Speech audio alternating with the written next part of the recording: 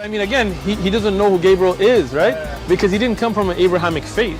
The people of Mecca were pagan. Quran is mentioned, if this book was from other than God, they would have found in it many contradictions. If a book is without contradictions, that has no bearing on whether it comes from God or not. I've had phone books that are inerrant, but I certainly don't think God gave them. That we believe without understanding. The brother asked a very important question, that most of the scholars say that listening to music, watching movies, and most of the television programs, they're haram. So how can we have fun? Let me tell you, brother, at the outset, that having fun is permitted in Islam as long as the fun is halal fun. That the standard narrative has holes in it. The Prophet tells us because Satan or the devil sleeps over our nostrils. Those who oversleep and not pray Fajr on time, Satan urinates in their ears. I really do think Jesus was crucified and that he really was dead and buried. He thought that he was a son of God in the sense that he was specially chosen by God. I think Jesus really did think he was going to be the Messiah, the future king of Israel. I mean, that is, after all, why they crucified him.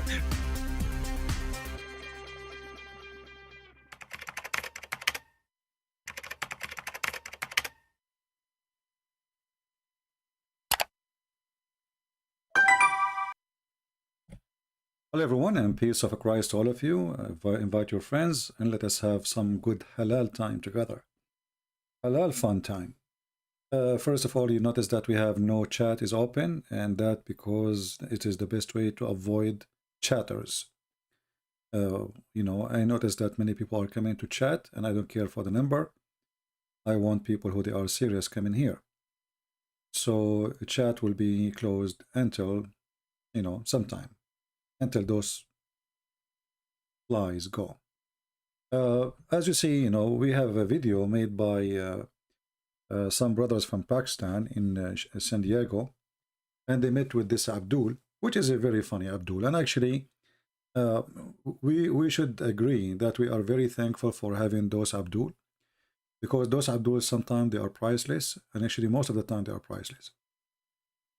If I want to explain to somebody that Muhammad, when the Muslims they say that Muhammad is not Abrahamic, they will say he's a Christian, he opposed Islam, so what you expect. But when you have a Abdul, he claimed to be a sheikh, and then later we find that he don't even know how to read the Quran. He cannot even write a verse from the Quran. I mean, again, he doesn't know who Gabriel is, right? Because he didn't come from an Abrahamic faith. He did not know who was Gabriel, and he did not come from Abrahamic faith. This is a priceless sentence. Expose all the lies Muhammadan they bring to us. About Muhammad, he was Abrahamic for 40 years. He was the most decent man. He's from that, even he descended from Abraham. And then this potato, he come and he says, well, Muhammad, you don't even know who was Gabriel. You never heard of him. And he is not Abrahamic. So what was his religion? I want the Muhammadan to go and ask this Abdul, as long you agreed that Muhammad was not Abrahamic when the angel came to him, and this is in the age of 40. So what was his religion in the last 40 years? This is why we say those people who make poo-poos, their poo-poo is a great fertilization for the topic we use. And the more they talk, the more they make poo-poos, and the more they talk, the more expose their cult. So we witness in the previous video how this person do not know how to even to read a verse in the Quran, how he cannot even copy a verse in the Quran, how he cannot even read a verse in the Quran. So why he called himself Sheikh? Even in the beginning of the video, he said, I am not a scholar. Okay, no problem. I am not a hafiz, which means I don't memorize. Okay, no problem. But I never heard of somebody do not know the 6 kalima. I mean, this is kids, they knew it. They ask him, what is the 6 kalima? Maybe, many of you do not know it, but this is normal, you are not a Muslim. But a Muslim guy who claimed to be a sheikh, you do not know what does that mean? How is that? liar. And all Muslim scholars don't say that. You're lying. Okay, Bukhari and Muslims say that Hafs is a liar. Okay, let's go first here. Here they are asking him, we will go to that six kalima thing. They ask him about Hafs. And now this person, supposedly, he is expert about Hafs. Who is Hafs? Qari say Hafs. Okay, if I show you then. Show it to me. If I show you. Which Hafs are we talking about? The Hafs the Qari? Yes, this is, whose is this? This is a recitation. So he told him Hafs is a liar. He said, show me where it says that. You're just trying to juice No, that's what, no, he just said there is deep holes in the let me narrative. finish in what you asked. Do you know who Hafs is? Hafs is the one who wrote this, and all your scholars say. And look, they are laughing, but this is true. Isn't it the Quran you have between your hand is made by Hafs? They are laughing, you see? He could not answer. And now he tried to change the topic, say, Hafs is the one who wrote this. Hafs is the one who wrote this. Hold it. You stupid idiot. Isn't it the first page in the Quran you have in your hand? It says that this is Quran according to Hafs. Do you see how they make a mockery? And look, all of them, they are laughing. Well, isn't it the Quran says the Quran according to Hafs? You know, this is what they do. They try to change the topic to make it about something else. In the same time, even what they are saying is absolutely a lie, because it is the Quran of Hafs. This is why it's called according to Hafs. So when he said to you, Hafs is the one who wrote this book in your hand, why you are laughing? And you know, maybe you are right. Hafs did not write anything. You Muslims don't even have the book of Hafs. That's why you say we have recitation. What does that mean? At that time, they don't have recording. So the Muhammadan, they say that the Quran is preserved. And how it's preserved? By a guy, his name is Hafs. He came 200 years after Muhammad. And they don't even have a book written by his hand. They have recitation according to recitation, according to recitation, according to recitation of his students, which means student after student. They claim that they are copying from Hafs. They don't have the book of Hafs. And then he says to him, Hafs is a liar. This fake sheikh, he says no. Yes. Hafs said, all the Muslim scholars say Hafs is a liar. Do you agree with that? Hafs is not a liar. And all Muslim scholars don't say that. And all the scholars don't say that. Let us go and see. And everybody will laugh at you in a second. Muslim scholars don't say that. This is a website. It's called the Hadith Transmitted Encyclopedia. This is a Muslim website, 100%. And this is the name of your Hafs. Al-Bukhari, the book of At-Tarikh Al-Kabir. This is number one reference. Al-Bukhari, Ad-Du'afa Al-Saghir. And this is the second reference. And what they are saying there? They are saying, كَانَ كَذَّابًا. He was a liar. And he used to take books and he don't bring them back. He's a thief too. And he take books and even he copy it, claim it to be his books. Al-Bukhari, Ad-Du'afa Al-Saghir. And this is the book. We go back. And we will find the reference, by the way, all of them, like the page number, etc. I think at the end of the page here, maybe, I don't know. Yeah, you can click at the link and you can go directly to the book. So he is a liar. Muslim, he said the same. Al-Khatib al-Baghdadi, Tarikh Baghdad, saying the same. He was a liar. And he's asking who is Asim. This guy, supposedly he is claiming to be a sheikh now. Asim is, Hafs is the son of Asim by stepson, not his, Asim, he sleep with his mother. And, Asim, he sleep with the mother of this man, Hafs. And Hafs, he lived in the house as a kid. And he have many names because depend on the one who married his mother. Obviously, his mother, she used to be, a truck. So, depend who is the father in the time, people recognize him.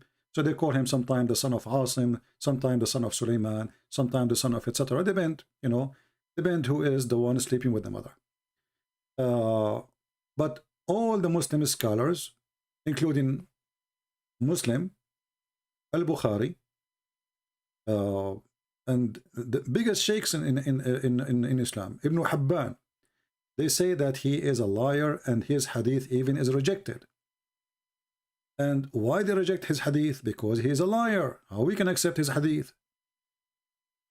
His hadith is not just da'if. You know, when the Muslim, they speak about the hadith of this guy, they say, jiddan, jiddan, jiddan, which means very, very, very, very. You know why? Because he is the one who reported the hadith. He is the one who reported the hadith. And we can show you some examples of those. So when this guy, he says, oh, this is not true, he was not a liar. Read with me. It is not da'if only. You see, da'if means nothing. It can be accepted. Da'if jiddan. You see in Arabic here it says jiddan. This is like in English for you. Jiddan, jiddan. Which means extremely. Why? Because Hafs al-Qari is the one who reported it. So how in the world he is a decent man, you reject him when he say a hadith? Unless he is a liar. We accept his Quran, we refuse his hadith. The same. Tons of hadith, the same. This is a different one. This is a different one. All of them, they are very da'if. Why?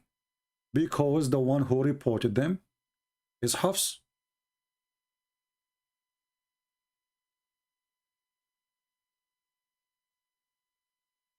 Just for that reason.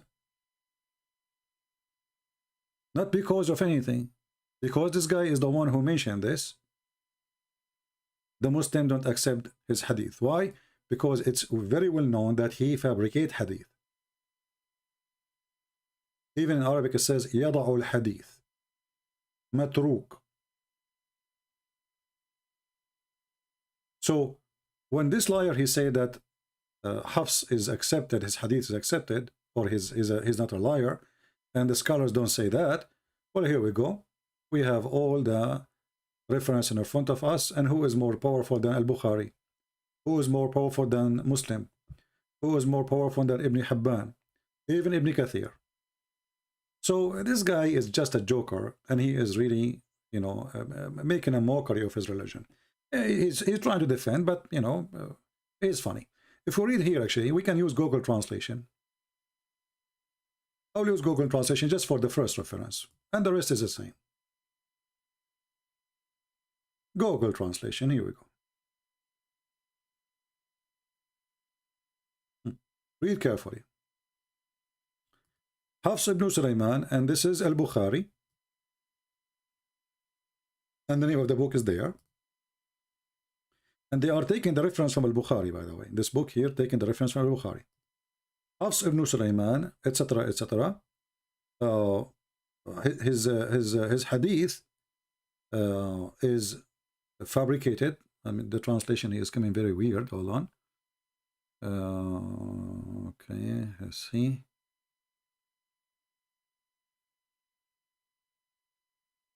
Yeah, the translation here is damaged. Let us go back a little bit. I'm not sure. Maybe we need to copy it. Give me a second.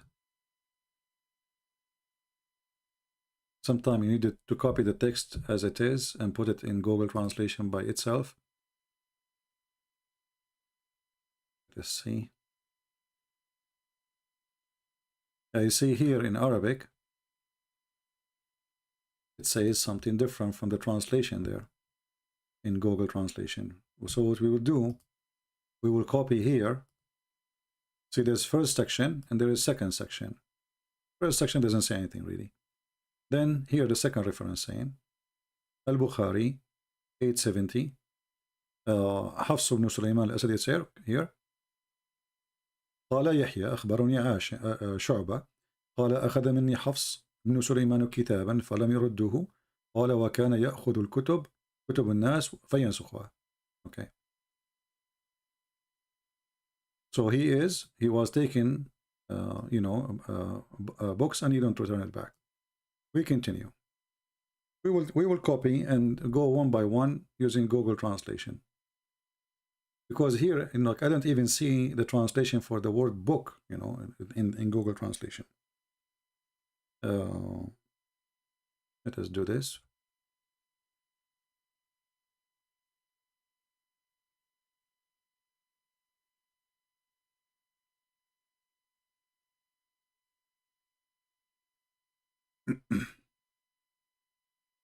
Here they are saying the same. Okay.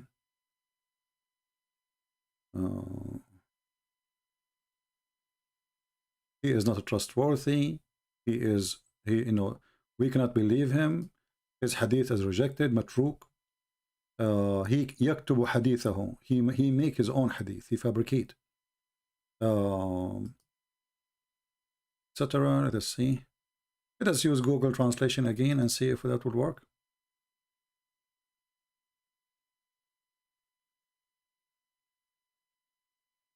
All right.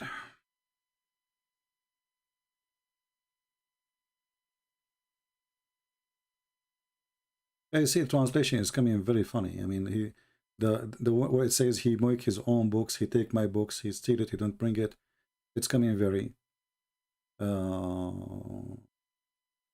very weird translation. Okay, please.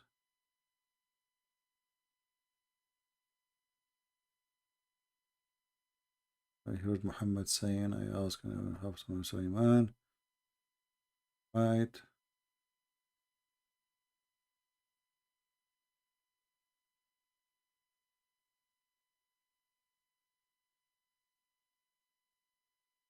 He write his hadith, you see. Here the translation is coming a little bit close. So he make his own hadith, and his hadith is weak. And it's not true. Which means it says he's a liar. And his hadith is abundant. Do you see it? And who are the one who's paying? I mean, all those names are big names in Islam. This is not a guy in YouTube. Those are not YouTube people.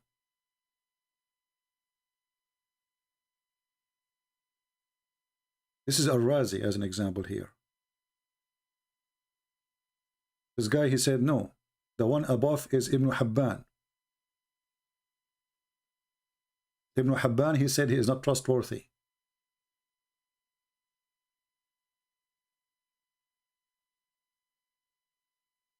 He is not trustworthy. Read carefully here. Maybe in English it doesn't show correctly. It says, Laysa bi thiqa. He is not trustworthy. So those are big scholars. Those are not people from YouTube. So when this guy, he say, he just trying to defend his best. Oh no, he is saying the truth. Then why you reject his hadith if he's saying the truth? And when he said the Muslims, the one who say that he is a liar, they are lying. Well, obviously you are the liar. Actually, this guy, Sheikh Uthman, additional that he can make us, let us say, show the truth that Islam is really based on lies. He help us in many ways. Let us say, to make topic. Because sometimes you ask yourself, what I'm going to talk about today? Like today, I opened my YouTube, and I found a video of him speaking to a Christian person, and he was saying to him, how the Prophet knew this? I knew what? How the Prophet knew this? Knew what? What exactly Muhammad knew? He told him, well, the following topic. The Prophet, he knew things nobody knows. How he knew that? Like what? Tell us. How water, sweet water and salt water touch but don't mix. How Muhammad knew this? It's unbelievable. But my friend, this topic is really great, because now we knew that the Muslims cannot lie anymore, additional to the lies they make. If they say in the future, no, they mix. They have a million videos saying the water, the salty water and fresh water, they don't mix. But not a single scientist in the world agree with such a stupid thing. They don't mix. They don't mix. We just heard him saying that, right? And actually, not only him, there's tons of videos saying the same garbage, that fresh water and salty water, they don't mix. Right? How water, sweet water and salt water touch but don't mix. They touch, but they don't mix. So take a note. But if you go and search, like, you know, there is a website for government, have nothing to do with religion. Like, you can go to Noah, you know, which is a government website, have nothing to do with Christianity or Islam. Actually, it's, you know, the one who's running there, obviously they are atheists. So if you go there, and you will see that water, salty water and fresh water always mix, always. And they have explanation for all. You can search for this, specifying, etc., the water circulation. And this is NOAA, this is US Department of Commerce, and this is a pure government website, have nothing to do with Christianity or Islam.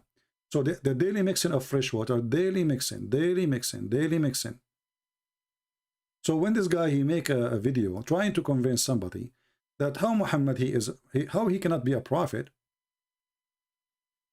if he knew this, but this is absolutely wrong. So he bring to us a kind of like a priceless opportunity to expose him. So if you go to his booth ever, you say to him, you said that salty water and fresh water don't mix. Here we go, I have some water, give me a cup of a fresh water, and I will put some salt in it. We mix it, we make it salty, and I will put it in your bowl of water, mix it with the fresh water. Let's see if they will mix or not. Isn't it says they don't mix?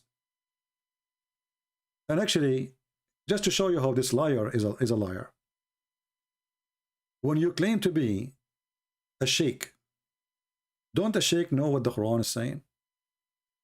Does the Quran even say they touch? He said they touch. The Quran says they never touch. Never. The Muhammadan, they say, well, we don't corrupt the Quran, but you just added the word opposite what the Quran is saying. You said they touch, but they never mixed. Romans and Persians, prophecies that came true, right? How water, sweet water and salt water touch but don't. You see the word touch? If we go to the Quran, we check how true what he is saying. Let us go to the verse. So people will love. The Quran doesn't say what this guy is saying. It's saying the opposite. It says, between them there is a barrier. Between them there is a barrier. So when they meet together, they are not touching each other. Between them there is a barrier. And the barrier here is a translation for the word barzakh, and barzakh is a dry land. So what the Quran is saying is totally different from what the Muslims are saying. And even if what they are saying there is a disaster for the Quran, because salty water and fresh water, they mix. And then the Muslim, they show you videos on like a river coming from Georgia, let us say, going all the way in the ocean. Allahu Akbar, look. But my friend, this is because it's two different of water and they have two different colors, but they are mixing. They are stupid. However, the Quran says they don't even touch each other. So the stupid Quran claiming that Allah, he created water, two seas, and this is stupid again, because we don't have two seas of water. One is a fresh and one salty. The fresh water is not a sea. So the stupid Muhammad, he said, claiming, this is his understanding, that it was from the wisdom of Allah, the creation of Allah, that there is two seas, and those two seas, they don't cross each other. But all of us, we knew that all the fresh water we have is coming from the ocean. It's a circle, and this is what Noah, the website we showed you, you know, explain. You can go and search by topic. National Ocean Service, NOAA. That's why it's called NOAA, National Ocean Service. Go check it out. So when they try to defend Islam and try to lie to Christians, trying to create a miracle desperately, we go and we check them. I encourage you anytime, anyone who speaks to you about any religion, Go check what their book is saying, and you will see, even if you don't speak Arabic, that what he is saying is exactly what we are looking for to expose Muhammad to be a false prophet. Because now Muhammad, he said, how you can accuse me of being a liar? You see, the translation is a lie here. It doesn't say deny. It says you accuse of a lie. To cut the ban. Which of, why you are, accusing Allah of lying? Isn't it he who said the two seas lose? They met, but they don't transgress. Between them, there is a barrier. Muhammad, he may say, Christian Prince is lying to you. Here, there's no barrier. There's no dry land. This is a lie. Well, we go and read the interpretation, and we will find that this is what it says. This is Ibn Kathir. Allah created two different types of water. Allah, he said, مرج البحرين يلتقيان. He has merge of the two seas. And again, this is a stupid mistake because we don't have two seas. Or let loose, according to Ibn Abbas, Allah's statement. يلتقيان mean they met together, so they met. But did they touch? No. How they meet? Let us see. He prevent from meeting. See, it just said they met. So the second you see they met, you think they are touching each other. No. He prevent them from meeting by dividing barrier he placed between them to separate them. So Ibn Farooq, he is a son of a liar. You tell me, do you think really a guy he claimed to be a sheikh, he did not read this?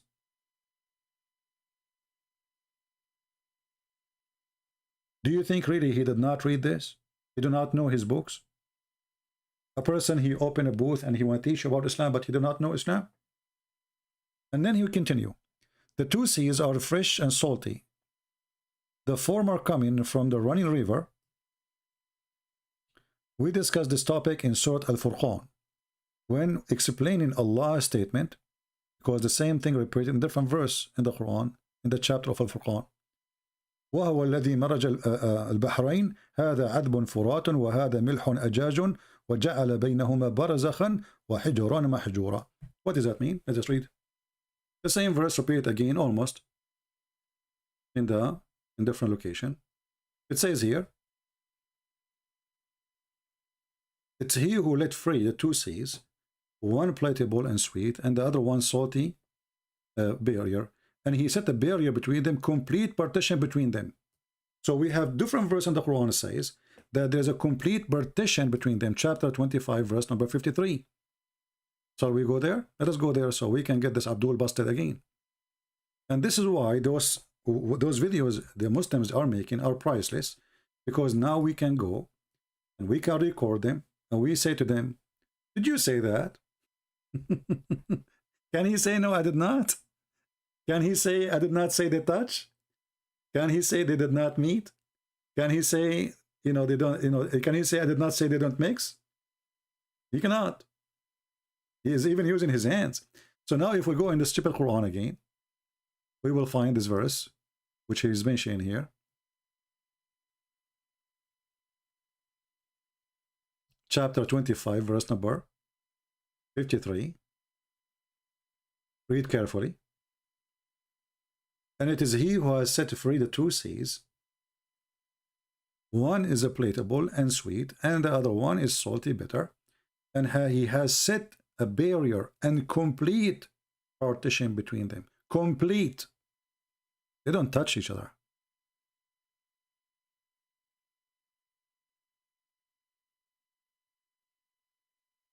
And as long as the Muslims, they claim that this topic is the one will prove that Muhammad is a prophet.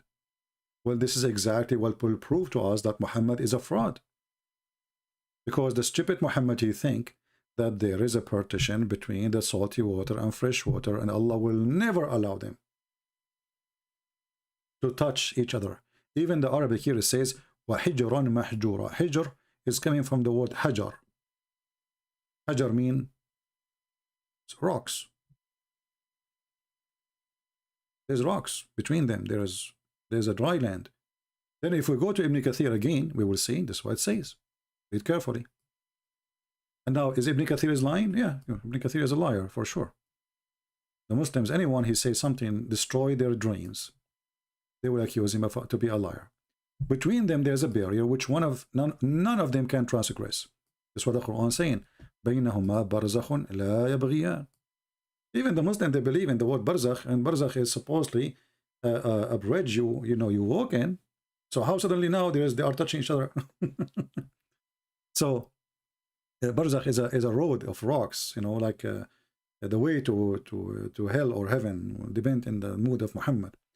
Then between those two type of water, that they will not transgress, which means nobody can pass upon each other, which spoil the character of the other one. That's why Allah forbid them from transgressing. So Muhammad is claiming that this is a miracle. Allah, he forbid the two waters from mixing. Otherwise, it will be a problem for us. So the stupid Muhammad, he think that fresh water is a fresh water forever, and salty water is salty water forever. And Allah, he prevent them from mixing. Now, where we can see that this is a dry land? Like where is the dry land? How we can prove that this is dry? There is a dry land between them. Remember we said that barzakh is a dry land, right? So look what will happen now. We will go to this chapter 25, verse number 53. The same chapter, actually. I mean the same surah, the same verses, because Muhammad, he repeat the same thing. But one it came in chapter 55, and one it's come in 25. So now we will go 25, 53. You will see the following.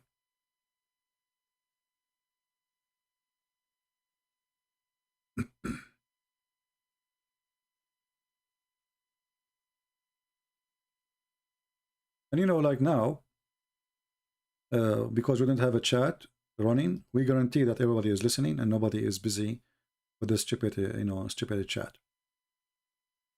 You know what I mean? Yeah. So we go to 25, 50, 53.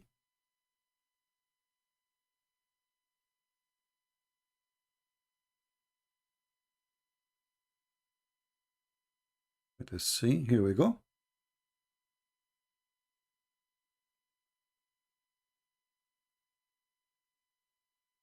It says here, it is he who let free the two seas. This one is portable and sweet, and the other one is salty, bitter. Mean he created two kinds of water, sweet and salty. The sweet water is like the river, etc., spring, fresh water.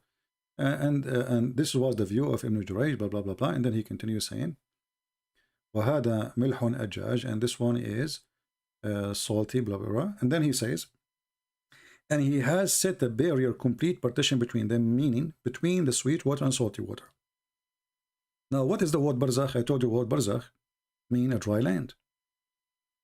Every Muhammadan, he will say to you, Christian prince is lying. Barzakh is not a dry land. Read it.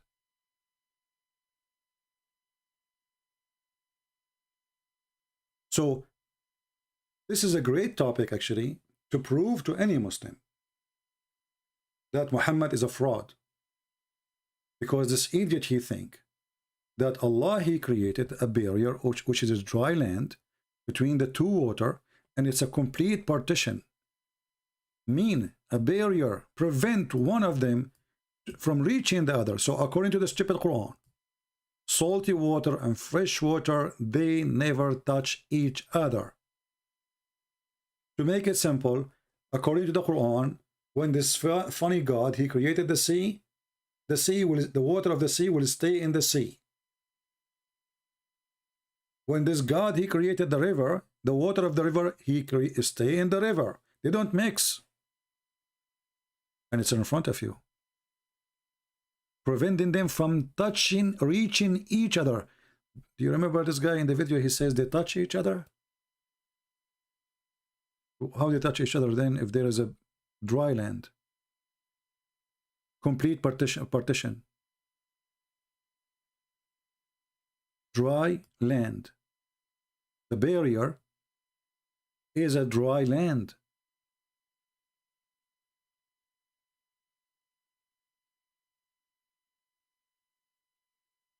So if anyone have a doubt for a second if Muhammad really a prophet or not, the same reasoning the Muslim they use to prove to you that he is a prophet is the same one you use to prove that Muhammad is a fraud. And look how easy, how simple it is. Now many of you will say, well, we can find the reference. Well, I just showed you. I gave you the verse number. I gave you the book number. So all what you need to do, even in the future, you do not know where to find it, you go, you type Ibn Kathir, chapter 25, verse number 53, and you will see the verse interpretation. Very simple. You do not need to be a genius. You can be a genie, but there's no need to be a genius. So the Quran is a very silly, stupid book. The one who wrote the book, obviously, he is not the creator, because a creator will not say such a thing. For the water we have is a cycle, is not really separated. It's a stupid statement from the one who made the Quran. So when this guy, he say, how Allah he knew this? Well, this is a question we should ask you. How Allah can be stupid like this?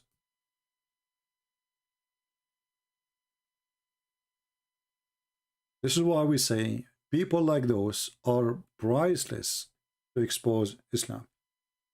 But the problem is, Christians are lazy. You know, they come here, they love, this is why I stopped the chat. Many of them, they are just coming for laughing and entertainment. But nobody, actually, if you see the previous comment at the previous video, one of them, he says to me, who are you to tell people to go and bust people's religion? Who are you? Do you think you are no Christian for doing? So the Christian, according to some of them, the liars, the fake ones, is the one who don't refute the lies about Christianity, the one who don't try to save the Muslim from the cult of Islam, and the one who don't prove that Jesus is the true one to follow. And this is what will make you a true Christian for those people. And all of this, they are angry because I stopped the chat. So I'm glad I did not have those, you know, fake people no more.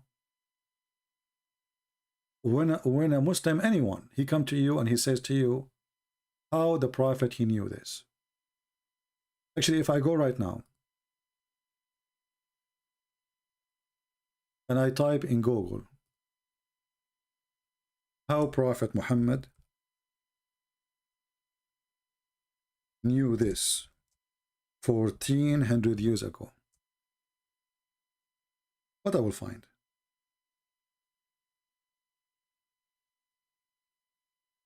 I will find endless either videos or articles. How he knew this? And the purpose of the Muhammadan trying to use what it's called science is to fool your children. Your children go to school and the atheist teachers, they are teaching them that science is the only way. Don't believe in anything. So Islam is like a lizard. Today is the time for science. We switch to science and we try to make you believe in our belief based on science, to the point even they say we believe in the Big Bang. When the Quran says it clearly, Allah created the earth and the heaven in 6 days, in some verses, in different verses 8 days, in different places 7 days, depend on the lies of Muhammad, suddenly they believe in the Big Bangs. When Muhammad, he says the first Allah he created, it was the dirt. The Muslim, they make videos about Big Bangs. The Quran speak about the Big Bang. When they asked Zakir Naik, so why the Quran saying 6 days? He said, oh, the Quran meant, brother sister, Quran means 6 period. 6 days in the Quran did not mean 1 day. The Quran said 1 day for Allah is equal to 1,000 years for you. You know, you see that they play the game? But this is mentioned in our Bible too, that 1 day is equal, for God is equal to 1,000 years of our time. But this is a meditation statement, have nothing to do with days anyway. With the number of 1,000 years, which mean time for God mean nothing. But look here, Muhammad, he says that the first thing Allah he created, it was the dirt in Saturday. And this is Sahih Muslim, this is Sahih Hadith, this is not a joke. He created the clay in Saturday. So first thing created before even the space, it was the clay. He created the mountains in Sunday. He created the trees in Monday. He created the things entirely in labor in Tuesday. He created the light in Wednesday. That was making fun of the Bible, saying, your God created the light in Wednesday? He created the sun in Wednesday? Your God? Go watch the video. So the Muslims, when they make a mockery, they can make a mockery only with the one who is not educated. And most of the Christians, sadly, because, the way church is made, like we go to church and we don't talk about others, and it's not even nice to talk about others. This is what they teach you in the church, that, we Christian, we love everybody. So what if we love everybody? It doesn't mean we should not discuss what happened in this earth. What do you mean we love? So what, we love? Yeah, we love the Muslims. What the problem? Who said we hate them? So if we love the Muslim, we should not discuss their false belief. In the other way, you go to the Muslim mosque, all day long they are teaching their kids against Judaism and Christianity. They have nothing to teach about, except the Christians, they are infidels, and the Jews are infidels, the Hindus are infidels. You go to the church, you have a priest, wave your hand to Jesus, pray to Jesus, and thank you, Jesus, and let us go home. So the Christian go home, he learn nothing about how to refute cults. He learned nothing how to refute Jehovah's Witnesses, Mormon, atheist, Mohammedan. So what the church do today? What exactly the church is? So the church, sadly, is not a church no more. It's just a place of, let us say, an worship, ritual, but no education no more. And they are not even, most of them, they are not even teaching the gospel. The priest, he read a verse for you, he speak about it for 2 seconds, and that's it, we go home. And then next week we come, and even he himself is not even teaching you. He's the same as those Muhammadan, like this Abdul, he claimed to be a sheikh. The second you ask him any question, like they ask him about 6 kalima, he do not know what 6 kalima. He do not know. He have no idea. He said to them, this is culture, but this is a shahada. This is tawheed, the 6 kalima. I mean, I never heard of somebody who do not know what 6 kalima. He asked him, what is a 6 kalima? He said, I never heard of it. And he said clearly, he said, this is culture thing. This is not Islamic. So suddenly shahada is not Islamic. Tawheed is not Islamic. So who made you a sheikh? So in our churches, we have people like this guy. They are doing a business, but they do not know what they are talking about. Always when a Muhammadan, he come to you with any statement, don't let it go. He says something, even if he insists, if he says to you, you are not letting me talk, you are interrupting me, interrupt him. Force him to give you the answer.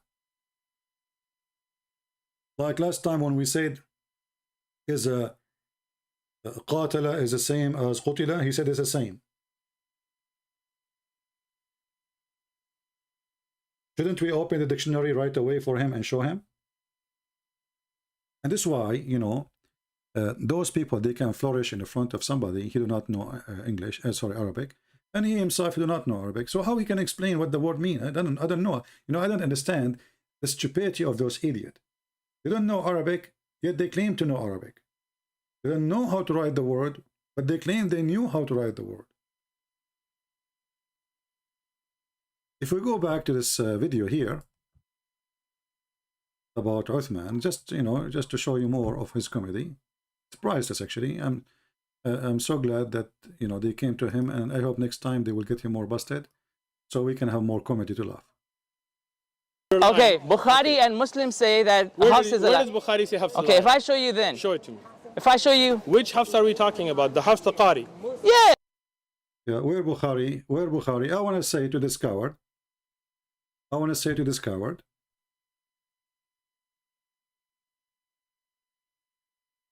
do you dare to make a call for me and to ask exactly the same question you are asking in this video? Do you dare to let me call you?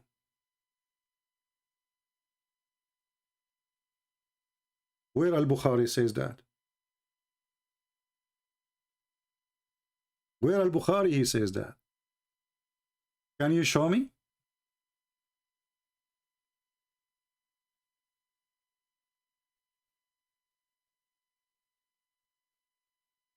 You know, for sure, no, nobody can show you. This is what he did with David Wood. This is what they do with others. You know, when you go, you have to have your reference ready. Otherwise, they will say, it doesn't say that, CP. And actually, even we put it in the front of them in the screen, and we show them the reference, we show them the page, we show them the page number, we show them the name of the book, and then they say, it doesn't say that, CP, and CP, he speak Arabic, and not only that, they make videos saying, this guy do not know Arabic. Can you believe it?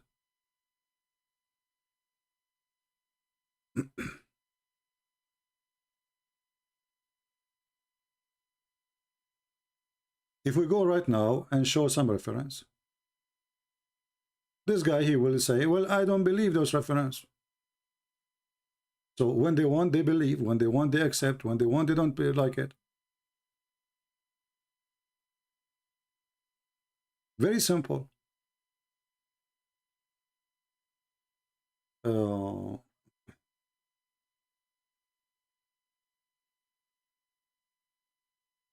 Let us see.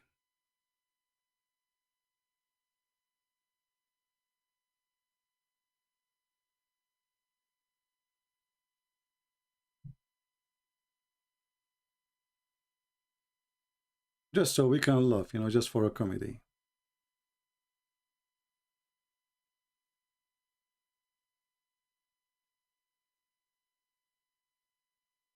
This is the book of Al-Imam An-Nisa'i. This guy, he will say to you, who is this guy? I never heard of him.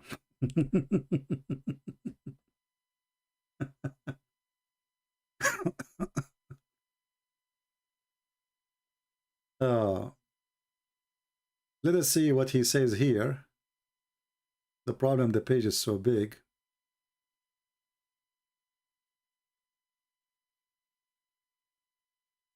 Read carefully. وكان حفص كذابا.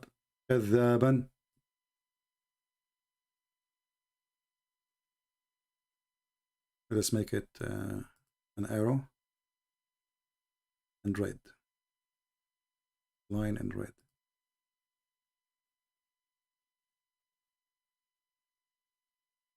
Here we go.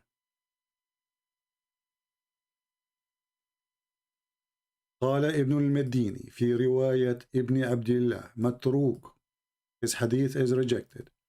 His hadith ضعيف. And I left his hadith and على عمد, which means in purpose, because he's a liar. So all actually, here we go. وقال البخاري كما في التاريخ الكبير والضعفاء الصغير تركوه والتاريخ الصغير سكتوا عنه. وقال الجرجاني قد فرغ منه منذ دهر. Leave him. He is just from long time people stopped taking him. وقال مسلم متروك الحديث. وقال أبو حاتم you know, all those are huge scholars. I mean, who is left? And this guy is saying, who said that? Give me a reference. Can you give me a reference?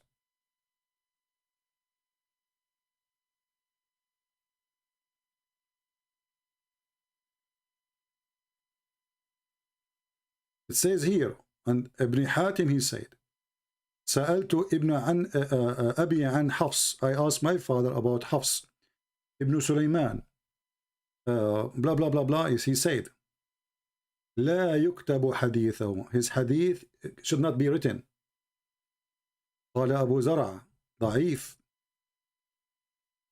قال علقمة sorry وهو ضعيف الحديث ولا يصدق. His hadith is ضعيف and it's not to be believed in. He's a liar. متروك الحديث. His hadith is rejected totally. So how this guy is a liar, and all those scholars, I mean, the list is so long. This is the whole book is written about his lies. قال علي ibn al-Husayn munkar al-hadith. His hadith not only rejected, is disgusting. قال صالح لا يكتب حديثه. His hadith cannot be written. أحاديثه كلها مناكير. It's not only rejected, it's the most filthy, stupid ones. Bad. عن قيس بن مسلم وعاصم ابن بهدلة أحاديث بواطل. His hadith is fabrication. And this guy is saying, who said so? And we, Ad-Duraqani, Imam, I mean, all of those names, those are the scholars of Islam. They are saying this guy is a scam.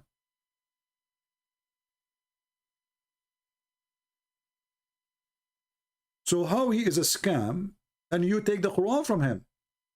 And again, this is the book of Manhajul Imam al-Nisa'i, Al-Jarhu wa Ta'dil. And this is page, that is go up, page 1500.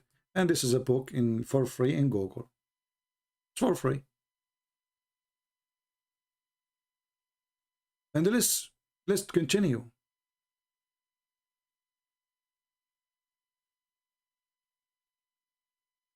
قال ابن حجر. Now he will say to you, who is Ibn Hajar? I never heard of Ibn Hajar. قال ابن حجر في التقريب متروك الحديث. But he is Imam al-reading. So we leave his hadith, but his reading is good. Oh boy. So anyway, and you know, an example of this guy, Uthman. If any one of you ever went there, I want you to do this. You remember the verse we showed you last time? As long as this man, he don't lie. As long as this man, he don't lie. Which means, when he said that the salty water and the fresh water did not mix. Is that true? So either now they have to accept that this guy is a liar or Muhammad is the liar. Which one?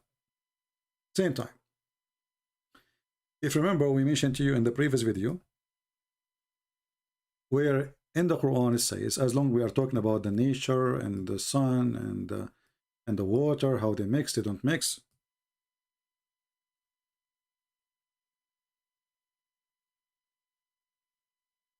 In the Quran, we have this verse here, where it says, in chapter 36, verse number 38, it says, the sun run to its resting place. The sun run to its resting place. But this is according to Hafs.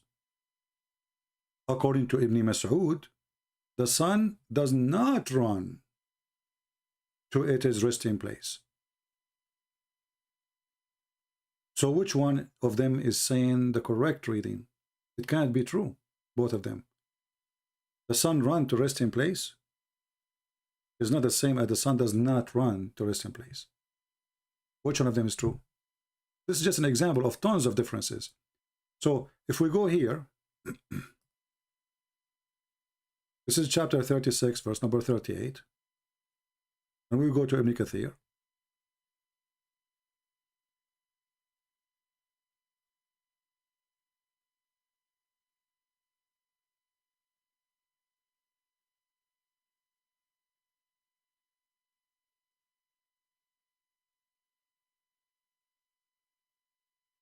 We will notice the following. Again, the Muslim, they can say Christian Prince is lying, but as you see, I'm showing you with the reference, with the verse number, with the Muslim website, the Muslim translation, the Muslim books. What more to prove it? So when this guy, he says how Muhammad, he knew this, we will go to this here too, because this is embarrassment. Muhammad, he claimed that the sun disappeared every day because the sun is moving from the east to the west and going to bow down under the throne of Allah. But let's focus now in the verse. وَالشَّمْسُ تَجْرِي لِمُسْتَقَرٍ لَهَا. The verse here is saying, and the sun runs to its fixed course. You believe it or not? This is the reading of Hafs. But according to the reading of Ibn Mas'ud, the sun does not run. Read it. والشمس لا الشمس تجري لا مستقر لها. But this is Quran too. Which one of them is the correct one? And as long the Muslims, they are saying that this guy is a liar. So how in the world you take the Quran of the liar, which is contradiction for the Quran of Ibn Mas'ud, and Ibn Mas'ud is named by Muhammad to be taking the Quran from, not this guy. The sun runs with no fixed course. We go up. This is the reading of Ibn Mas'ud. Huh? And then if we go up, Ibn Mas'ud, Ibn Abbas, etc.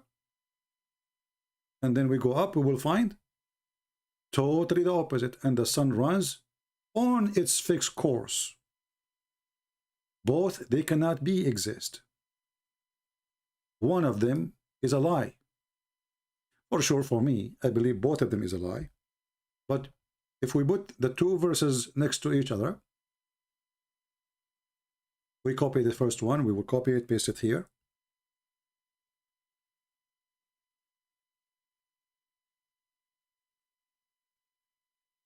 And then we compare between them, we will find there is a disaster here. There's a huge disaster. This does not work.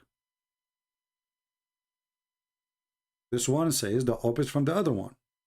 Totally the opposite. So which reading is the correct one? And we can show tons of examples like this. So the question, why the Muslims, why the most popular is the book of Hafs when he is accused to be a liar? Why it is? The Muslims themselves, they have no answer. They don't. Why didn't take Ibn Mas'ud, which a person, he is a big name in Islam, not like Hafs. Hafs is nobody. He's literally nobody. How he becomes so famous? And they don't have even the book of Hafs. You see, the funny about the Muslims, the Muhammadan, they say that the book of John is written after 60 years after Christ. Therefore, is not valid. Hafs is more than 200 years after Muhammad, and you don't have his book. You don't. That's why it's called recitation of Hafs. You don't have a book of Hafs. You have what you claim to be recitation. And as you see, recitation, they don't match. And they give totally the opposite meaning.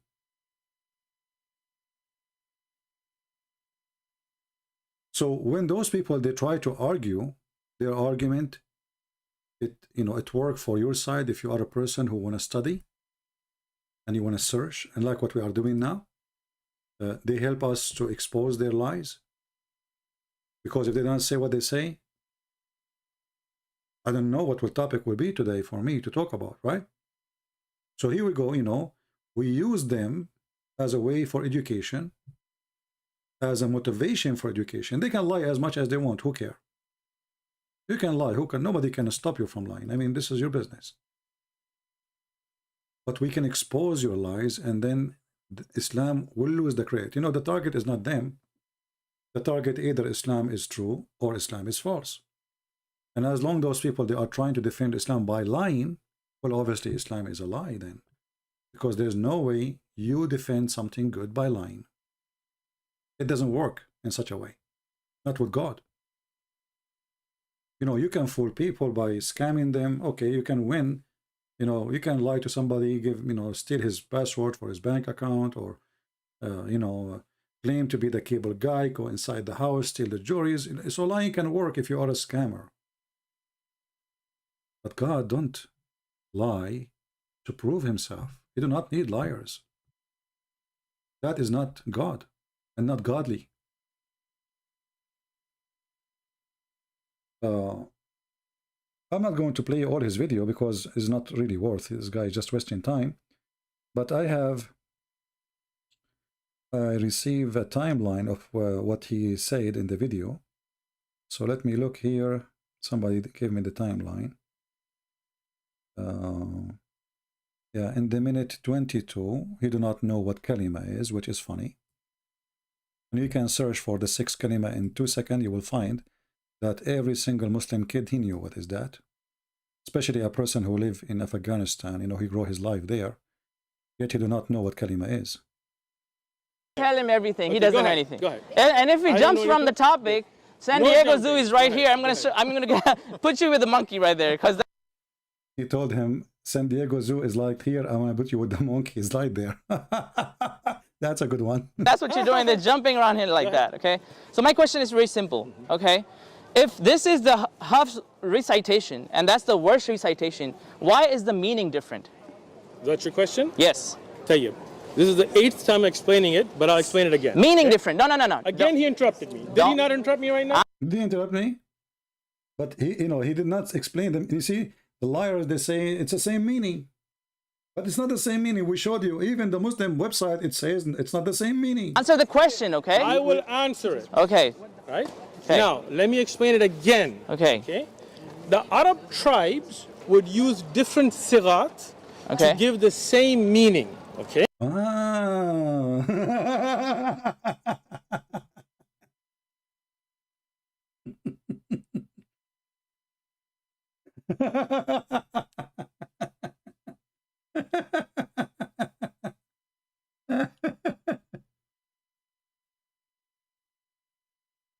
You know, I want the Muslims who they are listening. I want all of you to go to chapter 3. Let's just go there. Just to show you, I mean, it's embarrassment. You see, okay, you want to defend your religion, no problem. But at least aren't you worried that the Muslims are listening? And there's some of them, they are going to go and search. And they will look and they will see that you are a liar. And it's not the same meaning. It's good to defend your religion. There's no wrong with it. I mean, to defend. But how in the world you can fix a belief? How you can make your children accept such a belief? By saying it is the same meaning, you liar. Because qatala mean they fought, qutila mean they get killed. So how in the world is the same meaning?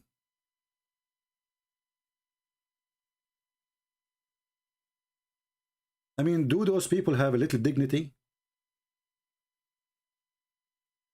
They don't. People will take them 2 minutes to go to the internet and search for the different reading, and they will find that they have totally different meaning. And I want the Muslims, especially those who hate me very much, I have a challenge for you. I want you to search and check it out just to prove me wrong, not to agree with me. Which means I want you to do this in the purpose to do jihad against me. To prove that this guy is defending Islam as saying the truth. He is not a liar. And by proving that, you are proving Islam not to be a lie too. Because those are making fabrication. That the word qatala is the same as the word qatala and the same as the word qutila. But this is the same as in English.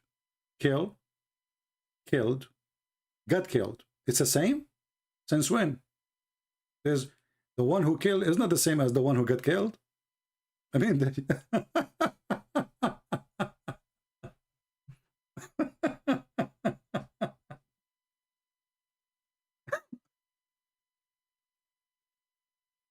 let me do this. Hold on. Yesterday I showed you the interpretation of Al-Qurtubi, right? Let us see. A second.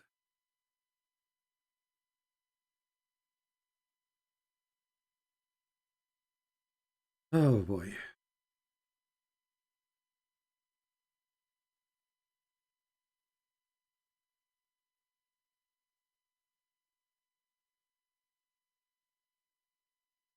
Yeah, and Ibn Kathir here, there's not much really.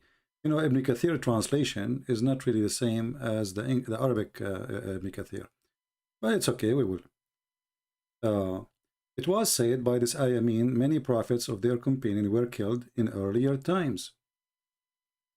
In this ayah, it says, many companion, they were killed in the earlier time.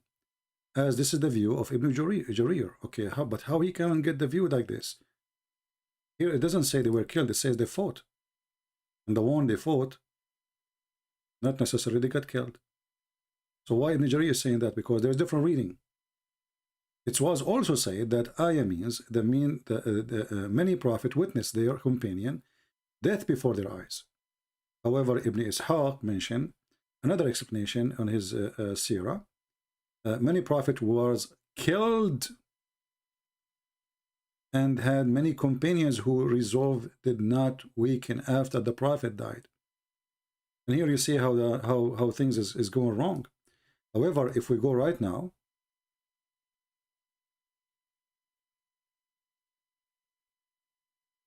and we search for the interpretation, we will find the following.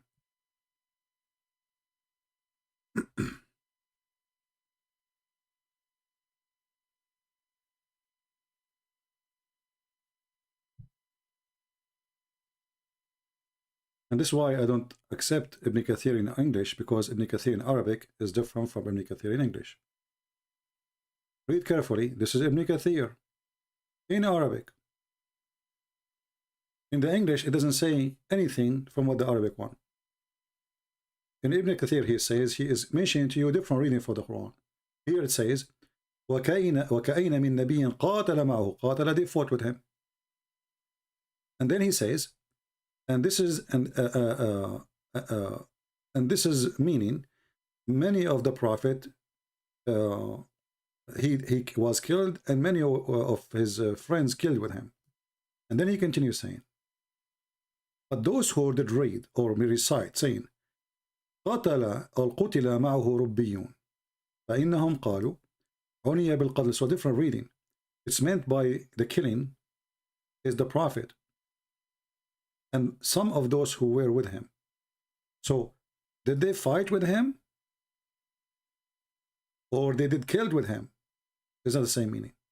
And then he says the one who did read قاتل, the one who did read fight, he chose that.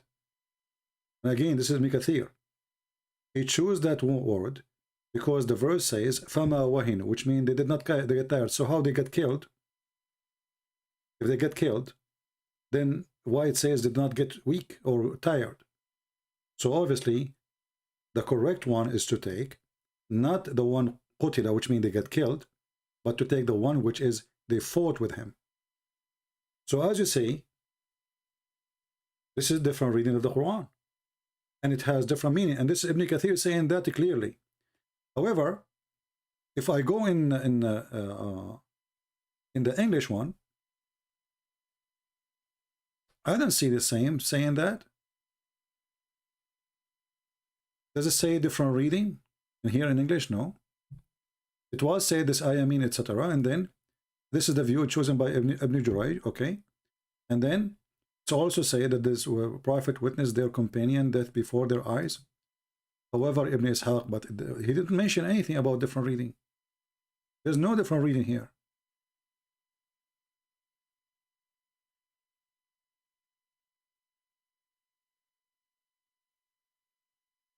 So why the English is not the same as the Arabic?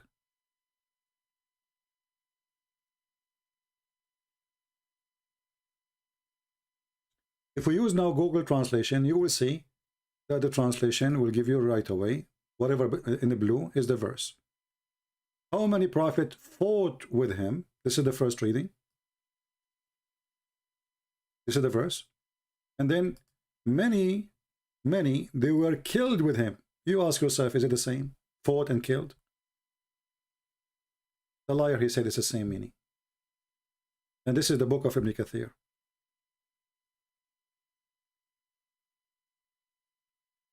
And here they are mentioning to you many reading.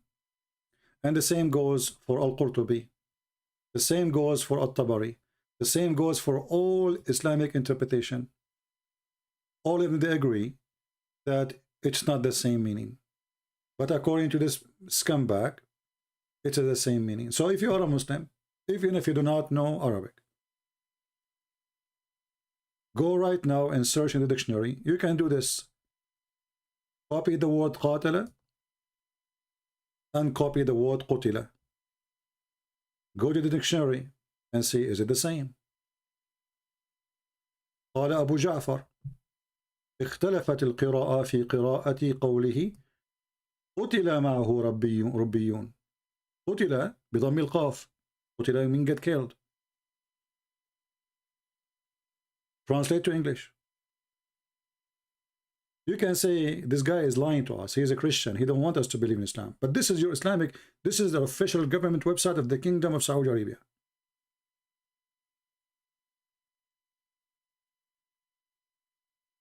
This is an official.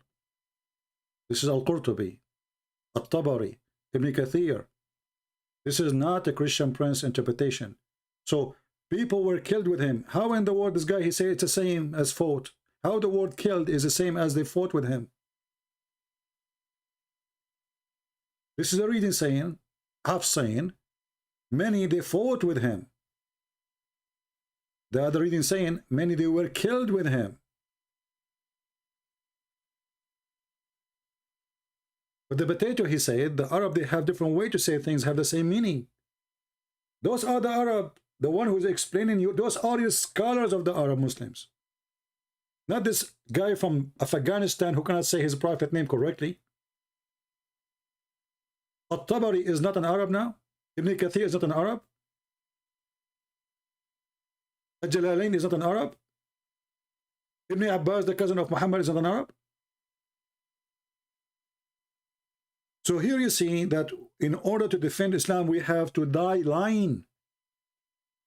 And just watch the comment after we finish, and you will see how many Muslims says, if you are a man, debate this guy face to face. This coward, you don't even dare. Why want to go on face to face? He is not worth even. He is not even worth like a penny to spend on him. If he is a man, he can give me his Skype. We can call, but he will never dare to do so. He could not even debate. You know, those Christians, I respect them, I appreciate them, but they don't know much really about Islam. Still, they made him shish kebab. The guy, he just told you, I will put you as a monkey in the zoo. And he was right. You are jumping in the topic from place to place trying to run away. When you say it's the same meaning, prove it to us. And he said, well, the Arab, they have different way. Here we go, those are your scholars. How come At-Tabari did not see it like His Highness, His majestic scholar Ibn Fabian? How come they did not notice that?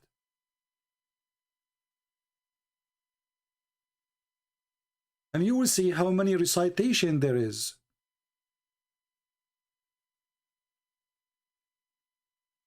Different reading does not mean different style of reading. It's different meaning. There's a huge difference between killed or kill or fought. So they are killed, that means they are the victims. They killed, they are the criminals. They fought, they are fighting. It's not the same.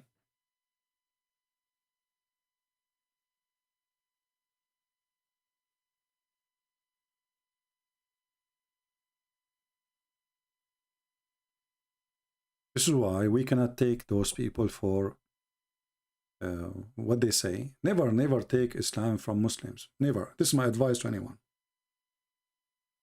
You see, I can take Hinduism from a Hindu priest. I don't know much about Hinduism, but I'm assuming that when there's a Hindu priest teaching me about his religion, he will not really lie. I mean, what kind of religion this one? He will teach me lying about his belief. This doesn't make sense. In Islam, this is the case. They lie in front of your face. And you will notice that all those around growing this beard, and look, they are clothing themselves as if they are mujahideen, but they are living in San Diego, in the country where occupying Afghanistan, and they don't dare to say death to America. Look how they dress, and look how long the beard, and look how long the hair.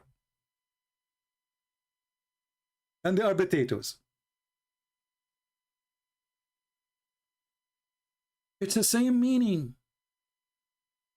Okay? Wrongly. Now, let me explain. Different meaning. Let me explain. Okay. Let me explain. Meanings are different. Let me explain. Okay? When you have it like this in the Mus'haf Uthman radiallahu anhu, this will not have the alif for mud, nor will it have a nuqat, nor will it have... Liar, liar will end in fire. Hold on. The guy he just said, the Mus'haf Uthman. Mus'haf Uthman. What a potato son of Muta you are. Here we go.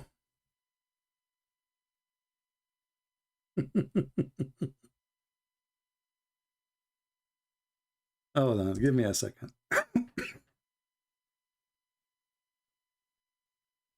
Oh, Lord have mercy. It's fun, isn't it?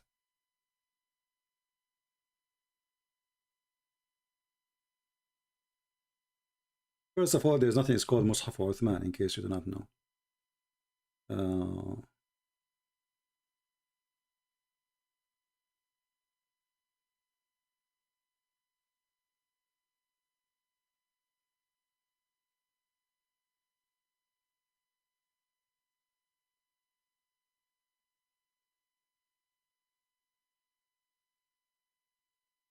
I'm trying to find here it says download. I don't want to download anything from Muslim website or other website.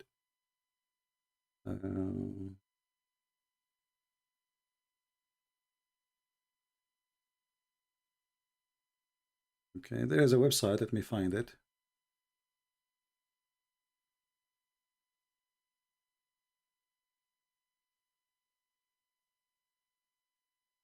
And we will show you in front of your eyes.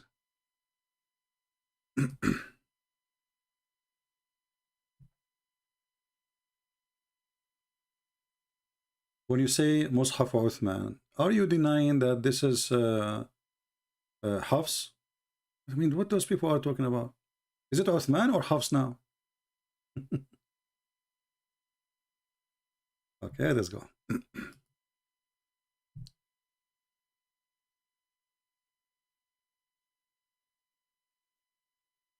Here we go. I was trying to find you like the old writing, but I did not. I need to find the website. I found a website where you can download the PDF file, but I don't want to do that. I don't trust Muslim website. And I don't trust any website anyway to download. This potato, he said, this is Hafs. And this is what is Uthman according to him. He said there's no alif.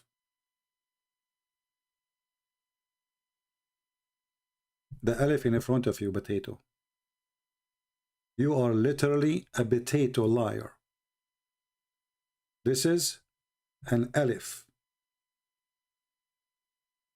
This little thing here is an alif.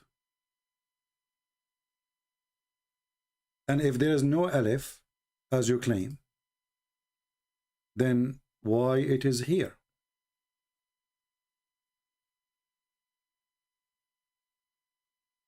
We will go to a different website.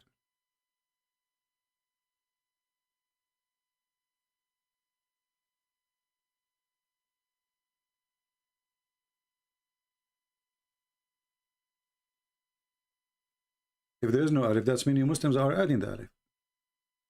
So his excuse is there's no alif. Because if there is an alif, that will make a difference. But this stupid idiot, the Quran he's reading right now in his hand, it has an alif. And this is the alif in front of you. You see this letter? This is A, like equal to A in English. So according to this potato, in the Quran of Uthman, there is no alif. Now, he tried to fix it and make it more blind. Let me tell you why. Because if there is no alif in Uthman Quran, as he claimed, which he don't have, and the Quran, the Muslim today, they have in their hand, it has an alif, and he is claiming that the alif will change the mind. If there's no alif, We'll change the meaning. If there's no alif, the meaning will not change. So you just say that you Muslims, you added the alif and it's not there. Let us go back to the video so we can laugh more at this stupid who try to defend. And you know, the embarrassment is that all those Abdus, obviously the rest of the Abdus around him, they are arbitrated like him. Because how come none of them says, hey, come on, brother, let me tell you something. Let me whisper in your ears. You are saying a lot of poo-poo now. What you are saying is literally poo-poo. What do you mean there's no alif? Nor will it have a nuqat, nor will it have the okay. The Arab tribes would use different sighat to give the same meaning. Okay? Wrongly. Now, let me explain. Different meaning. Let me explain. Okay. Let me explain. Meanings are different. Let me explain. Okay? When you have it like this in the Mus'haf of Uthman radiallahu anhu, this will not have the alif for mad, nor will it have a nuqat, nor will it have the tashkilat. You don't even know what those words mean, unfortunately. You don't know, like you don't know Hebrew, you do not know Arabic. I know this is coming. And supposedly he is the Arab scholar.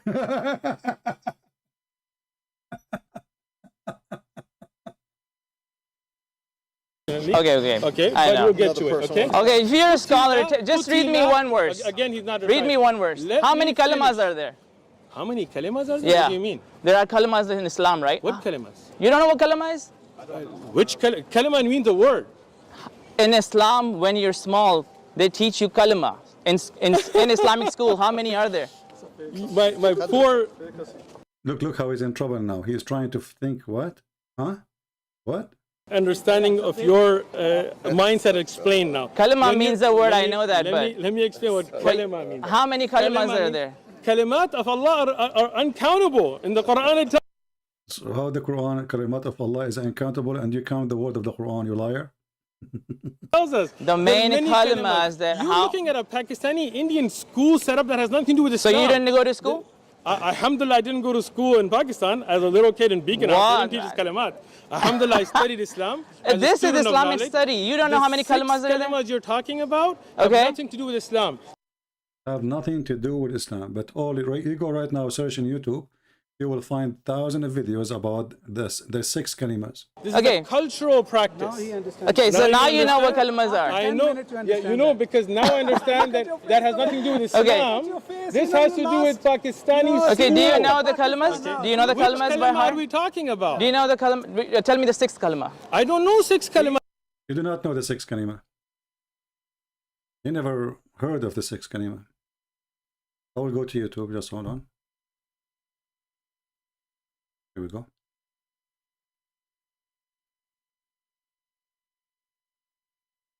The 6 kalimas. Declaration of faith, including the Shahada. This guy, he never heard what is the 6 kalimas. He never heard of it. The Shahada in Islam is a culture thing. It's a culture. It's not from, he just said, this is not Islamic, this is culture. This is have to do with Pakistan. I am not from Pakistan, I'm from Afghanistan. And by the way, do you want to see how nice the Quran when they read it? You know, usually the Muslims, when they have somebody recite the Quran, they choose somebody have a nice voice, right? Listen how nice the Quran. Illallahu wahdahu la sharika lahu wa ashhadu anna Muhammadan abduhu. What happened to the amazing, beautiful Quran? This is the, so what they do, they bring you a guy, he have a nice voice, he sing the Quran for you, and you don't understand the language. So like, it's like somebody, he's listening to Indian song, and oh, nice, you know, this is a nice way, I like it, you know. Yeah. But this is Quran too. Oh, the only difference is this guy, his voice is not good. Illallahu wallahu akbar wa la hawla wa la quwwata.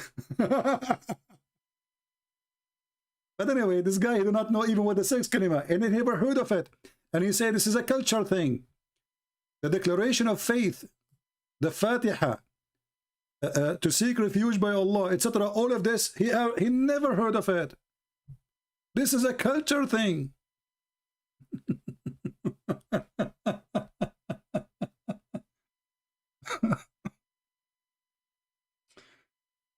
Oh, anyway. So he never heard of them. That's good.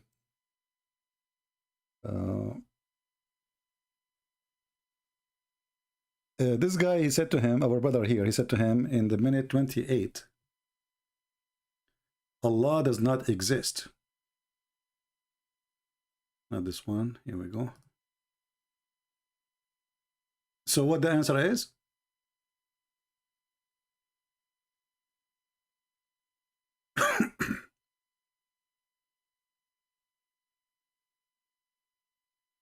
Allah is a witness and you are witnesses. He doesn't know who Allah doesn't exist, He will so not. he's not a witness. Allah does not Okay. exist. Okay, my question is very simple. The Qadila, He said Allah does not exist.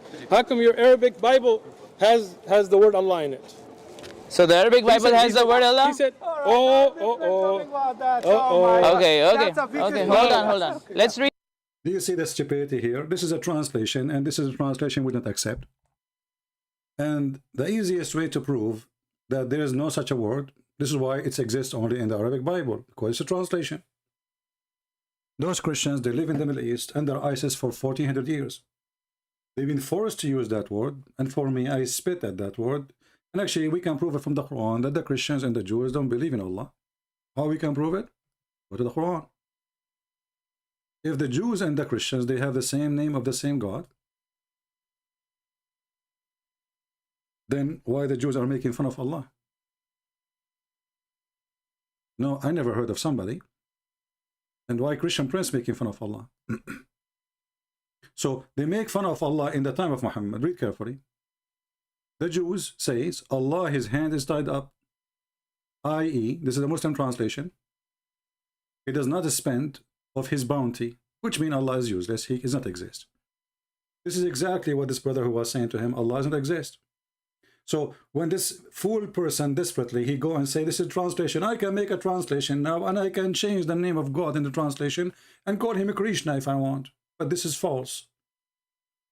Same time, if we search in the Quran, in English, we find the word Jesus. But so are you saying the Quran is wrong when the Quran say Jesus? Because as I know, the Quran never say Jesus, the Quran say Isa. So this is a very silly argument, because if you want to say that, well, Jesus is in the Quran, according to your religion, then this mean there's no Isa. Is Isa the same as Jesus? The Muslim, they say yes, as a person, but the name is not. So we have different name? They say yes. Well, different name, but they are not even close. How Isa is what Isa mean? They don't even know what Isa mean. If you ask any Muslim what Isa mean, they don't know. What is and who is this Isa and where the name Isa coming from? And as long you go by the Arabic translation for the Bible, can you find me the word Isa there too? Because as long we found Allah, we should find Isa too. If you read the Muslim translation, you will see they are inserting Jesus, but there's no Jesus in the Quran. This is a stupid translation. So you could not prove to me that your God exists except by saying to me, I can find your translation made by an Arabic Christian using the word Allah for God. This is the proof. I mean, do you see how desperate they are? Secondly, Abdul, if we say for the sake of argument, you know, our difference with the Muhammadan is not the name of God. What if the Muslims, they change the name of their God and they call him Jesus? What if they change his name and they call him Elohim?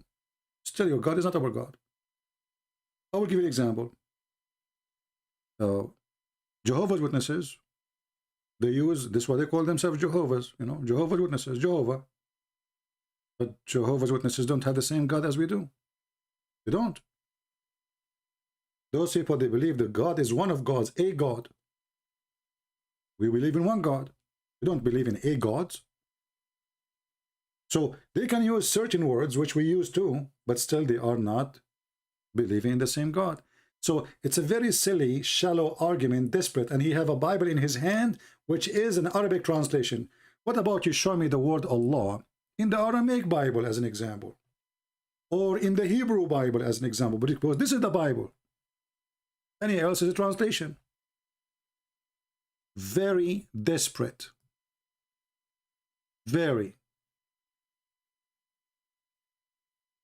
Same time,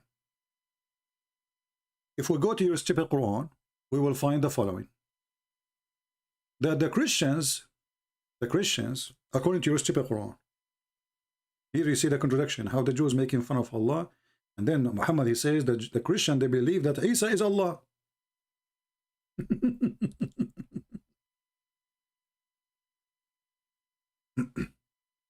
So obviously what Muhammad is saying here,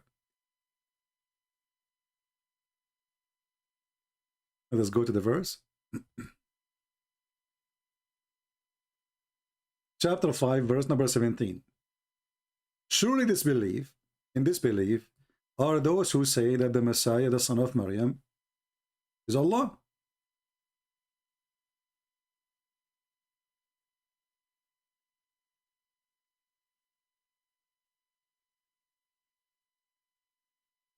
So if the Christian believe that the Messiah is Allah, then the Allah they are talking about, if he exists, that is the Messiah.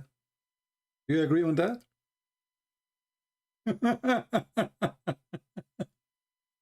And the Messiah, your stupid Quran saying that the Messiah is Allah, and at the same time he's the son of Allah. How stupid is that? The one who made the Quran, obviously he have zero education in Christianity. Because if Muhammad here, he meant that the Christian believe that the Messiah is God. Well, that's mean Allah is not a name. Allah is a word meaning God. But Muslims don't accept that. Muslims believe that Allah is a name. It's not a word meaning God. So if the Christian believe that the Messiah is Allah, that means he is the same person, Allah. Then the Quran is stupid when the Quran say that the Christians believe that the Messiah is a son of Allah. Because there's a contradiction. Either the Christian believe that the Messiah is a son of Allah, or they believe he is Allah. It's not the same. We as a Christian, we don't believe that the Son is the Father. We don't. We don't believe that the Father is the Son. We don't. So the stupid Quran, who could not understand Christianity, messed up. If we ask the Muslim now, based on those verses, if the Messiah is Allah, and the Messiah is the Son of Allah, who is the third person in the Trinity? Because now we have the Messiah is two persons. Once he is Allah and once he is the Son of Allah.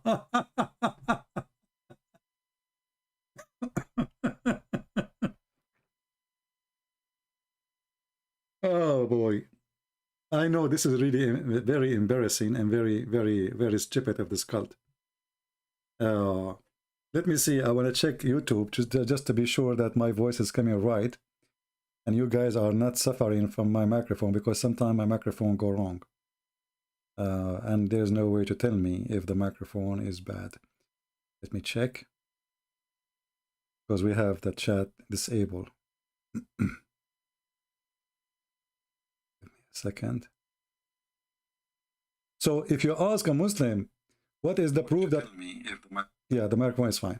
If you ask a Muslim what Allah doesn't exist, he will say to you, Allah is in the Bible.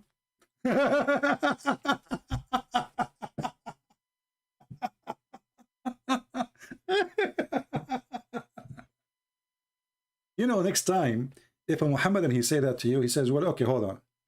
The God you are talking about in the Bible, he have a son. Do your God have a son? He will say no. So see, So our God is not your God. So don't be stupid. Now prove to me that Allah exists. Finish it right away, you know. They try to avoid the question. What is the proof that Allah exists? If Allah exists, he will not say that the water don't mix because he put a dry barrier between them. If Allah exists, will not say stupid things like Allah created you from a sperm and that sperm became a congealed blood. If Allah is God, he should know what the Christian believe, that the Trinity is not the Christian believing that Jesus is Allah. That is not a Trinity. The Trinity is not Mary. Muhammad, obviously, he did not know what the Trinity, and his God, which is Muhammad himself, fabricating Quran, he did not know anything about Christianity. If you remember here,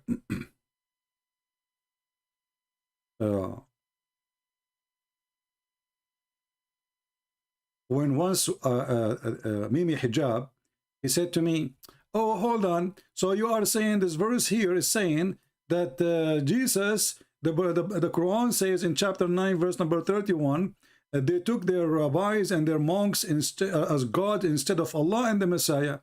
Maybe you do not know, here there is a fatha, here there is a dhamma, here there is etc. And okay, but this guy, he just said to us in the video that in the time of Uthman there was no fatha, there's no dhamma, there's no tashkil, and even he said there's no alif. Which is funny. Look like the alif, the letter A, they added later.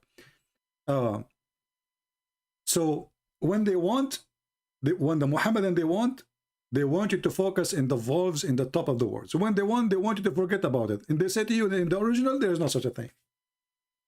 Because it depends what is served, their propaganda and their lies. So when they want, we want to go by what we see in front of us. When we want, oh, this is not really what it's meant. Because there is many ways the Arab, they present their statement. God is speaking to who exactly? To many Arab? Just to show you the stupidity in this religion. When Yasir Qadi, he said, there is a holes in the narrative, and this is about the reading of the Quran. Why, first of all, there is 7 reading? This is what they claim, there is 7 reading. The answer is, when Muhammad, he asked Allah, each time he sent him Quran, he asked him for more way of Quran. Why? According to Muhammad, his people cannot handle it. But I see the recitation changing the meaning. And Muhammad, he insists. When Allah, he sent him one Quran, Muhammad, he said to him, no, that's not enough. My people cannot handle it. They do not have the strength. And at that time, Muhammad community is so small. When this guy, he say Arab tribes and etc., you think you are talking about empire. Muhammad is in a little tiny place of land. It's not like Islam today all the way to Pakistan, and some they are in China, some they are in India, some they are like in Turkey. No, it was just a small Arab community. So if the small Arab community who speak the same language, they cannot handle the Quran. If it came in one way, which is very stupid to say, because if you ask this Uthman, if you ask him, okay, is one way of the Quran is enough? Is the, let us say, recitation of Hafs is enough for you? He will say yes. Actually, this is what you should do. You see, you should get him busted. Learn how to get them busted. As long as he is defending Hafs, the recitation of this guy, then say, okay, so is Hafs reading is enough for you to understand Islam? He will say yes, trust me, he will say yes right away. Because he's a donkey. He will not hesitate to say yes. Then show him this hadith. So you are saying yes, your prophet is saying no? As a prophet, he asked for 7 Quran. For Arab. So how about somebody who is from Afghanistan? He kept begging Allah according to the hadith as we see, and this is Sahih, very authentic, saying my community has no strength to do so. What does that mean? What is that? And here you need to ask yourself why Moses did not ask for the same thing. 7 Torahs in 7 ways. Moses have many tribes too. The Jews are many tribes. Why didn't have 7 Torahs in 7 dialect, let us say? What the problem? And that will go for us too. We should have 4 Gospels, or we should have 7 Gospels, the same one, but in 7 dialect. And if this is the reason to send 7 Quran so the Arab can understand, so how in the world this book is so good to the point we need to rewrite it 7 times to make it clear to them? You see, when the Muhammadan, they say the Quran is a miracle of language. If it's a miracle of a language, how come we need to write the same book, rewrite it 7 times to make it acceptable?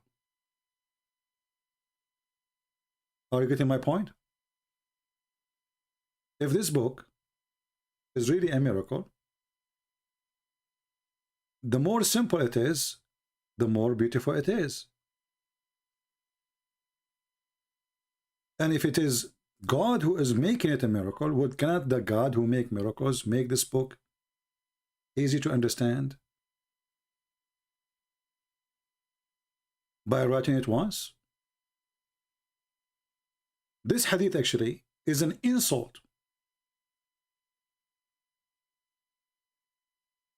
to the God of Islam, and it's a victory for us.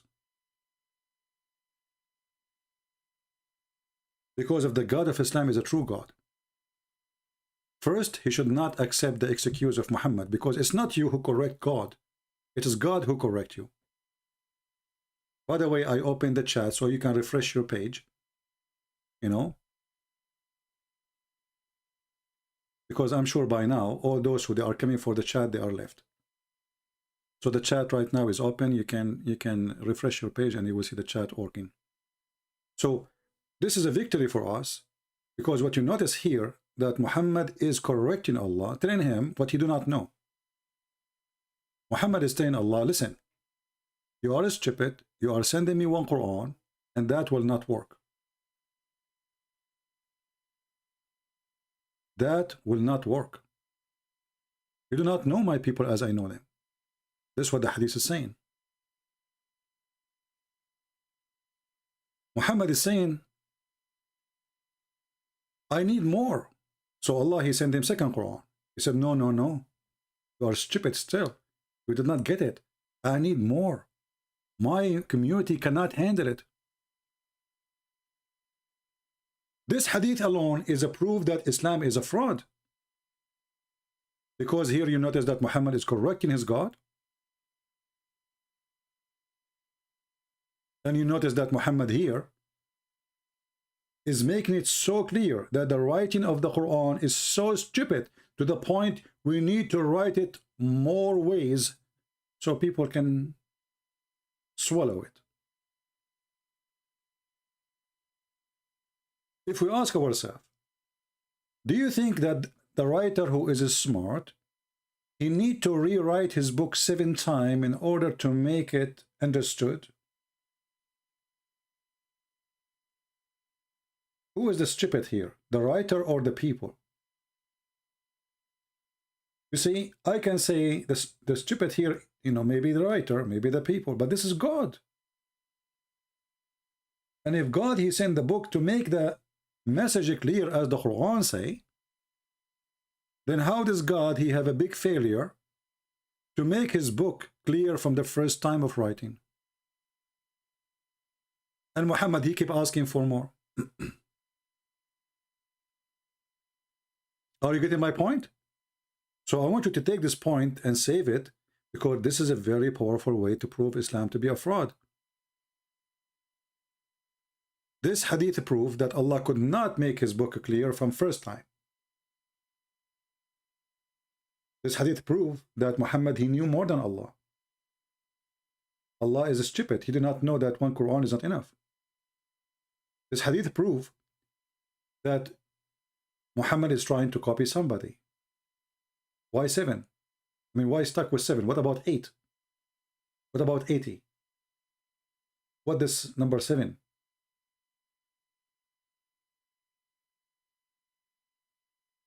Everything Muhammad he have is a copy of somebody else.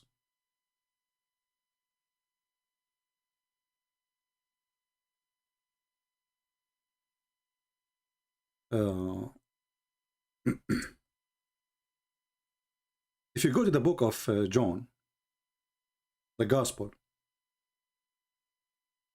in the book of John, it speaks about 7 titles, 7 miracles, 7, 7, 7, 7. And this is why Muhammad the coward is copying.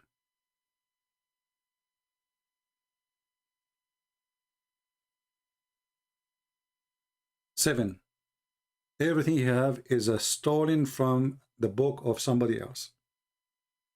And now we ask ourselves, okay, so the Muhammad now they have 7 Quran.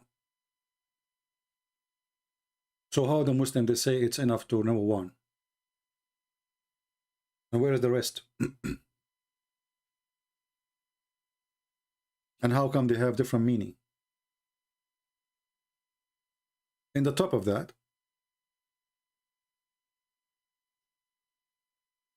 the Quran, which is supposedly a miracle, which the hadith proved that it's stupid, and as we showed you, the Quran could not understand if Jesus is, according to the Christian, he is God, or he is a son of God, or he is God as a person, or he is a son of God as a different person.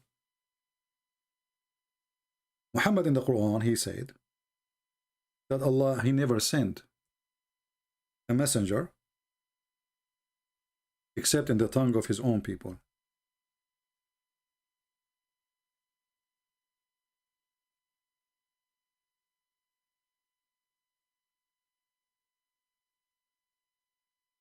And here, this is the first time there is a verse in the Quran makes sense. Read carefully. Chapter 14, verse number 4. And we send not a messenger except with the language of the people in order to make it clear. Okay, wonderful. But this doesn't mean that Muhammad cannot be a messenger for the Indian. Neither in Pakistan or the Bengal. Pakistan, this is all India, you know, all belong to the Hindus. Pakistan, Bangladesh, Afghanistan, India, Indonesia, Philippines, America, Germany, wherever. Because Allah will never send a message except with a messenger from the people to the people. So if Allah want to send a messenger, he is sent to Germany, he have to be a German. Not only he speak German, he have to be from the German, and he have to speak the language. This should be his language. If Allah want to send a messenger to Indonesia, I don't know how many ethnic group there is in Indonesia, but I believe there's many, maybe hundreds, and there's many languages. Now always there is like a superior language, so let us say more, have more publicity, but I believe they have many languages. The same as in India. India, I think they have like 400 languages. So based on the Quran, if Allah want to send a messenger to India, he have to send 400 messengers. Not Muhammad. Because Muhammad do not speak any of those languages and he is not an Indian. And here you see that the founder of the Quran is obviously an idiot. Because this verse make it so clear. We send not. And this verse was given after Muhammad became a prophet, which means he is no exception. Because remember, this is given to Muhammad, not to a messenger before Muhammad.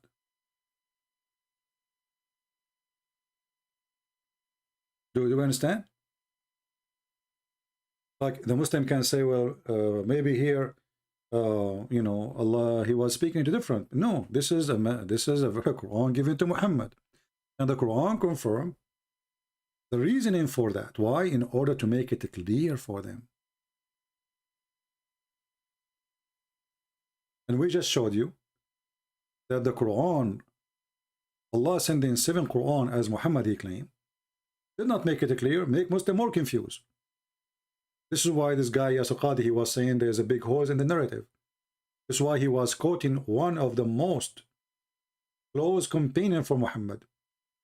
He said, when I saw about those letters, سَقَطَ فِي نَفْسِي, which mean, you know, my faith went down.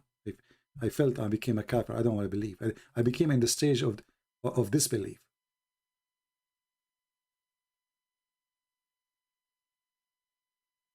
سَقَطَ فِي نَفْسِي. And the Muslim, they get so upset because Yasir Qadhi was quoting that. But this is the most trustworthy, the one who is saying that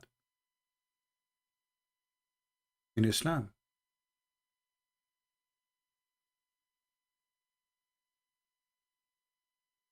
And Yasir Qadhi is not making it up. This is what he is reading. The second, this guy, he said the truth. The Muslims are all over him. And suddenly he became a fraud.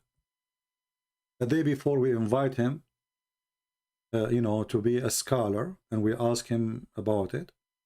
And we ask him, what do you think about everything in life? The day after he said what he said,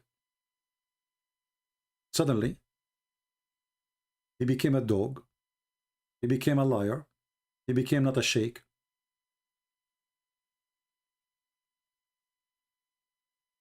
Etc.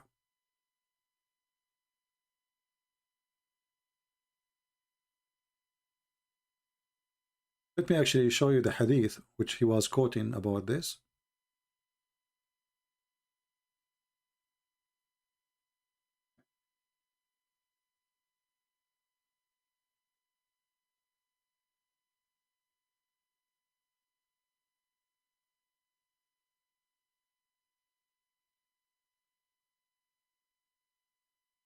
Okay, let's see this one here. Here we go. This is what this Yasir Qadhi was quoting, and the Muslim went not with it. This is the interpretation of Muslim and Nawawi, volume number 6, page number 102. And he says here, when he discovered about those letters, how they are different, فَسَقَطَ فِي نَفْسِي مِنَ التَّكْذِيبِ. And the shaitan, he started whispering to me to accuse Muhammad to be a false prophet. And this person is the most strong believers in Islam.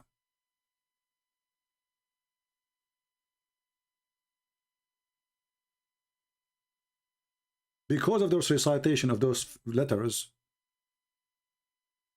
he become into the stage of denial. And Shaitan, he whispered to me to deny the prophecy of Prophet Muhammad. But the question is, why that happened to him? Why this guy, he decided to think that Muhammad is a liar because of this recitation? The answer is very simple. First, doesn't make sense. All of them, they are the same in the same time. They speak the same Arabic. Muhammad, he was reciting the different recitation. He did not go to different tribes in different countries to recite for them. They are living in the same town. What tribe? They are all in the same town. So imagine you say to me that there is a guy who lives next to the street, but he don't understand what I'm saying, and we are not foreigners. Both of us, we are from the same land, you know, like, but he just lived next door. So why you need 7 letters?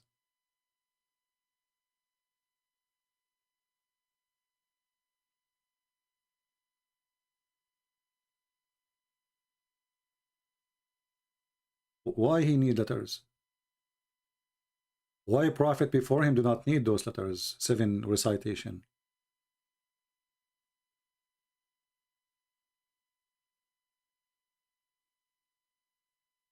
And what kind of a prophet he go against what he's saying? You just say that Allah will not send a book except in the tongue of the people. So in this case, you do not need seven letters, you need 7 billions. Because now the problem is not dialect, we have languages. If the Arab cannot understand the Quran unless we send you 7 Quran, so why Muhammad is not worried about the Pakistani who do not speak Arabic?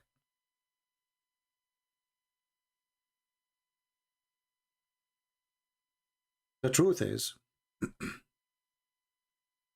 that Muhammad, because he's a fraud, he keep forgetting what he said. He cannot repeat the same thing twice.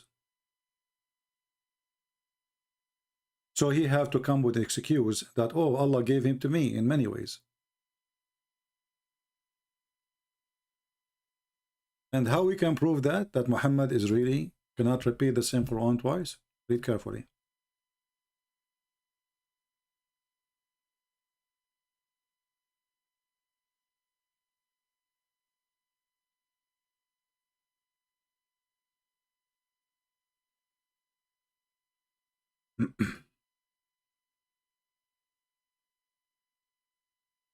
According to Muhammad, Allah, he caused Muslim to forget Quran. Why? Because Allah want to give you better Quran. Read carefully. See, the Muslim, they say to us, we memorize the Quran, right? But this is against the Quran. Look what Muhammad is saying. Chapter 2, verse 106. Whatever a verse do we abrogate or cause to be forgotten. Listen carefully. Why Allah want to send the verse and he wants you to forget the verse? Guys, anyone can help me? If there is any Muslim in the chat, please help us. Why Allah want to make a verse and now he want to cause you to forget the verse? What is the purpose? I challenge all the Muhammadan together to sit together and give me any convincing explanation that there is a God. He send you Quran. He go to his office. He write for you something. He wrote it in a board and then he send it with the angel, and the angel get delivered to the prophet, and the prophet he suffered to give it to you, and then he make you forget all of it. Why?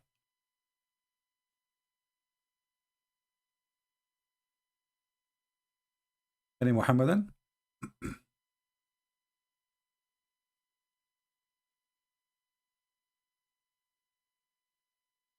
Any Muhammadan can tell us?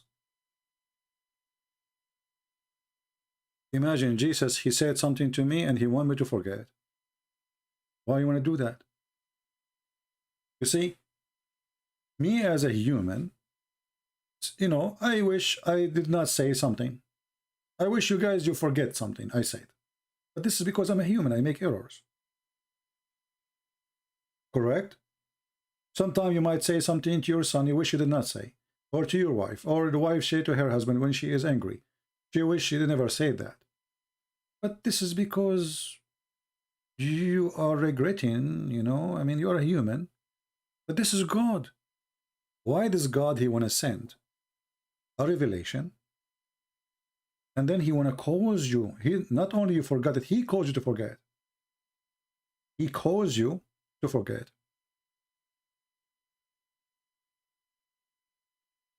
In the same time, this stupid Quran claimed that the shaitan is the one who caused you to forget the Quran.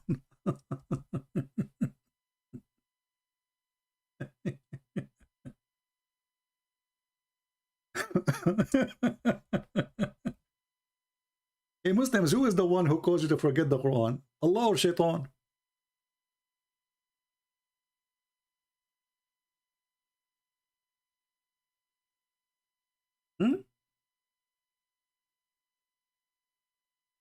Who is the one who caused you to forget the Quran?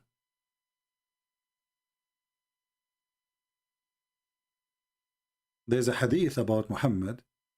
He is skipping verses. Forgetting verses, not saying verses, and the Muslim, after he finished the prayer, he said, Prophet, by the way, you skipped some big poo-poo. He said, thank you for reminding me, because Shaitan, he made me forget. Let me find you the hadith.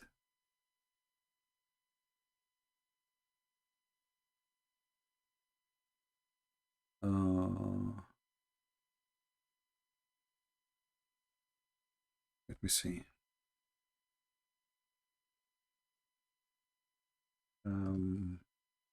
See, it's very easy to find them in Arabic, but the hard part is to find them in English. But it's okay, we will find them.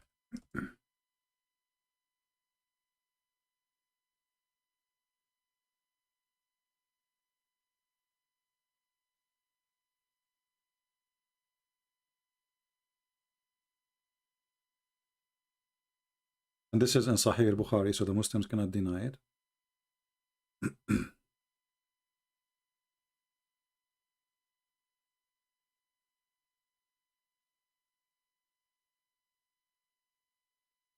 Here we go. So imagine there is a person, he was sent by God, and his God, he gave him revelation, and now he himself do not remember what he said.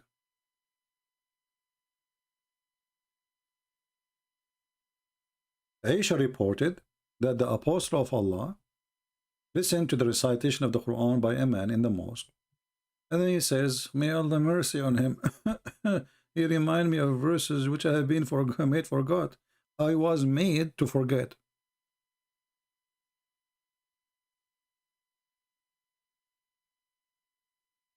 In different time, Muhammad was reciting the Quran in the mosque, and people were praying behind him. After he finished,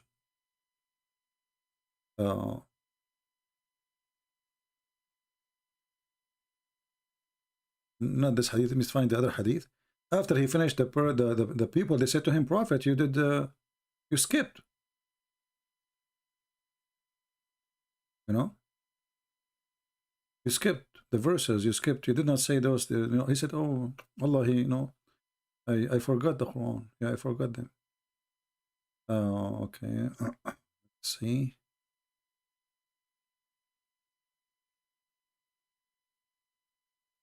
But anyway, what you see in front of you is enough to prove that Muhammad, he don't even memorize his own Quran. So the Muslim, how they say we remember all the Quran, if the Prophet himself could not memorize it. And not to forget to mention that Muhammad claimed that there is a verse in the Quran where Allah promised him that any Quran he gave him, Muhammad, he will never forget. It's a promise from Allah. So how we forget the Quran? You know, I can say that all of us, we have a limited memory. We forget, why not? You know, I'm a prophet, I forgot. But Muhammad, he received a special promise, chapter 87, verse number 6, that we will give you Quran and you will never forget. Do you see it?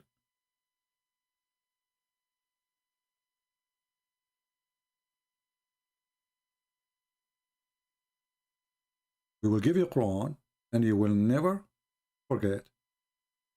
And then we find that Muhammad forgetting the Quran.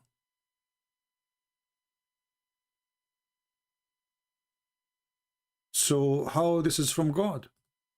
If God, he promised something, that's it. If God, he says, you know, if God, he says, anything you see, you will never forget, even numbers, whatever. Can God do that? For sure. If God.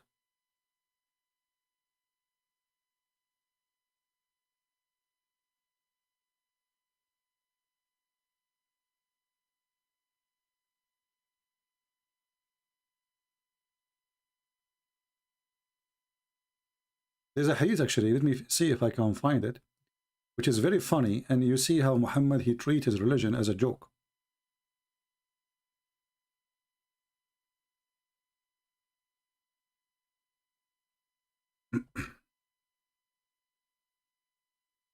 Let's see.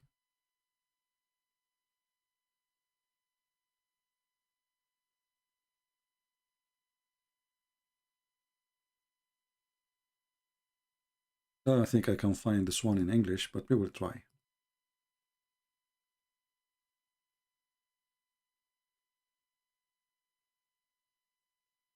Yeah, I don't think so. But the hadith in English saying, in Arabic, when Muhammad was reciting the Quran, and this is in the book, actually it's very funny because this is in Hadith Abi Dawood, and this website have Abi Dawood hadith, so how come we cannot find it in English? Let us try again then.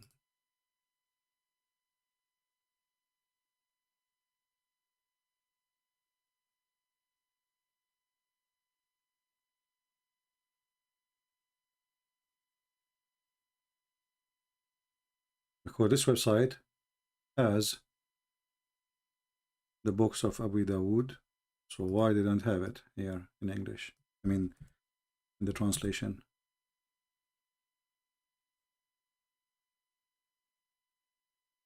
Here we go. We found it.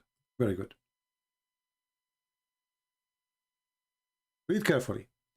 The Messenger of Allah recited Yahya, the sub-narrator, saying something in Al-Miswar said, I prayed along with the Messenger of Allah and witnessed that he recited the Quran during the prayer and he omitted something, i.e. some verses. He omitted some verses. He skipped them. He did not say them, which he did not recite. Okay?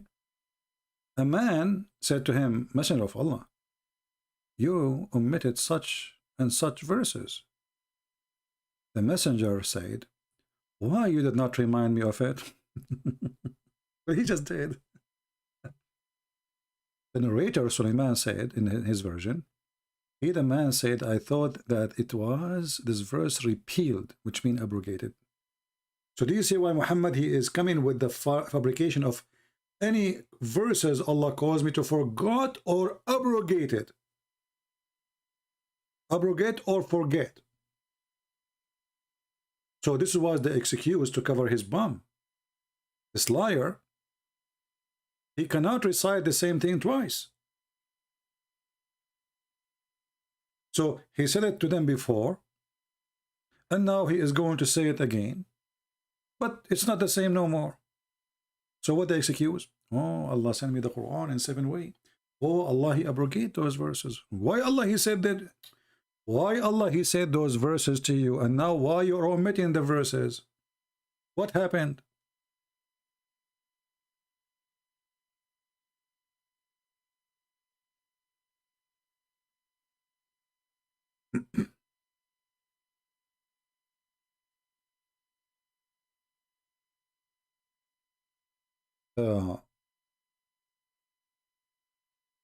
The more a person he needs excuses, the more he is a fraud. Always you should bet in your mind.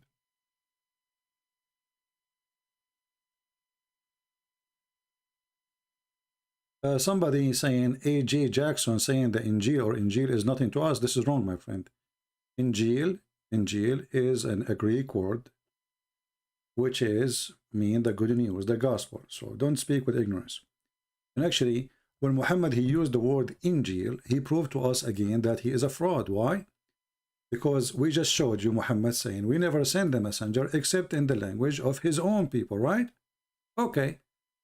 So, as long Allah will never send a messenger except in the tongue of his people, so how come the book of Isa is called Injil? Injil is a Greek word.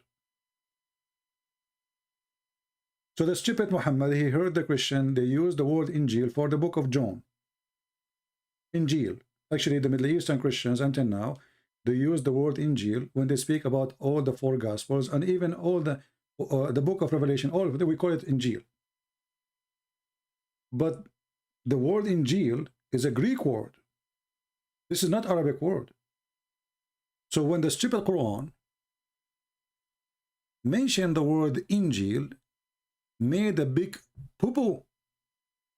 Because if the Quran sent in Arabic, because Allah will not send the messenger except in the language of his people, so he sent him to the Arab, makes sense.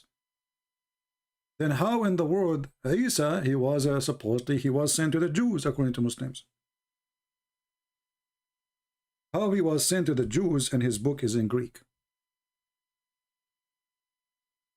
Muhammad, he chose the wrong name to prove his point. Are you getting my point?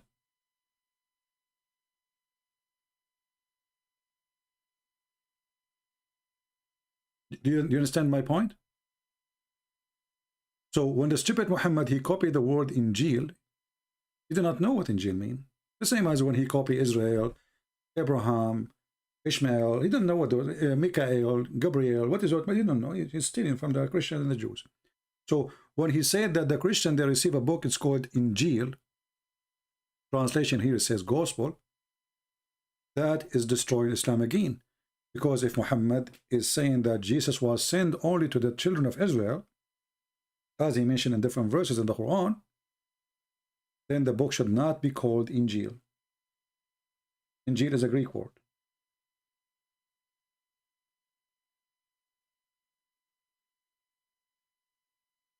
Do you understand?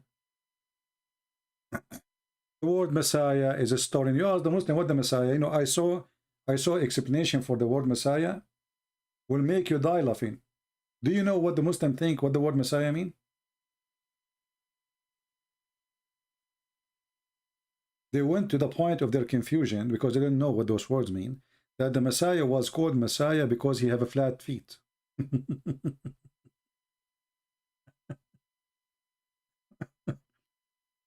The Messiah have a flat feet. He cannot be accepted in the army.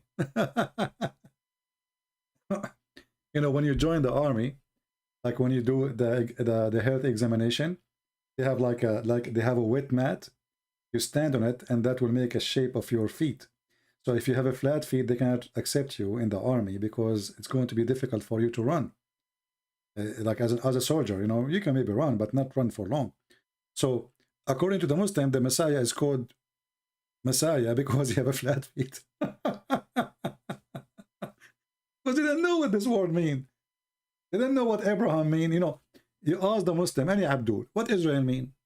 They didn't know. That's why he was making fun of the Christians in one of his debate. And the Muslim, they were happy. Hey, like, you know, like me, Hijab and David Wood. You know, you do not know Arabic and you don't know Hebrew. And I know this coming. And Elijah, I mean God with us. So, that was making fun, saying, you Christian believe that God was wrestling with Jacob? And then we find that the stupid idiot, he did not know, obviously, that Israel is being the one who wrestled. This is what Israel mean. So why your stupid book calling Jacob Israel? If you don't accept the story, then how the name of Jacob in the Quran changed to be Israel?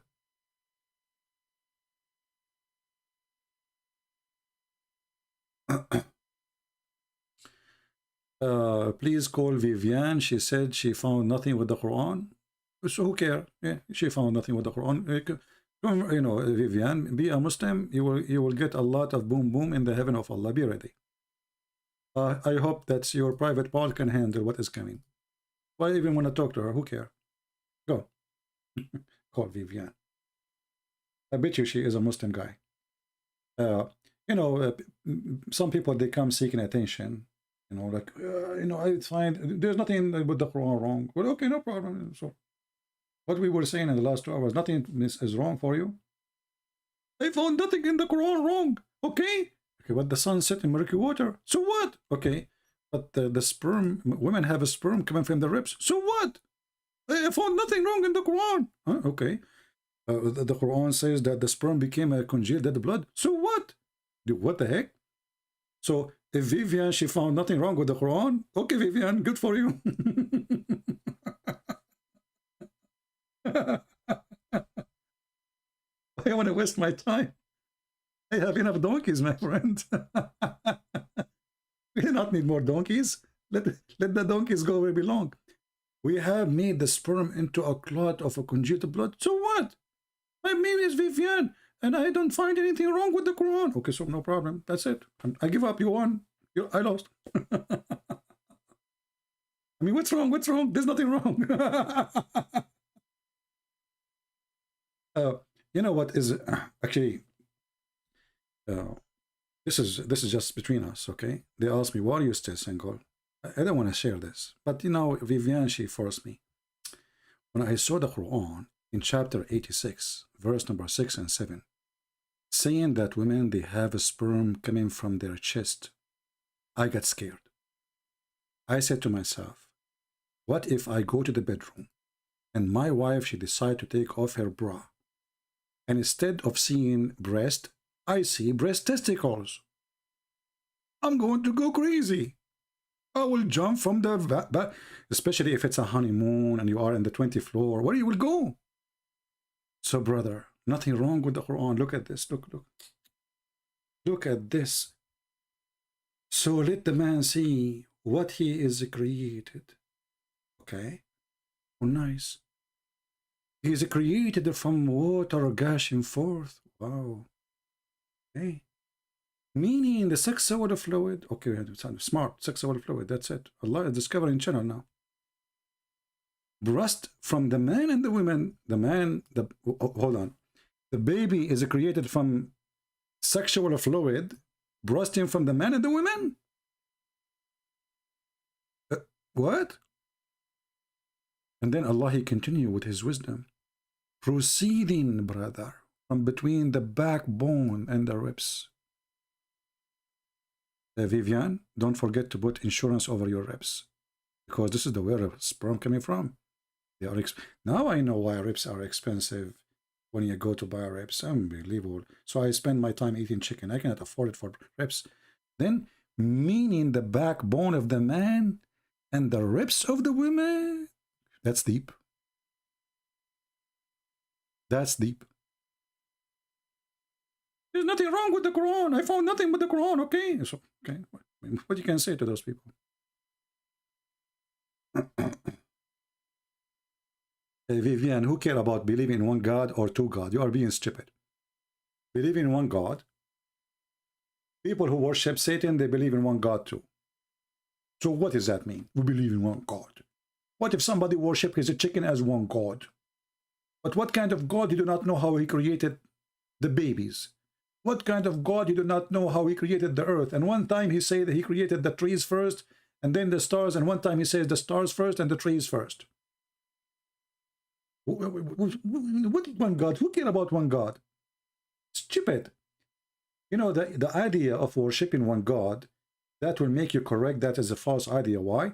Because what if God, he says, I am 100 God. Are you going to tell him, no, I cannot accept him? If he is 100, he's 100. The Hindus, they have 35 million gods. So if the Hindus, they have correct belief, then you have to accept they are 35 million. Who cares? Stupidity is amazing, man. One God. But have you ever heard of one God saying beat your wife? Have you ever heard of one God is being evil to the point you can have sex with the children, even if they are infant? We believe in one God. No, we don't. Stupidity is amazing. Who cares for the one God thing? You know, the Muslim, they come to you, they try to make themselves superior, that we believe in one God. Who cares? Your God is an idiot. Your God is a child molester. Your God is a thief.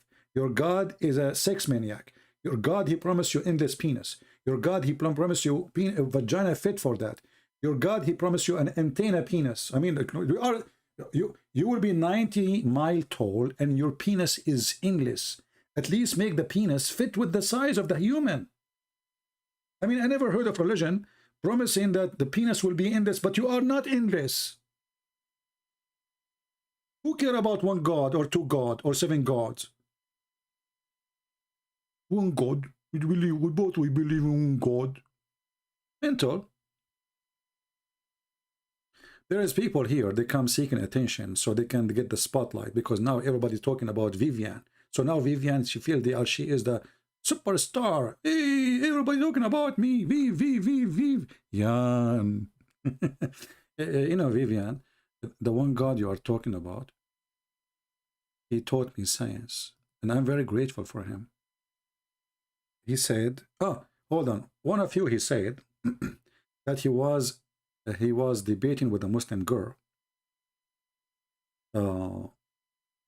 And he mentioned to her this hadith about when the man have orgasm first, the baby will look at the parents. And she said, this does not mean anything about being a male or female. Then let me show you the reference, my friend.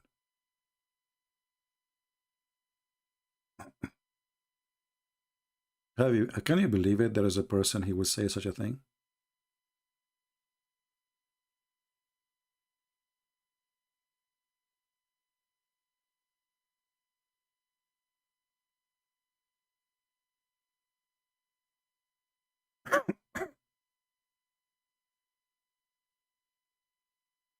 Okay.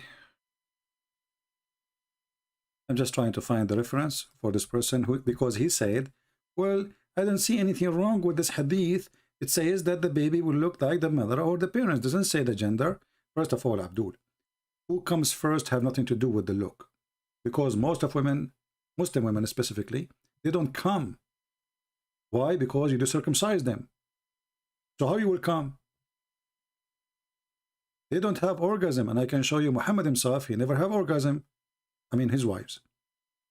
But let's just share something with you here.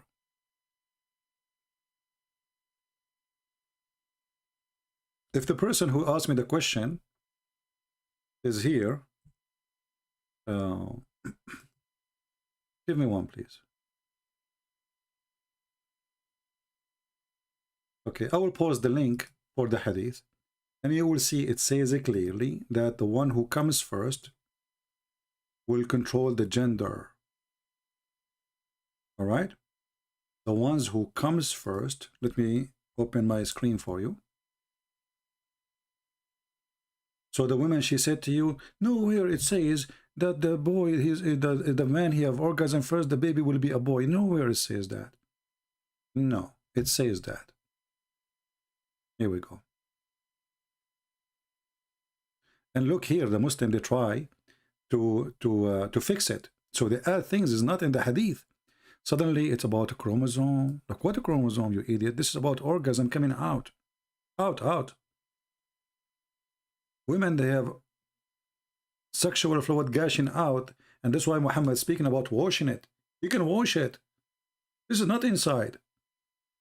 Okay, so this is why Muhammad describing this. He says, the Prophet says, when you ask about the child, he says, the protective substance of the man is white, and the women, between two brackets does not exist, yellow. And when they have sexual intercourse and the male substance, and then they add the word chromosome, suddenly Muhammad is speaking about the chromosome, reveal upon the female substance. There's nothing here about prevail. It's about coming first. Comes first. What prevails? What substance? It's male child. You see it? It is a male child. How we can get them busted about lying here? There's no substance. There's no chromosome.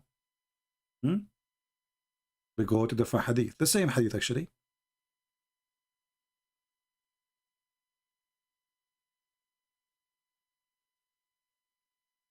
You will see this is about coming, having orgasm.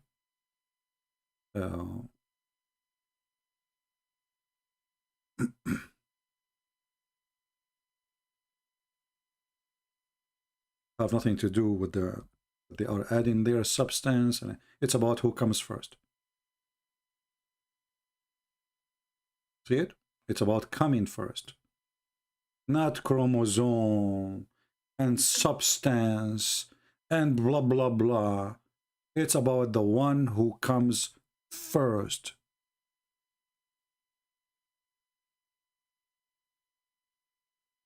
And to prove to you that Muhammad, he never made his wives have orgasm, and Muslim women, they don't have orgasm, is this hadith here.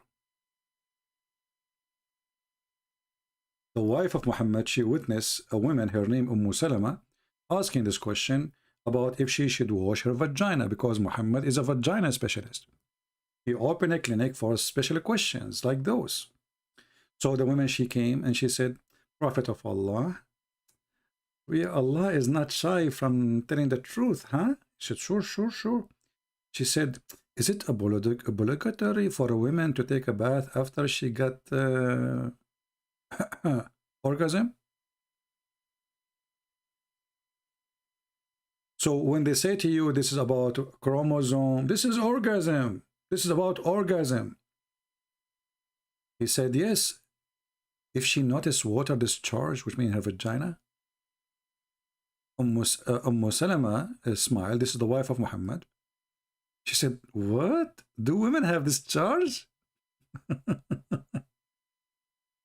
Muhammad, he never made his wife have orgasm. I wonder what Muhammad was doing at night. I'm not sure really. I think he was so excited with the iPhone. I think he was busy with the iPhone, you know, taking pictures of his private part, but he never used it. The wife, she never had orgasm. The wife of the Prophet, who the Muslim, they say he can do effing for everybody. He can F 13 women in one night. And then we find that he did not give his wife one orgasm, and his wife, she never heard of such a thing.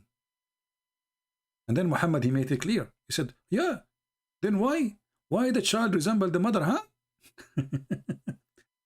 So the child resembled the mother because of orgasm. I hope you will open your Skype. I'm not in the mood to take to Muslims. I want our sheikhs to talk to me. You know, those who claim to be cleric, not those kids. I mean, those kids, they can say whatever they want. Didn't you have enough of them? They can say whatever they want. I mean, here we go. This guy, he claimed to be a sheikh. Yeah, he say whatever he wants. Because nobody will take him, you know, I mean, he's just an idiot. We want to debate the scholars or those who claim to be scholars, not kids. You see, it's not a victory for me to demolish Abdul. If their scholars are donkeys, so what is victory we will claim? So at least give me somebody I can talk to and he speak, you know, he knew what we are talking about.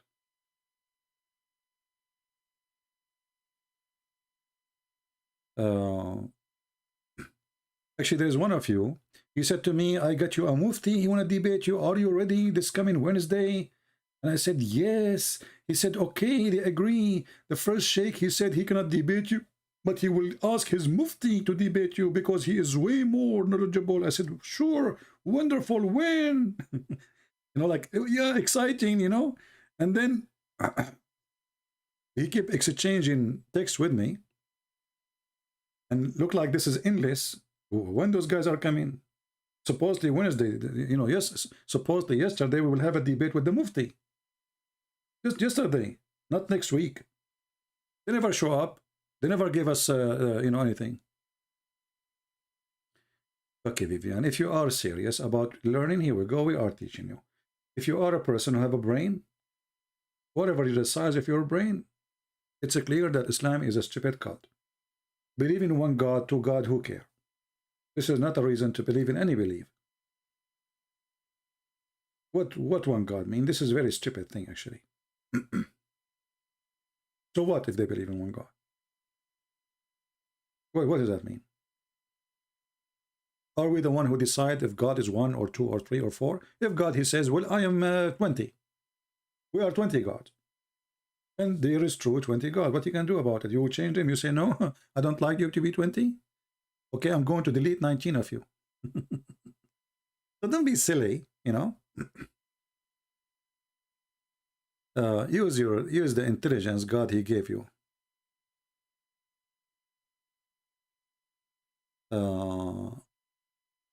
Folks saying, look, this guy is a smart person. This guy is a genius.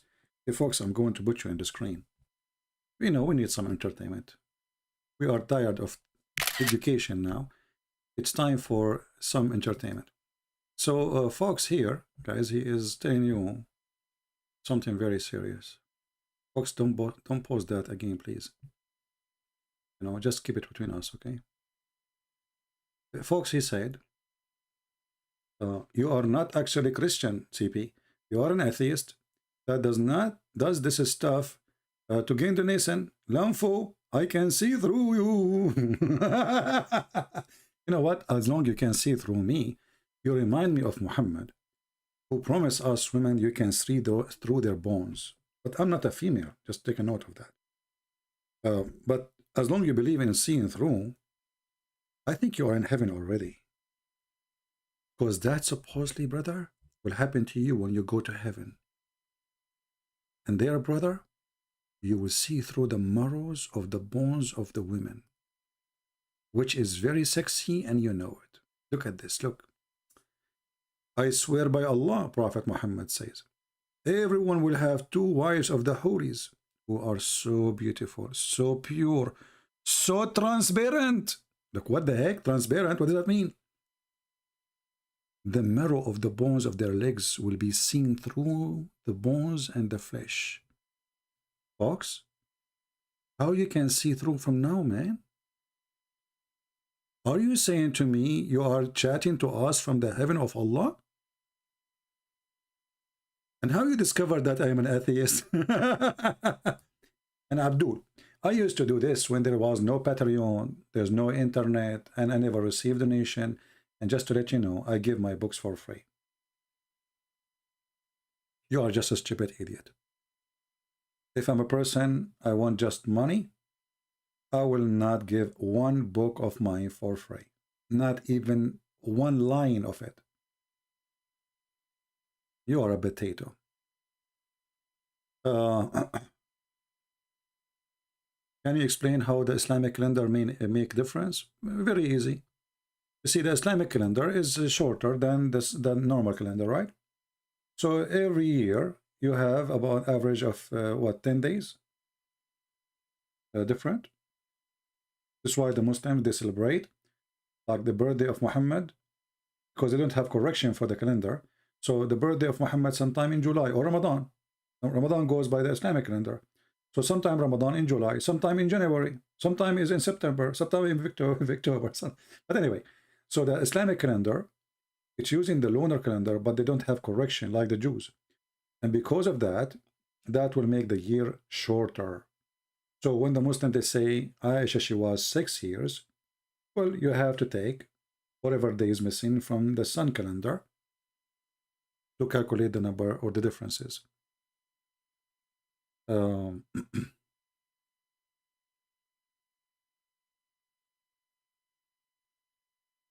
we have any question?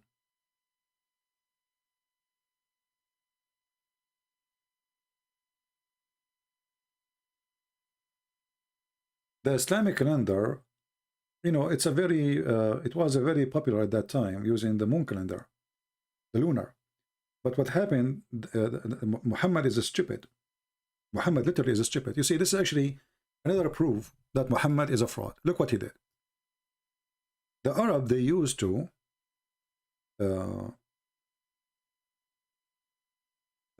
fix the calendar, the same as the Jews they do.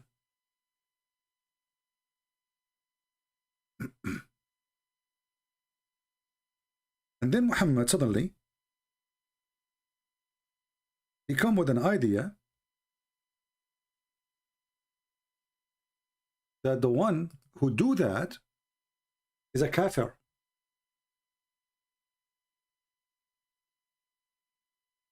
And this is from Satan to correct the calendar.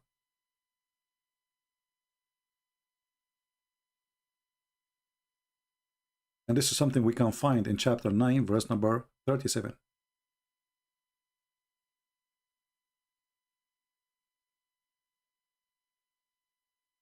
So what they do, as always, for centuries, God knows for how long, they fix the year.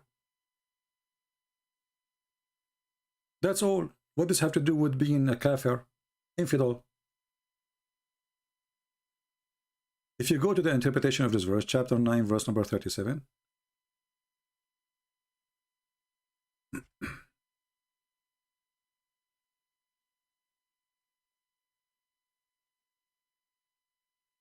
you will see how Muhammad, he put Islam in trouble by doing such a stupid thing. Because now, they cannot correct the calendar, and they cannot postpone by adding days to the calendar to fix it. So you will notice that by doing that, Islam is screwed more and more. If I go right now, all of this happened because of this. If I go and see and search in Google, fasting in Ramadan in the coming years or previous years. Ramadan, let's say Ramadan years calendar. So it will show us many years, you know.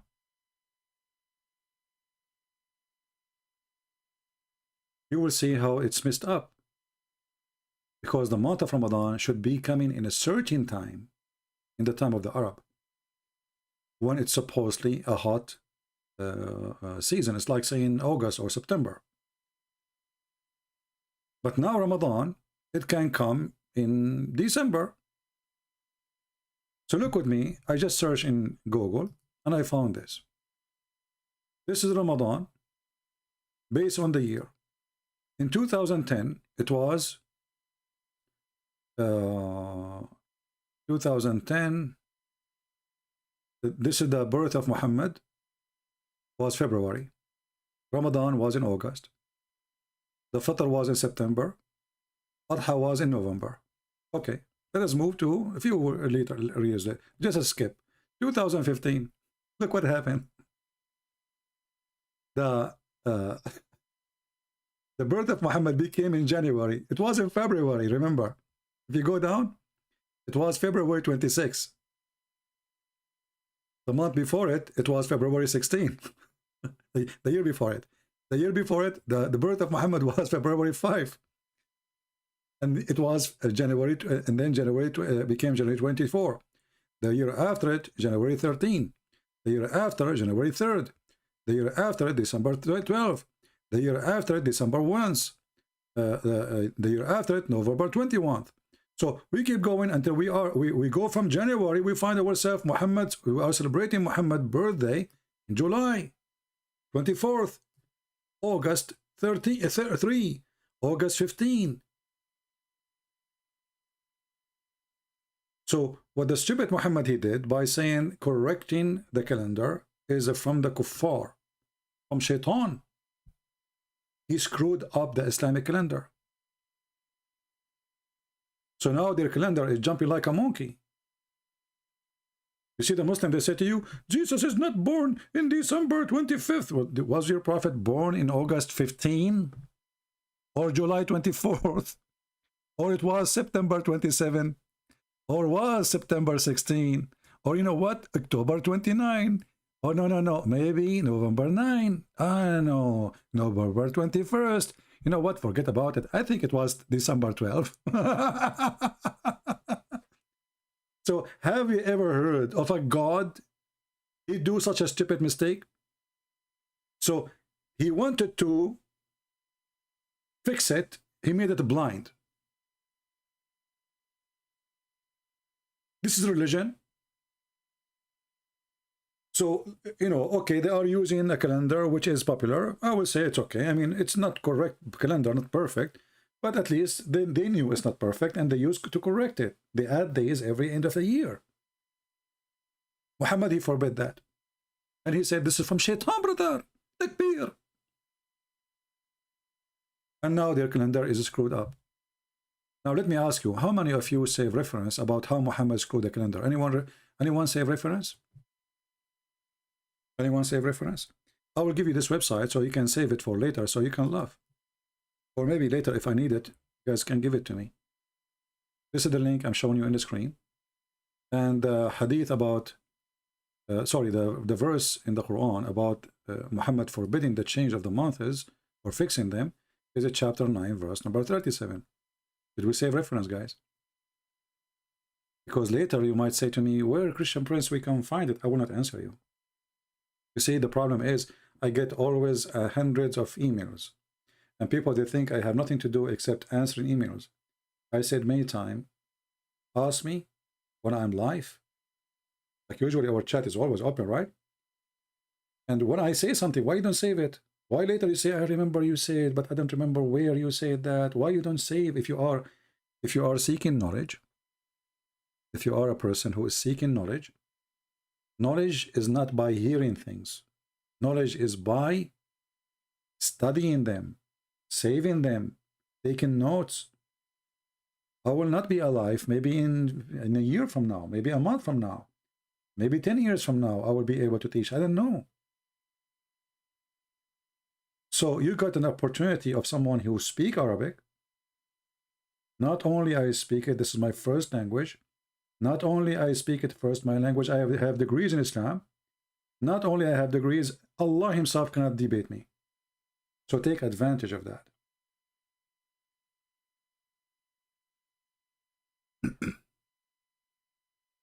Do we have anyone? Do you have anything else?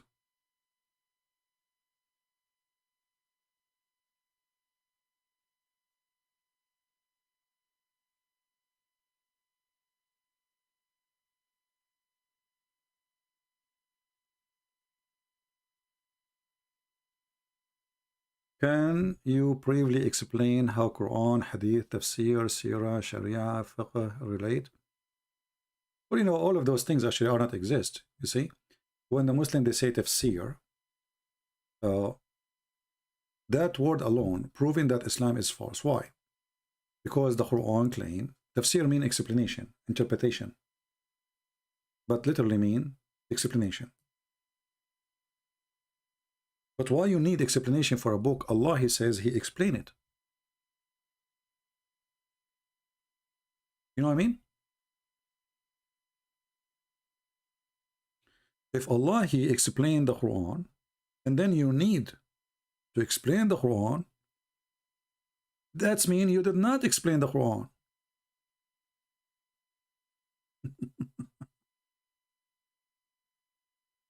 You know what I mean? All those verses in the front of us saying Allah, He did explain the Quran.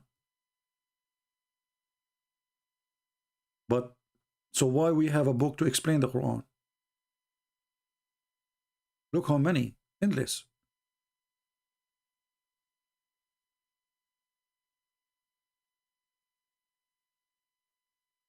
So when the Quran claim that Allah, He explained the Quran, and then we need to find an explanation to explain the explanation of Allah. How horrible the explanation of Allah is. Are you getting my point? Like, you know, I have 4 books of mine, right? And then you guys ask me, we did not understand your first book. So I wrote explanation to explain my first book. And then my explanation was so clear to the point, other Christian, he need to explain the explanation of Christian Prince. And then other Christian, he need to explain the explanation of the explanation of the explanation of the explanation of a Christian Prince. I mean, do you see how clear it is? So if the Quran saying Allah, He gave a full explanation. So why we need explanation then? Did you save the reference? This is an example, chapter 10, verse number 37. So this is one of the mockery actually in this religion. It's stupidity. That's why I say stupidity is amazing. And you guys, you learn it from me. I have like copyright over it. So Allah, He explained this book. I mean, who can explain the book better than Allah if He is God? Nobody. Correct? If I am God and I explain the book, that's it. Man, the book is so clear, there is no need for explanation. But just to show you, to give an example of how clear the Quran is. Just an example.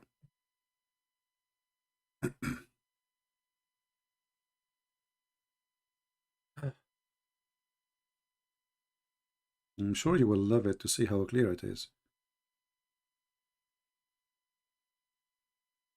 Let's see, which chapter we want to show you, just to show you how clear the book is, brother. Amazing Quran, brother. Do you see how amazing the Quran, brother? Yeah, and then you get a guy saying to you, or a woman, no, Muslims, we worship one God, and we worship one God. So we worship same God. Like, what the crazy people, man. What's wrong with people? That's what make God God. We worship one God. They have one idiot God. And he cannot be real. So anyway, we go. I'm just trying to choose one for you, which is easy to understand. Something will not make it so complicated for you. No,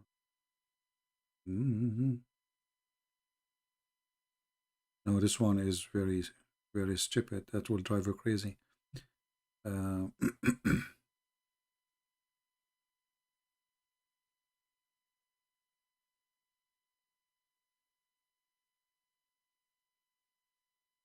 Let us see.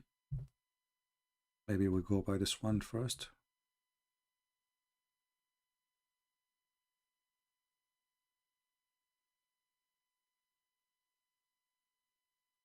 Okay, so I will show you the clear Quran, which is explained by Allah.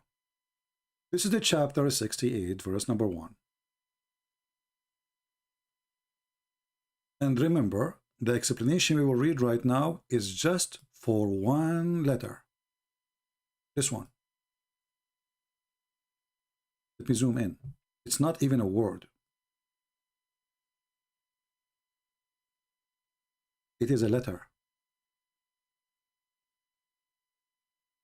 Okay? One letter. Just one. So, listen carefully. This is explanation for the first letter in the verse. And from the narration of the authority of Ibn Abbas is the one who Muhammad, he claimed that he asked Allah to give him the wisdom to explain the Quran. So this is the highest, top. Regarding the narration of Allah's interpretation of Allah saying Noon. Noon, he say, Allah swear by Noon, which is a wheel that carry the earth on its back, while in the water, and beneath, which is a bowl, and under the bowl there is a rock, and under the rock is the dust. And none, brother, none knows what is under the dust save Allah. Like, stop, that's it. This is the maximum knowledge I can tell you, please. Don't ask me for more interpretation. My knowledge as a scholar, as the cousin of Muhammad, as a prophet of Allah, stop here. Don't ask me more, please. That's it.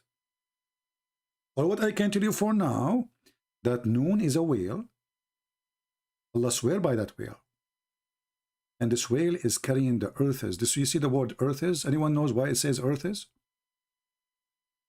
Anyone knows why it says earths? Who knows why it says earths, not earth?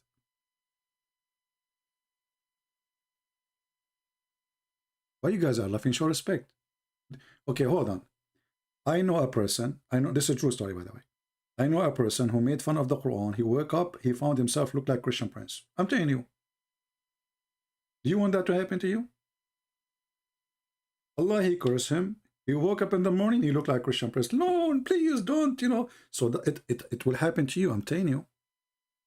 Because the Quran claimed there is 7 earths. And there is 7 skies. 7 Majid.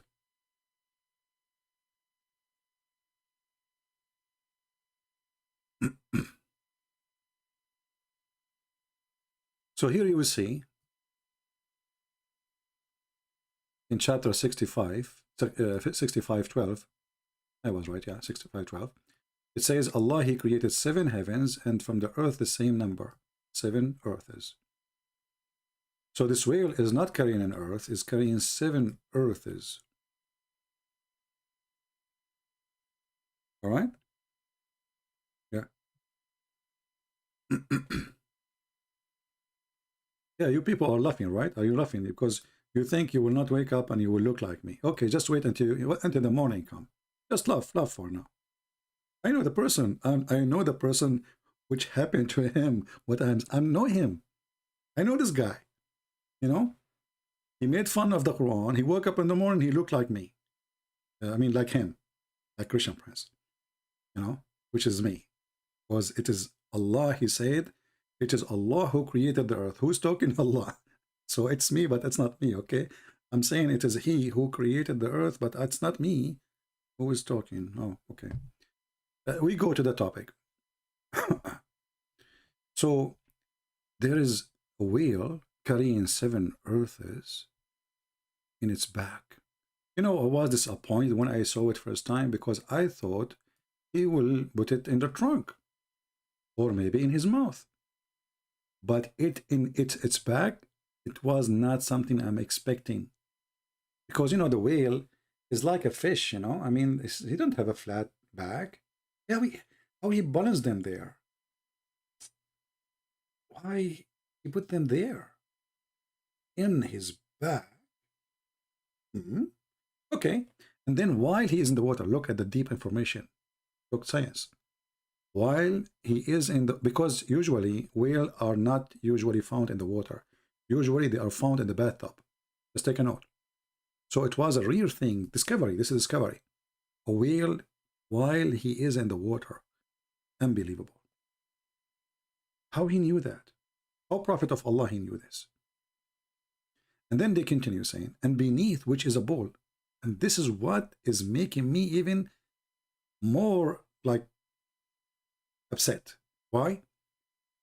I mean, if I am a Hindu, I will be excited for this because that proves that the whole thing in the world is based in a bowl. You know what I mean? Like the whole thing is establishment, everything, bowl. But I'm not a Hindu. And that really was not good news for me. And then under the bowl, there's a rock. Hold on. The bowl is standing under the sea in the top of a rock. And then I ask myself, where is the music of rock and roll coming from? I got it. It was the bowl. The bowl was rocking the rock. Rock and roll was rolling. And then the bowl is on the rock. And under the rock is a dust. Look at this. I mean, look at the details. Dust. And this is all to explain the Quran, which already explained by Allah. Remember? And then they continue saying, and none knows what is under the dust save Allah, brother. Okay, so are we done? No. They continue. The name of the whale, like, don't you want to know the name of the whale? What if one day you go to the beach and you want to call him? I mean, come on. You have to know the name of the whale. The name of the whale is Lewish. You know, I like the name Lewish, honestly. Like Lewish. Your name is Lewish whale? What does that mean? Don't ask, don't tell. And it said, its name is Lutaya. Like, what the heck? It said. So they are not sure. So what if I call him Lewish? He did not answer. I use the second name. I call him Lutaya. Okay. And the name of the bowl is a Bahamut. And some they say his name is Talahut. Like, what the heck? Only you wanna? What? So you have to try the three names until one of them work. You go there, you call the bowl. If he did not answer for Bahamut, call him, you know, Talahut. If the Talahut did not answer, well, that's it. It is Liwana. If Liwana did not answer, you get screwed. And then the whale is in the sea called Adwad. Look, the name of the sea. And it's like a small ball in a huge sea, and the sea is in a Hollywood rock, whereby there's 4,000 cracks. Abdul, the one who wrote this, is the one who have 4,000 cracks in his head. There's no...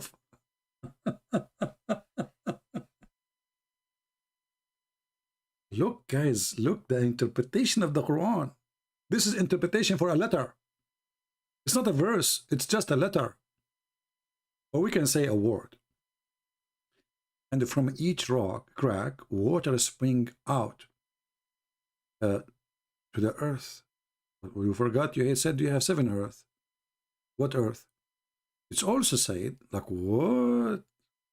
Noon is one of the name of Allah. Look, what the heck? So we start that Noon is a whale. And now we found that the whale, it can be Allah. Because Noon is the name of Allah. Look, what the heck? It's also said that Noon is one of the name of Allah. It stands for the letter Noon in the name of Ar-Rahman. And then it says, also said that Noon is an inkwell. Like, what? So he was a whale. Then it was the name of Allah. And maybe it's an inkwell.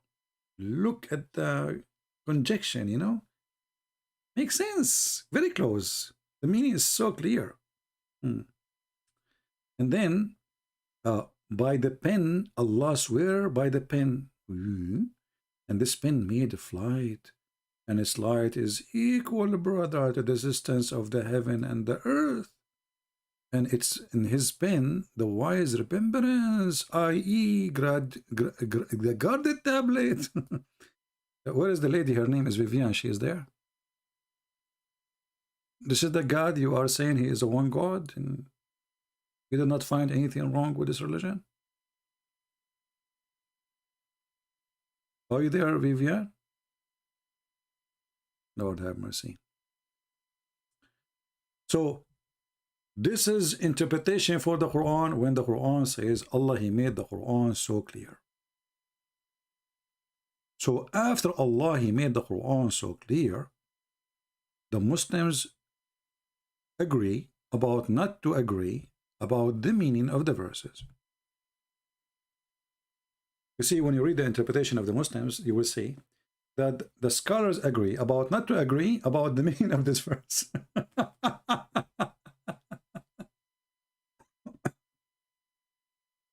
Using the word Arabic, Allah is wrong. Absolutely, it's wrong. You know, I understand that Arab Christian, they've been forced under the Islamic religion to use certain words, but still that will not justify it. Allah, obviously, it's the name of the pagan god of the Muhammadan. So a Christian, he should not use that word. But what happened after centuries and centuries of occupation, it became part of their language. So you might see an Arab Christian saying, I swear by Allah. Why? Because he lived under the occupation of the Muhammadan for 1400 years. Imagine if ISIS control your town for a week, just a week. Imagine what they can do. So, any name is other than is mentioned in the Bible is wrong to use. I think we have to agree, right? Actually, even when we say the word Jesus, we understand like why it says Jesus, because the, you know, like in Greek language, Latin language, they don't have equal letters. But in reality, Jesus is not an accurate, correct name to say. Yeshua is Yeshua. In Arabic, we say Yeshua. So we should say it in the correct way. But we understand that in certain languages, you don't have equal letters to make the equal word or to pronounce it correctly. In the same time, my friend, our different Al-Ilah, you see, Al-Ilah, there's no Ilah.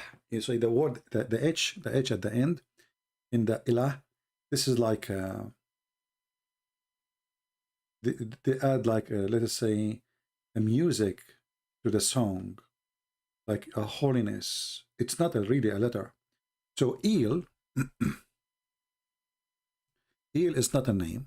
El is a word meaning God. El. Let us all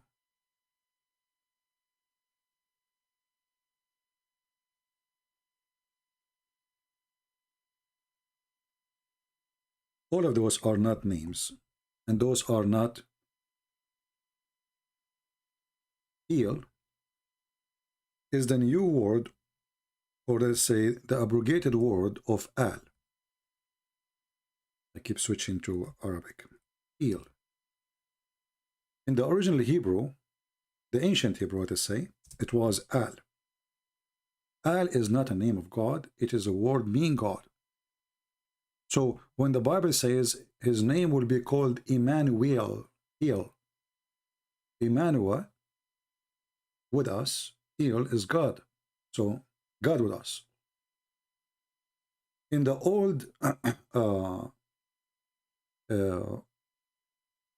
Hebrew, Israel was not Israel, it was Israel.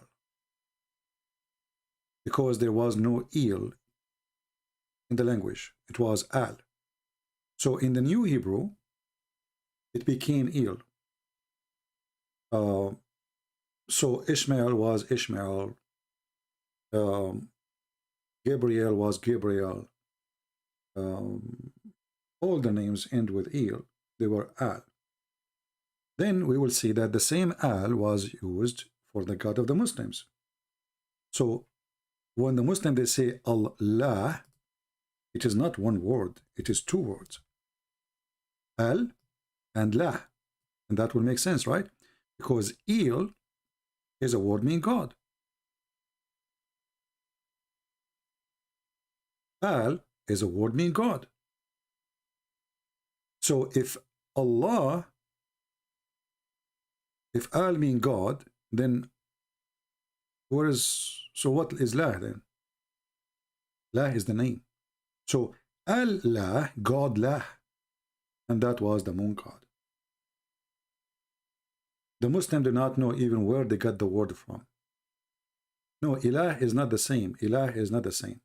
You see, I told you there's nothing is called actually even Ilah. This is a sound, and now it became a letter. This is why when Jesus says Ili, Ili, right? Ili. Ilah, it's just a sound. It's not a part of the word. So Il, when in Arabic today, or even in the old Aramaic, El, Ilah. There is a sound of Ha. It's not really a letter. Ilah. So it's saying the God, as simple as that. The God. It's not a name. Never was a name.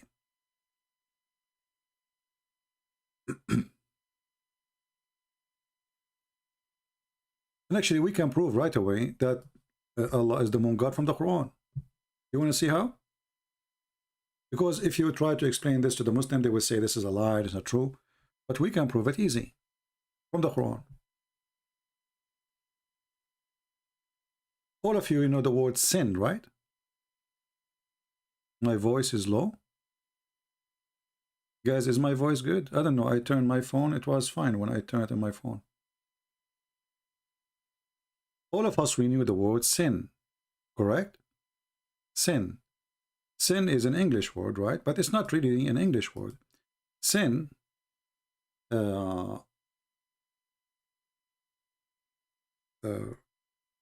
is coming from saying pagan. So when people, they move from paganism into Christianity, when somebody do something wrong, they say this is sin, which means this is pagan. Sin. But in reality, sin is the name of the moon god. Sin is a name of God. It's not really a word means sin as we use it today. But because it is the pagan thing, so anything is pagan is sin. So sin is the moon god. Do you know that sin exists in the Quran? Let's go. And can the Muslim they deny it? Let them try.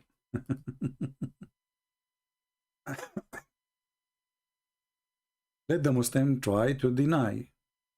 Good luck. We go to the Quran and we do this. And we will find the following. Surprise, surprise.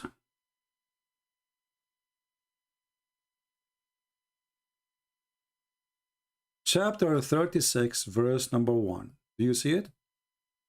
Chapter 36, verse number 1. Ya sin. Ya sin.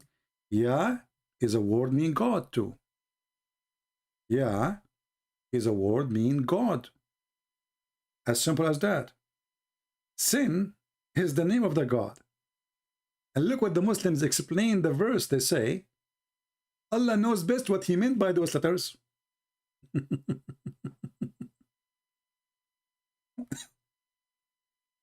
But we remember, we just showed you the verses in the Quran saying Allah, he made the Quran clear. He explained it.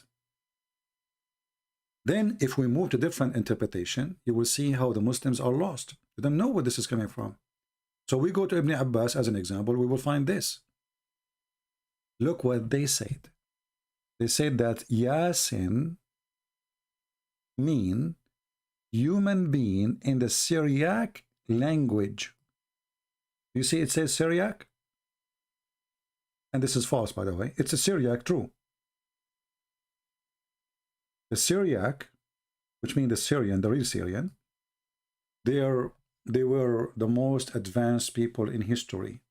Ships, art, you know, tons of things in Europe is built by them. Actually, the word Europe is named by the Syriac. The word Africa is a Syriac word. So the Syriac language, it was the, like, let us say, the top education language in certain time for the whole old world. So the coward Muhammad, the thief Muhammad, he stole names of gods, and those who follow Muhammad do not know what those words mean. I mean, why nobody in the time of Muhammad, he asked what he meant by this? I mean, can you really believe that not a single person he asked him? Why they are giving different interpretation, and why they are saying Allah knows best what he meant?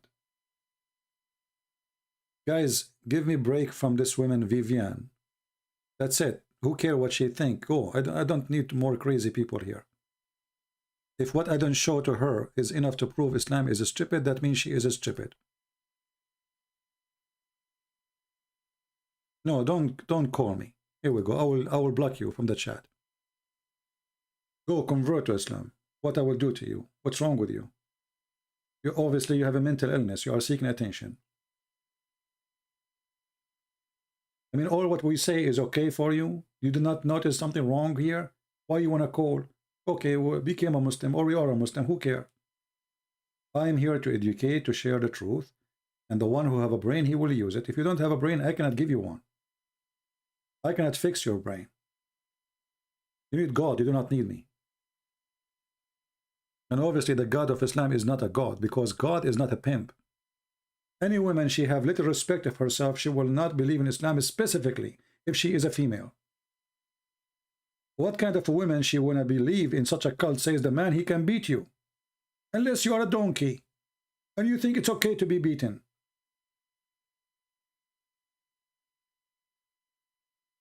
A woman, she have respect for herself, she will not accept a man to have 4 women sleeping with the same her in the same house, and he can beat them all.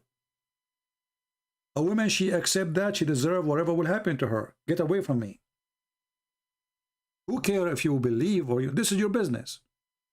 Here we share the truth, and the one who wanna accept is welcome. The one who don't deny, deny. You are not really important for me. I wanna call you. Who cares? Why wouldn't you wanna take your call?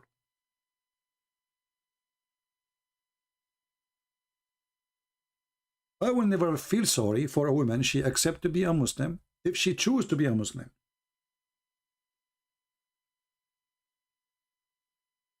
Because it was your choice. Why want to feel sorry for you? If somebody decide to jump from the top of the mountain, shall I cry for him? No, he decided to jump. It was his choice. Nobody forced him. If somebody force you, I will ask for justice. But if a person he accept that there is a religion, it says you can beat them, and the Muslim, they try to fix it, they start saying lightly, brother, we beat them lightly, brother. Actually, there's a video right now in YouTube, the Sheikh of Al-Azhar arguing with the Muslim female from Egypt. She is a congresswoman, which is weird to have a congresswoman in Egypt, but the president now trying to be moderate, you know, Muslim. She is asking, we should stop beating the women, this is not right. And then the Sheikh of Al-Azhar, the highest authority, he said, you have no right to ask for such a thing, because this is against the Quran. The man have the right to beat his wife. Here you see that women who they are born of a Muslim family, they are resisting this garbage. And then you find a woman, she is not born in the Middle East. I find Islam is so good. Okay, good for you. But I can say no comment. You know, when the Chinese, they said he left as a donkey, never come back as a horse, they were right. You cannot make the donkey horse, or vice versa.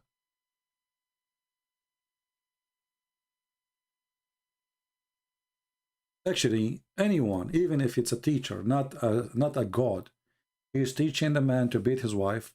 First, he don't understand how stupid it is. Because if the purpose of fixing a family, beating the wife will not fix it. Beating the wife will make the wife hate you. And then she will teach your children to hate you too. And not only that, even if she did not teach the children to hate you, your children will hate you by seeing you beating their mother. So it's a stupid decision, stupid act, stupid belief. Will never fix a family, will destroy a family. And a person who cannot convince his wife to be doing something, unless he beat her, obviously he is a mule. Because this is not a solution to I mean, who said that you are right anyway? Who gave you the, just because you are a male? And now you can force, this is beating a woman is an act of terrorism. Terrorism starts at home. When a man, he beat his children, especially we are talking about like when you are really beating them, not like stabbing his butt or doing something wrong. This is for a child. Why you want to beat your wife? Your wife is not a baby. I forgot in Islam they marry children. I forgot that the Prophet, his wife is 6 years old. So we are talking about beating children.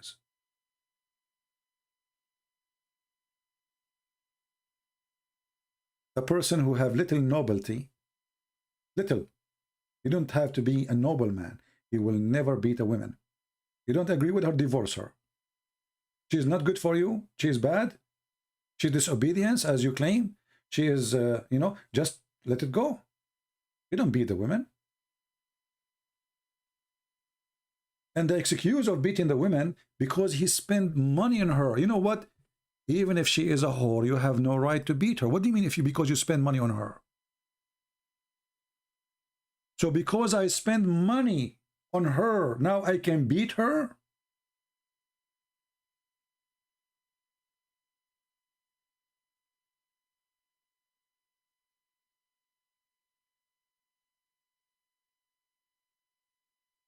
This is a donkey.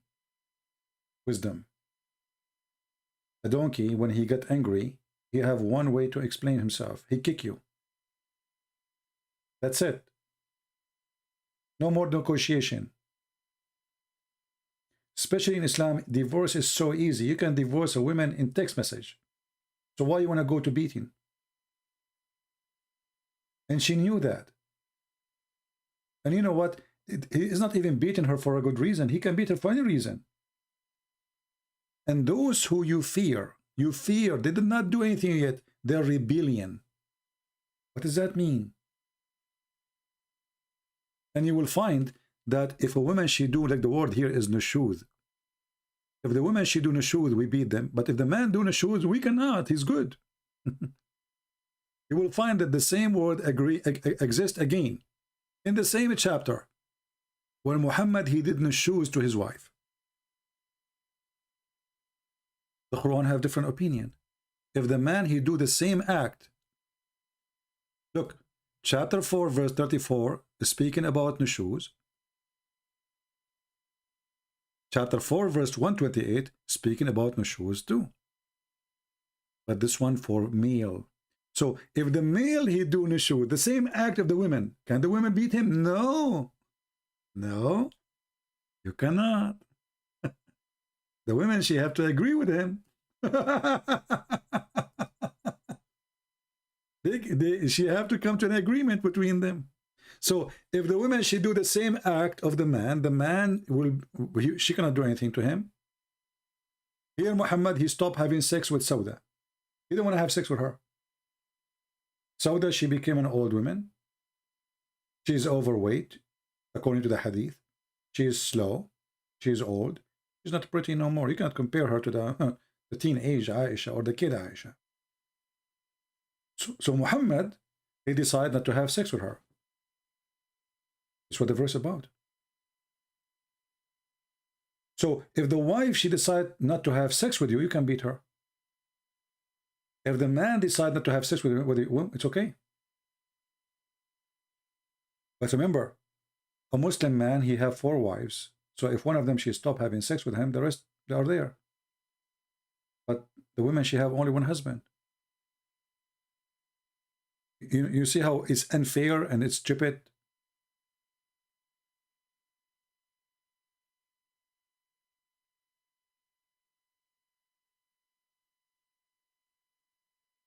This is a very ugly, disgusting cult.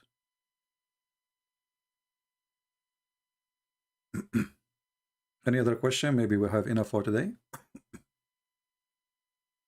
You see, we have a little, we have a low number, like we have almost less than 1,000, because our chat was disabled. And I'm really happy have 900 people who they are coming here to learn. Better for me from having 2,000 of people who are coming to chat. I want people really to learn. And then you teach, not only you learn. I dare you to talk about the women treated in the Bible. Okay, no problem. Okay, Kenzo, you are going to tell me about the Bible treatment of the women? And you want to compare it to the Quran? Okay, Kenzo, I'm going to open my Skype just for you. Is that fair, guys? Okay. Just for you, Kenzo. Give me a second. I dare you. I dare you. I like this I dare you thing.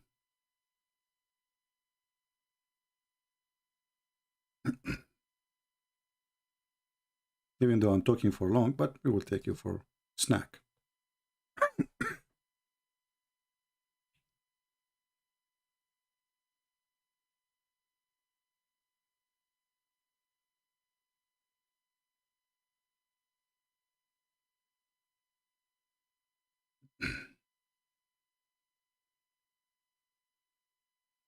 Give me a minute.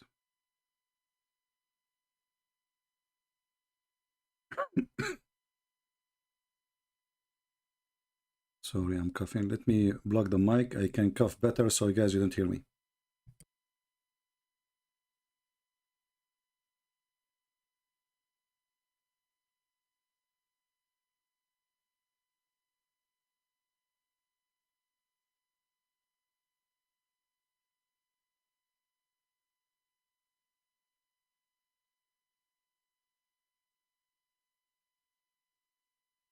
All right. Don't worry, you did not lose the voice. I was just coughing, so I blocked my microphone so you don't hear me. Let us go in Skype.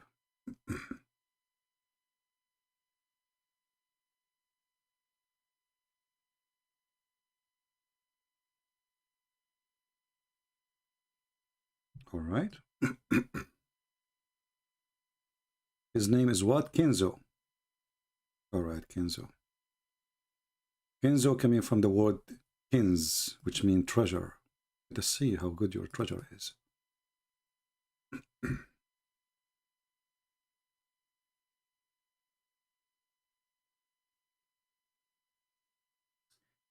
Text me, Kenzo. My Skype is open. Oh, this is you, Hamza? Oh, okay. Hamza. I hope this is not ultimate fort.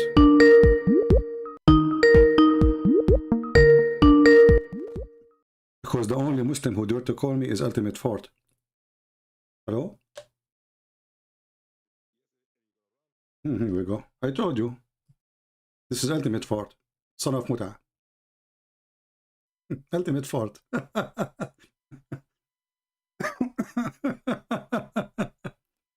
Are you going to run, son of Muta? And you are going to talk about the treatment? Let me show you the treatment of the Quran. If you divorce your wife 3 times, she cannot come back unless you send her to somebody else to F her.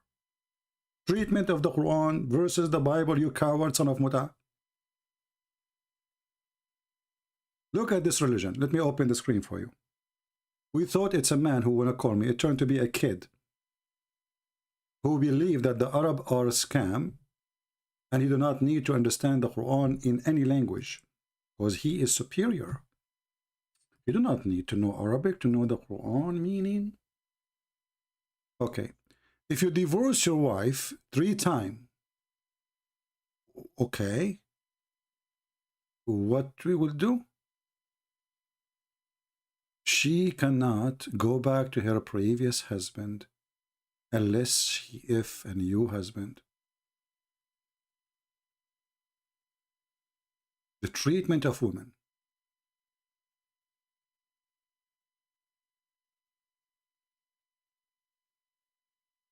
Do you see it? Do we have that in the Bible? The man is forbidden in the Bible to multiply his wives. I know you will say to me that David he did, but God he condemned him. He punished him actually. And the story itself exists in the Quran too. But the difference is in the Quran Allah praised him for having many women. The Bible condemns the ones who do so. And Jesus he said to them, it's been said to you, I say to you. He make it so hard for Christians to divorce. Here, you say you are divorced 3 times. The woman, she cannot go back to her husband unless he go and sleep with different one. And if you remember the story of the woman who she been beaten by her husband until he made her skin greener than her clothes. Greener. Actually, this is where the verse is coming from, about beating the women. So this man, his name is Rifa. The man, his name is Rifa, he divorced his wife. And then Abdul Rahman, he married her. Okay. Aisha, she said that the lady, the wife, she came, and she was wearing a green veil, and she complained to Aisha about her husband, and she showed her the beating spot. Her skin is greener than her clothes. And then Aisha, she said, I have not seen any women suffering as much as a Muslim woman. Aisha, she was witnessing in the time of Muhammad that the most suffering women is Muslim women. Why? Because of the beating. Look, her skin greener than her clothes. Okay, why? Then Abdul Rahman, he heard that his wife, she is going to the Prophet, so he came. And now the conversation starts. The wife, she claimed that Abdul Rahman, he cannot do boom boom. Abdul Rahman, he said, she's a liar. I can do boom boom and satisfy her. I'm so good. And then Muhammad, he have to make a judgment. Look what he said. After he said, she has told a lie. I'm very strong in bed. I can satisfy her private part. I can show you to you even. It's hard already. But she is dishonest. And want to go back to Raf'a. Now we ask ourselves here, what kind of a decent society this? The woman, she is married to a man, but she want to go back to a different man. So why she married him? Because of the stupid rule of the stupid Muhammad. She thought she will marry this old man. She will refuse to sleep with him. He will divorce her. She go back to her previous husband. And then Allah Messenger to her said to her, if that is your intention, then you should know it's unlawful for you to remarry Rifa unless, listen to what? Unless Abdul Rahman, he tastes your juice. You see the translation, he says, have intercourse. In Arabic, it doesn't say that. It says, حَتَّى يَذُوقُ عُسَيْلَتَكِ, until he tastes your orgasm. Is your, and you taste his orgasm. Can you believe it? So now those women, she want to go back to her previous husband, her children, obviously, he's an idiot, but she want to go back mostly to her children. But she cannot go unless a new guy, he tastes her juice. And she tastes her juice too. MashaAllah. You know, this guy, his name, Apostate Prophet, he have a girl, she is wearing the clothes like a terrorist. And she said, Christianity fail in modesty. So she is seeking modesty. This is modesty. See the modesty? Unless he tastes your juice. What is the condition to go to your previous husband? This guy in front of you, he have to taste your vagina, and you have to taste his penis, and then he divorce you, and then you can go back to the previous husband. And she said to Abu Said the Prophet, Christianity filled with modesty.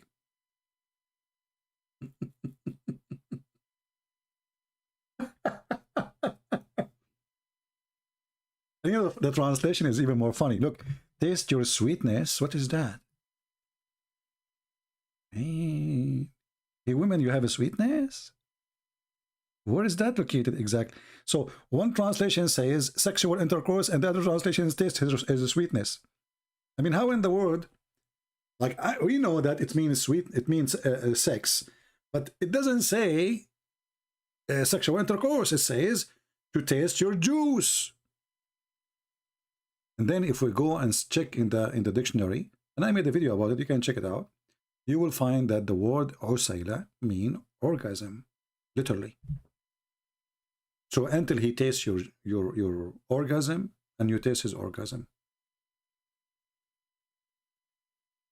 And this guy, he said, you want to compare between the treatment of the women in the Bible? The Bible says, Jesus said, that the man is the Lord of his house. He's the head of the house. But he gave himself to his wife the same as a Christ he gave himself to the church. So the Bible makes the women equal to the church. And the man is the Lord to serve, not the Lord to be dictator. The Messiah, he gave himself to the church. He did not ask the church to give herself to him. The church is us. So the Messiah is the only person ever who made the women equal to the most holy, let's say, title, which is the church for the Christians. And not only that, all of us, we knew that the Messiah is born of the Virgin Mary. So if women are bad, actually this was the view of the Jews, always they look at the women bad, in a bad way. So Jesus, he corrected them, and he showed them that they are absolutely false in their understanding, even for the Old Testament. He himself, he came through a woman. You see, Jesus, he said to the Jews, what say you of Christ? They said, well, he is a son of David. Jesus, he said, well, if he is a son of David, then how David called him my Lord? You see, it's an honor for anyone, a Jew, an Israeli, to be called the son of David. This is a big honor for them. This is the most powerful king they have, David. Jesus said to them, but if he is the son of David, then how David called him my Lord? The Lord said to my Lord, sit in my right.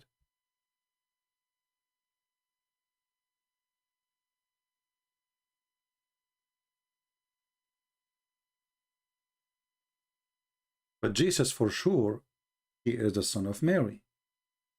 And Mary is a female. We don't worship Mary. But if women are bad, God will never choose to come through a woman.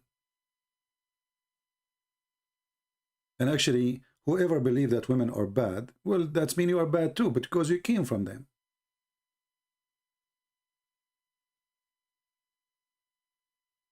The tree gives fruits. And if the women are bad, you are will the fruit of this tree. So a person who is saying women are bad, he is saying his mother is a whore. Is disrespecting his mother. And you know, the funny is that women are bad, and the Muhammadan, they are dying to have more women. And their heaven has nothing except sex with women and men, actually. You know, Muhammad, he said that the majority of women, they go to hell. But if you think about it, Muhammad, the foolish man, he exposed himself again, because if the majority of the hell is women, so why the heaven is the ratio of men to women in heaven, Islamic heaven, is 1 to 72 at least. So in reality, the majority of hell, of heaven, is women. I mean, this is stupidity. Women are so bad, but we will make the heaven full of women. Wine is so bad, but we'll give you a river of wine. What a stupid cult.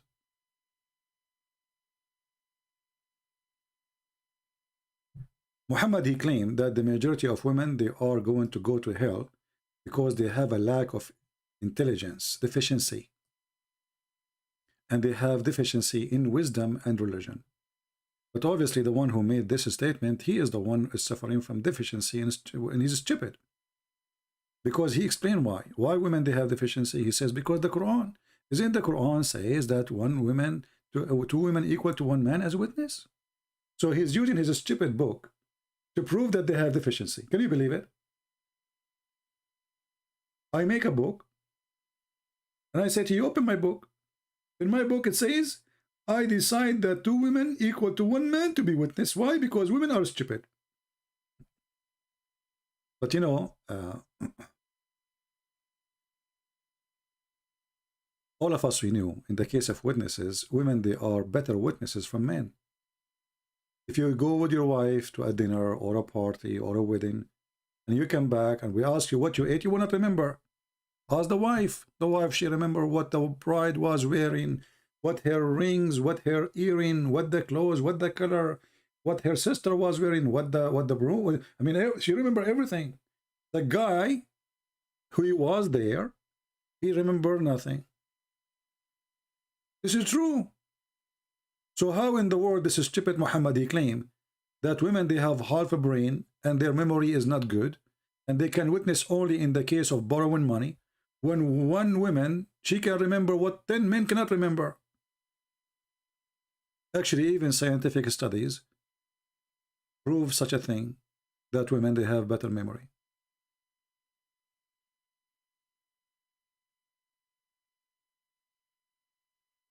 Right? All this religion is made, you know, one, a Somalian woman, she spoke to me this many years ago, and she decided to leave Islam. But then she said to me, you know, I'm not leaving Islam really because of you, even though, like, you know, help me, etc. But I decided to leave Islam because I discovered that Islam is made by the man for the man. This is a man-made religion, made for the man, made for gang fighters who want to die for the filthy Muhammad. So he was looking for drugs, how I can control them. Persian, their vagina look like this, their ass look like that. He described even the size of the ass. He described even how they will do sex. Dahman, dahman, which means you hit so hard when you do it. You push it so hard. Can you believe it? How, I mean, what kind of a prophet this prophet is? But he is speaking to savage people like him, people of the desert, uncivilized people. They take a shower once a year. Even when Muhammad, he take a shower, just to show you what kind of society we are talking about. The Muslims, they say the prophet, he taught us how to be clean. You know, the Arab, they made fun of Muhammad because they are not low class like him. The rest are not. So once an Arab person, he says to a Muslim, he said, well, your prophet, he teach you even how to do shit. He said, yes, the prophet, he teaches even how to do shit. Then you ask yourself, who is the one exactly who joined Muhammad in his religion to the point they do not know how to do shit? Literally, by the way, I'm not using the bad language. This is exactly what it says in Arabic. Your friend Muhammad, he is teaching you how to do shit. And this is the word khara in front of us in Arabic. He said to him, قال له رجل إن صاحبكم ليعلمكم حتى الخراء. Your friend Muhammad, he teach you even how to do shit? Like, why? Even cats, they know how to do it.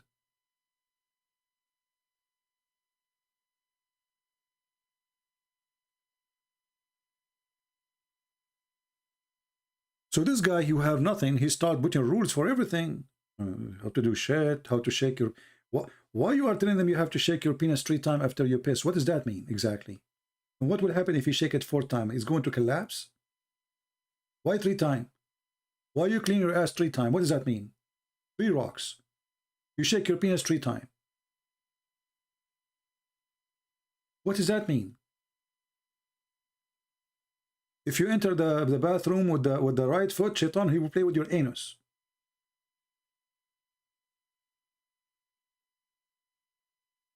Shaitan, he sleep in your nose. He piss in your ears. He take hair from your ass. This is the teaching of Muhammad.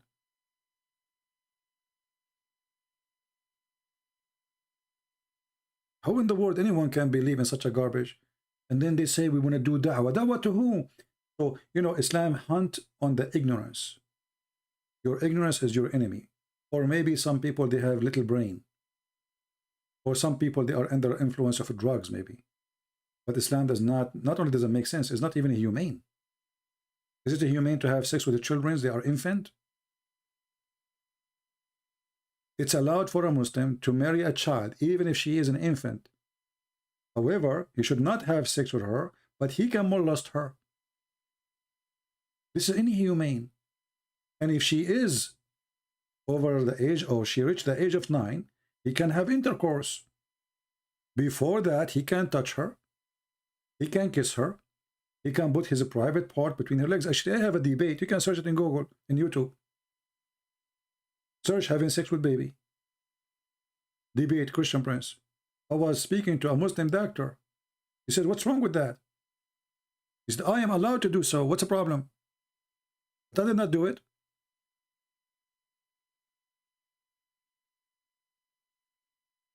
Isn't it enough, you know, to agree that this is satanic?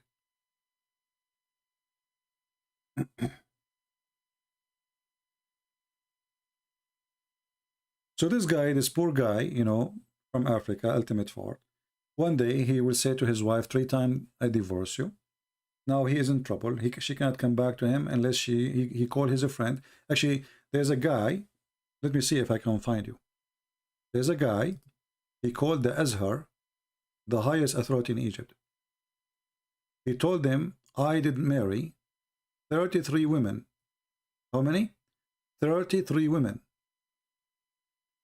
And the purpose is to fix their divorce, which means they are divorced 3 times. They cannot go back to their husband. So this guy, they pay him money to sleep with the women.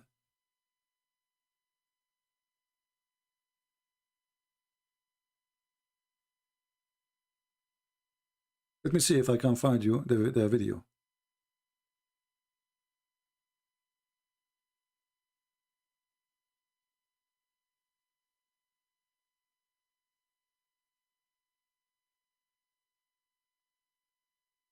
Well, I look for a video. I found the millions. But this is not the one I want.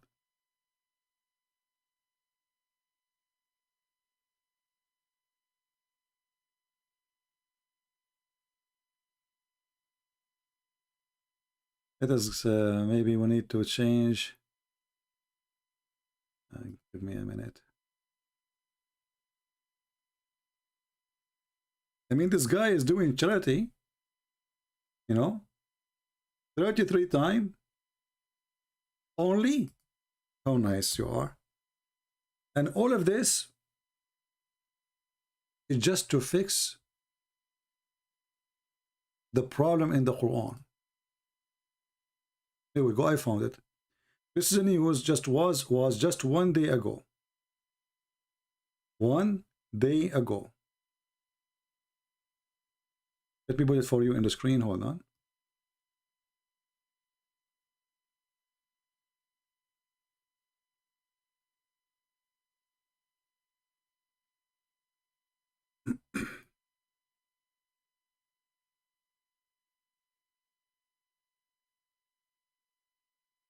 This is an Islamic website. قضية المحلل المصري. محلل is the one who sleep with the wife you divorce. محلل mean like make her halal. So he's محلل. So his job is to sleep with your wife, which you divorce already, in order later he will divorce her so you can go back and have her. Let's translate to English. As you see, this is a fresh news.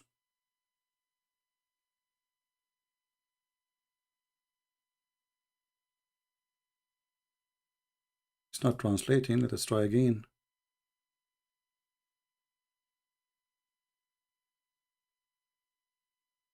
It says always translate. I'm not sure why it's not working. Let me try something else. Hold on. I will refresh the page. And we will try again.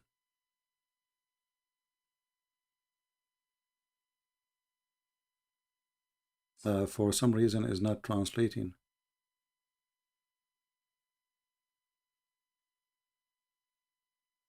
Let us try without going to the main page. We will try here. Let us see.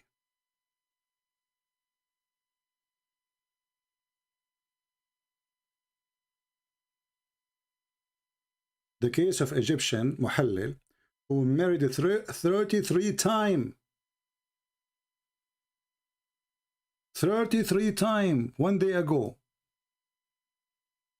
Even the BBC is speaking about it. And the reason it became so famous because this guy, he went in TV to tell his experience how he liked it. He's encouraging other Muslims to do the same. And the funny translation says analyst. It's not. It says muhallil, which means the one who make her halal. After a man announced his marriage to 33 women, all of them, he married them, which means he effed them, so they can go back to their husband. That's why here it says, the muhallil is a man who marries a woman who has divorced 3 times from her ex-husband. Do you see it? We could not translate using Google Translation when we go to the main page, but in the search engine we were able to do that. So this man who married, as you see, who is this muhallil? It simply is a man who married a woman who has been divorced 3 times from her ex-husband with the aim of allowing the Sunni man to marry or to remarry his divorced wife 3 times. So this guy is doing charity, brother. You see the modesty of this religion?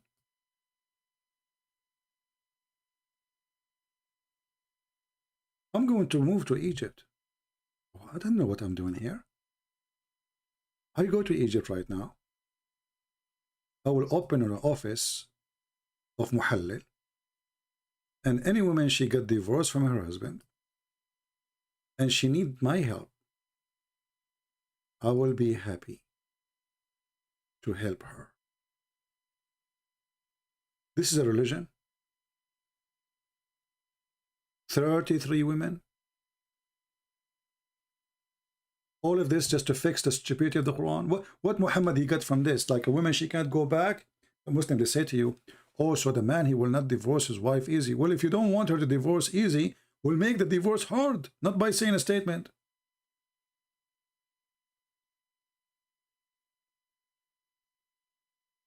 Okay, I just received a message that a woman, she said she is divorced. Guys, I'm going to get busy. Sorry.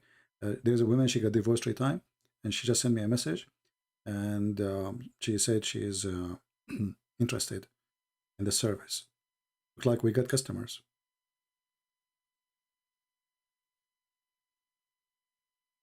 What the heck with this cult? And this potato from Nigeria, whatever he is, he says, you want to show me the treatment of the women in the Bible? You know?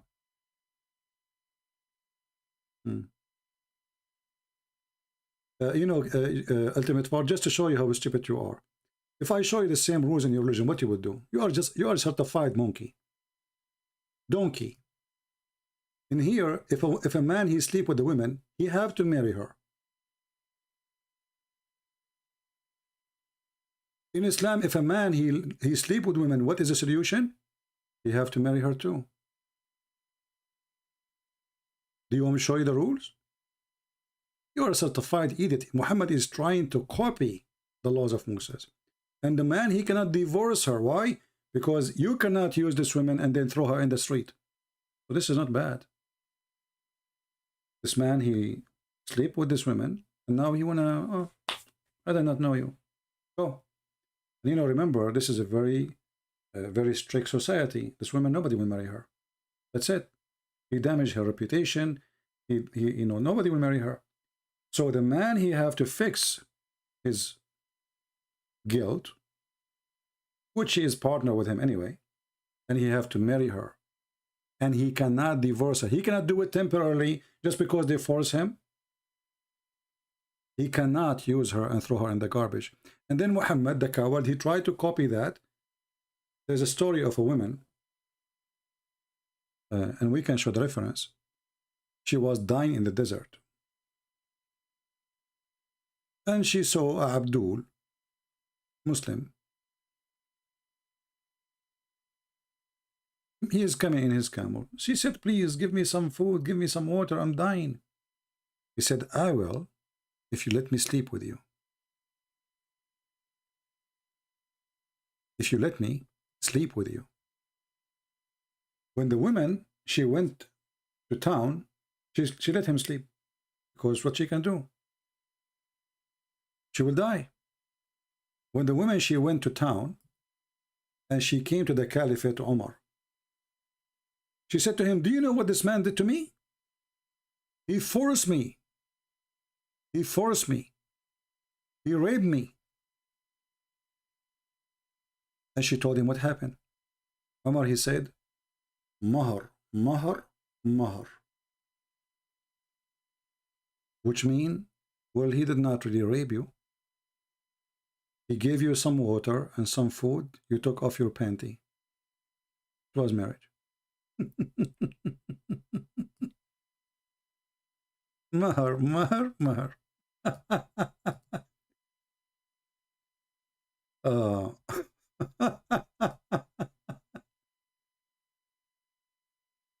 Okay.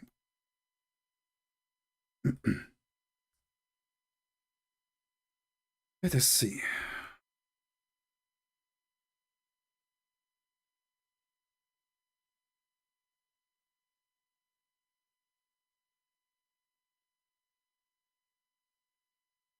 Do we have any Muhammadan here?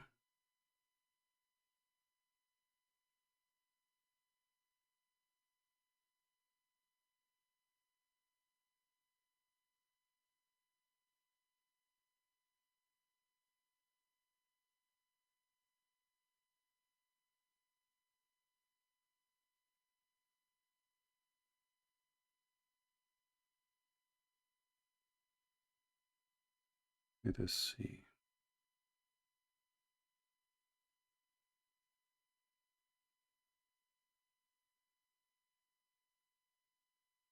I'm trying to find you a hadith, so just, you know, for entertainment purpose. At the same time, education. No, we could not find it in English.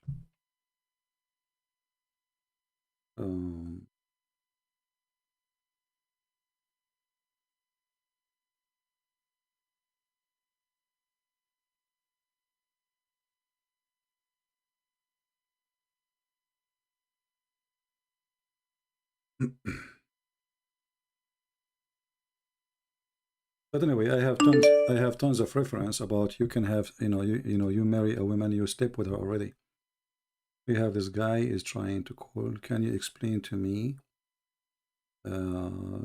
Corinthian?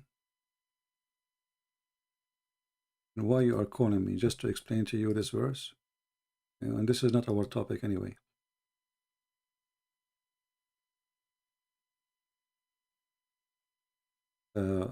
But anyway, as long as you're asking, a Muslim Abdul saying, can you explain to me 1 Corinthians about as the women should remain silent?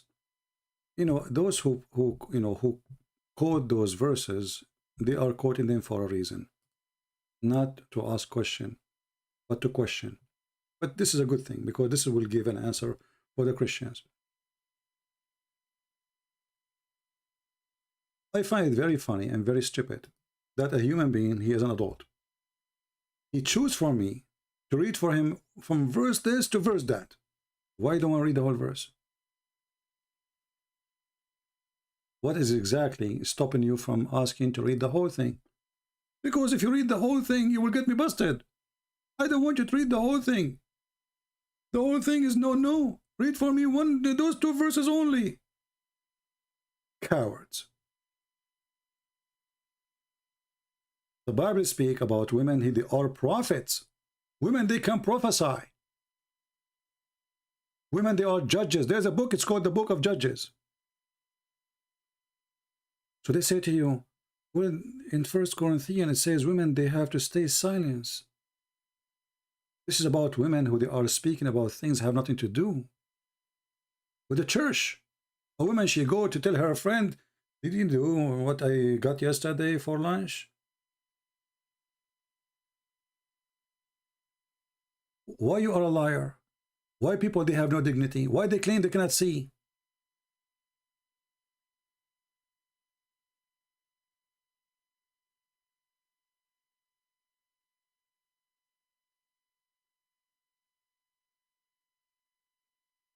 No dignity.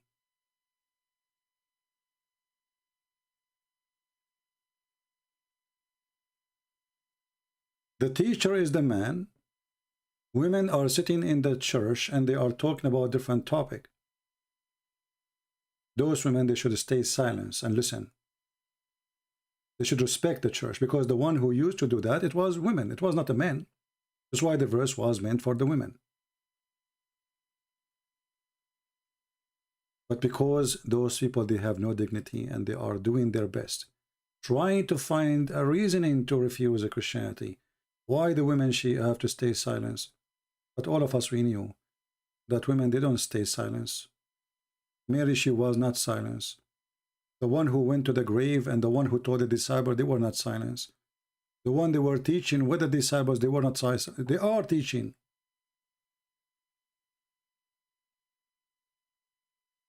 So this is what you found about the Bible. It's wrong for you. If you open your TV, you will see tens of thousands of Christians, women, teaching in churches. So how come you did not ask yourself how they have to stay silent in the church, but we have women teaching the Bible?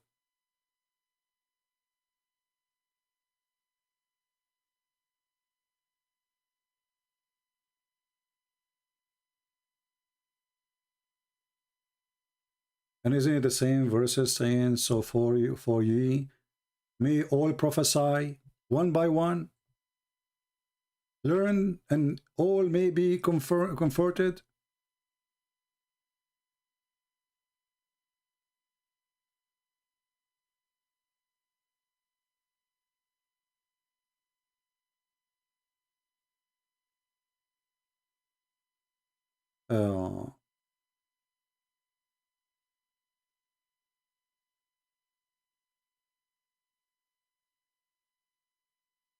You know, remember that's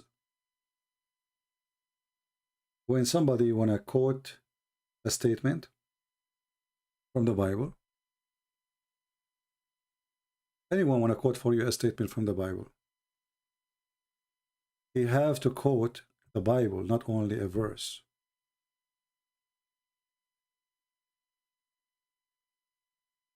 In the same time, the Muslims are not allowed to speak in the mosque. They aren't even allowed to be in the mosque. Not only they are not allowed to talk, they are not allowed to be in the mosque. And now, like now, they put a sheet and they separate the mosque. But all of us, we knew that the mosque was never was for women. So as you see in Christianity, women, they come to the church, but the teachers are the disciples. Women, they are learning. So a person is learning, he cannot be a teacher. But all of us, we knew that nobody speak about prophets. They are women except the Bible. If you go right now and search in Google, take you 2 seconds. Women prophet in the Bible. Actually, I will do that right now.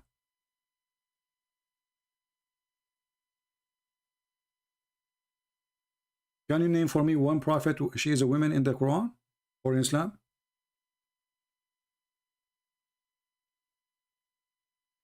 So if women cannot really talk, then women, they cannot be prophets. Because the first thing prophets they have to do is to talk.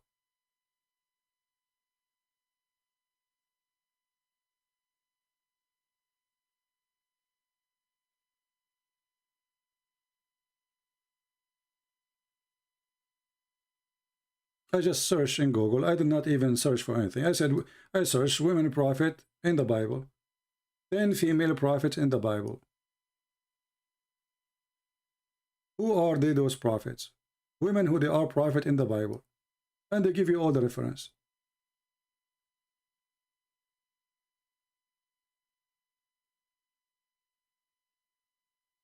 So those are not questions to ask, those questions of evil. Because you know that women in Christianity is not treated as you claim. But you did not find from all the Bible except this verse says women, they should stay silent in the church. Ask your husband.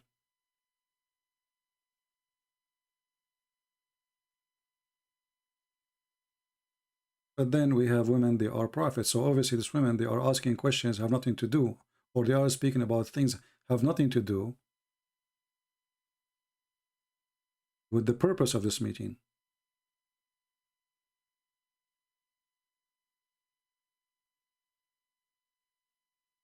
Anything else?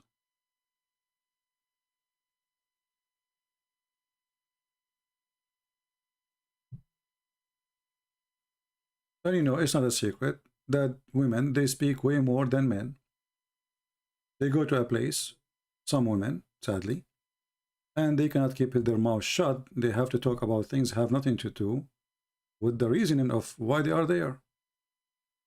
So some, obviously, and this is why this I mentioned, there's some women, they are going there to social maybe.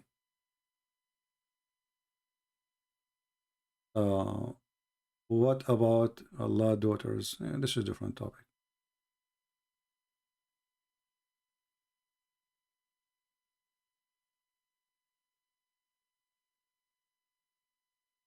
Anything else, guys?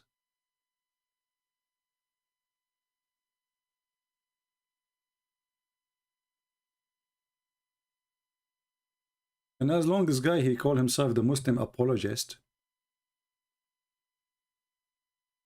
is that a real apologist? Let us call him then.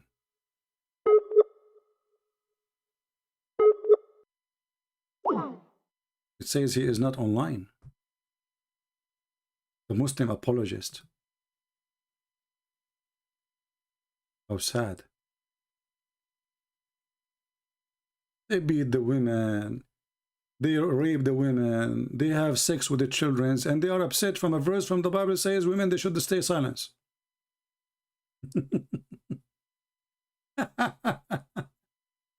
That's a good one. I mean, do you see how evil the Bible? Women, they should stay silent. How do you accept that? Look who's talking.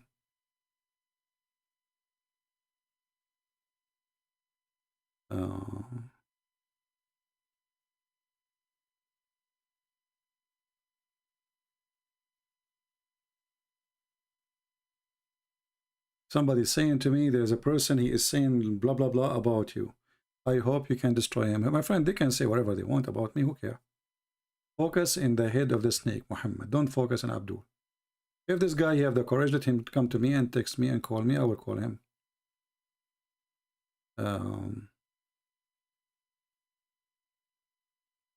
Here we have a person from Nigeria. Look like he's an ex-Muslim. He's saying thank you very much, etc. Wonderful. From Nigeria. He's an ex-Muslim.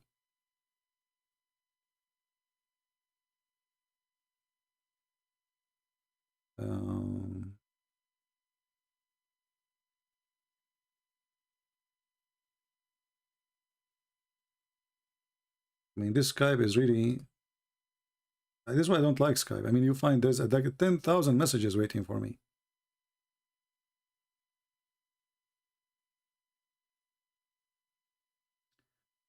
I have a question. You said previously video Aisha, she was 5, not 6, according to Islamic calendar. I explained that. But Islamic calendar is shorter.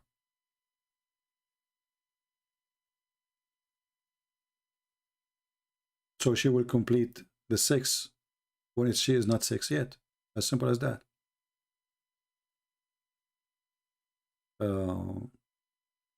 If every year there's 10 days shorter, if there's this is the shorter, so then in 6 years, when they say 6 years, that means there's 60 days different, at least.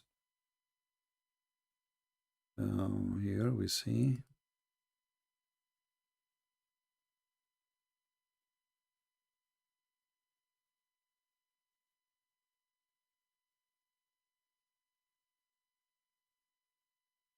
I'm receiving too many messages, most of them. Here we have a person asking a question about the barrier of Jesus.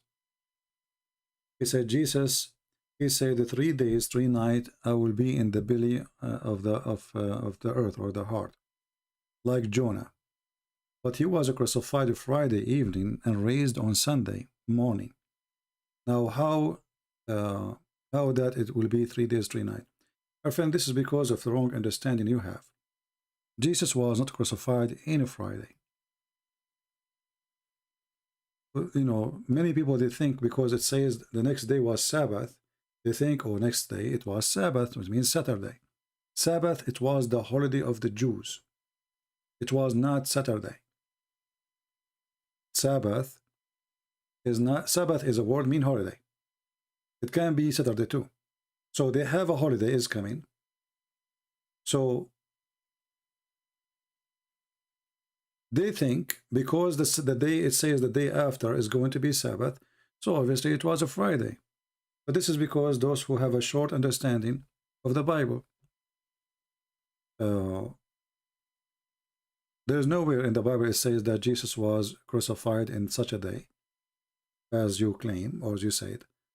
And it's just based on wrong understanding. And remember, you know, the day for the Jews start by the sunset. The day for the Jews start in the sunset time. So if they take Jesus to the cross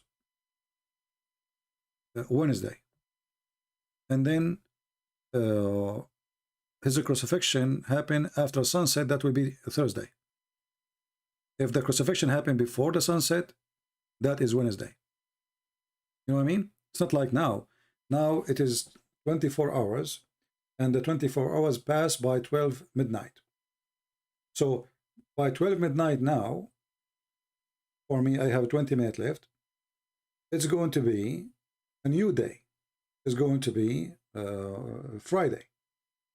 For the Jews, long time ago, many hours ago, it's already Friday, or it is the sunset time. So sunset is the day. It's not 12 hours normal. We see it now. In addition to that, this is a wrong understanding. There's tons of articles. You can search them and you will find they explain to you in details that Jesus did not, and he was not really crucified in such a day. This is a wrong understanding of people who they go by the word saying Sabbath. Sabbath is just a word mean holiday.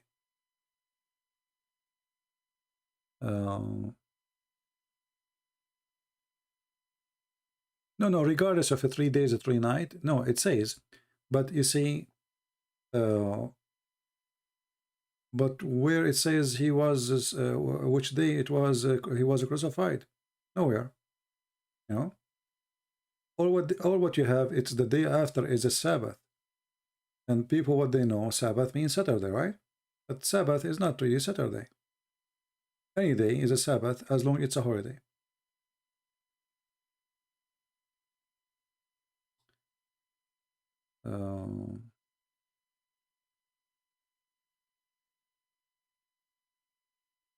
And you know, they have different way to set the time, to talk about time. Some morning have different, you know, a certain phrase of hours, or let us say bracket of hours. Noon have the certain bracket of hours. Nighttime. If you go, this is why Muhammad, he was trying to copy the Jews. If you go in the Quran, see the Muslims, they say to you, we pray 5 times there, right? But in fact, Muhammad was trying to copy the Jews. So the sunset is where the Muslim prayers stop.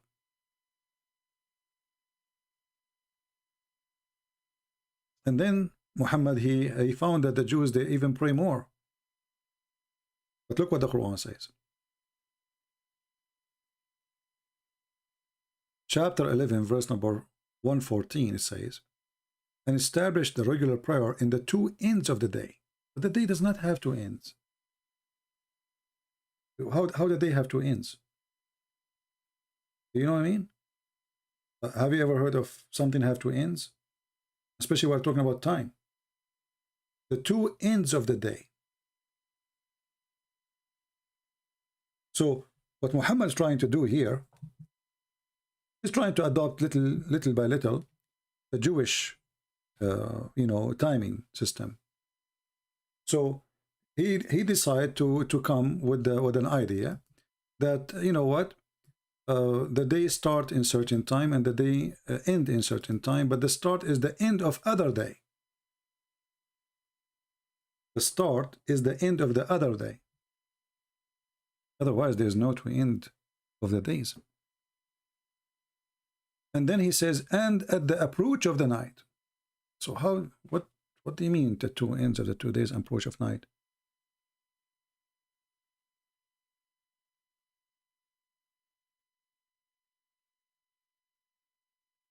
How that can be?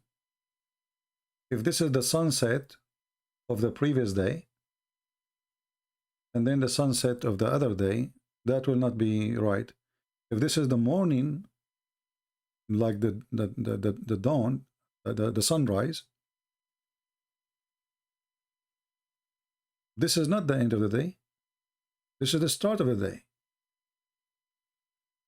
So obviously Muhammad was very confused about how to pray and when to pray it, and later he changed it. Actually, even the Muslims agree that the one who told Muhammad about how many times to pray, it was Moses. Muhammad, he went to Allah. Allah told him supposedly to pray 50 times. Moses, he keep asking for discount, and then they come to the solution of 5 times.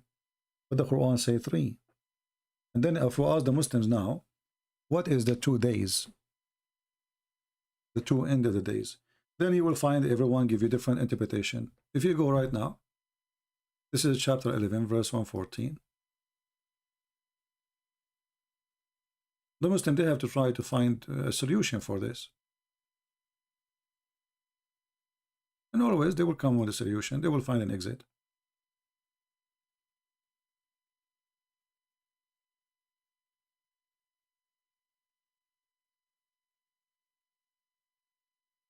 Then if they don't have exit, they will say Allah knows best, as usual. Read carefully. Fulfill the prayer at the 2 ends of the day, the morning prayer and the noontime prayer. But how this is the end of the day? Have you ever heard of such a stupid thing? How the morning prayer is the end of a day and how the noontime is the end of a day? Does that mean the day is 12 hours or 6 hours? 6 hours. It doesn't make sense. So the Muhammadan, when Muhammad he make poo-poo, they try to find a solution for this poo-poo, but this cannot be solved. Either Muhammad he did not explain what he is saying and the Muslim they get it wrong, or what Muhammad is saying doesn't make sense and the Muslim they get it right. Which one? Because who in the world will believe that the morning is the end of a day and the noontime is an end of a day?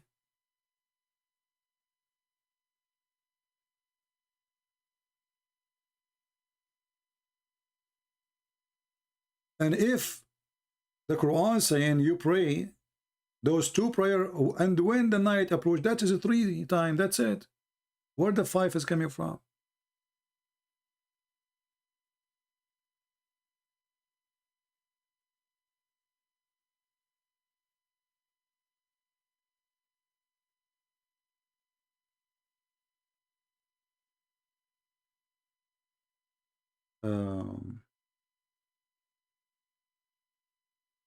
Any other question?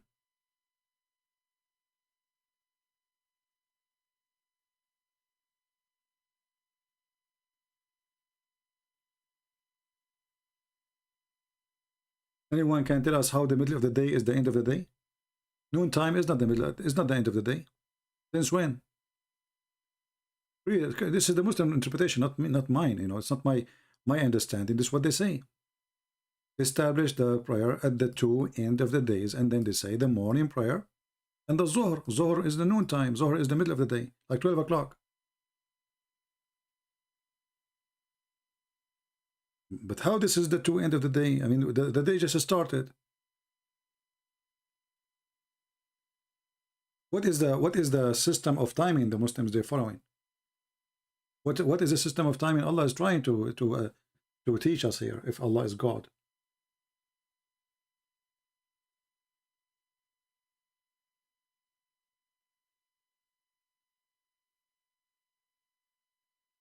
Yeah, Jesus, he died. This is why they were meeting, and this is why actually there was a big celebration, and this is why they have to take him down from the cross, because it was the Passover, and the Passover is not Saturday. It wasn't Saturday.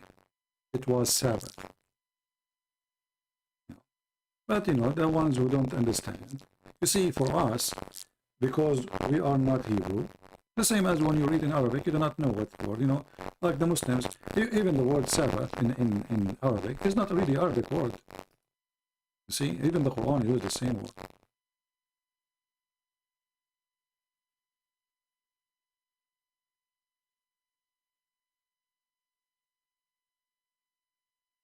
You see how many times Muhammad he used the word Sabbath, Sabbath, Sabbath, Sabbath, Sabbath, all over.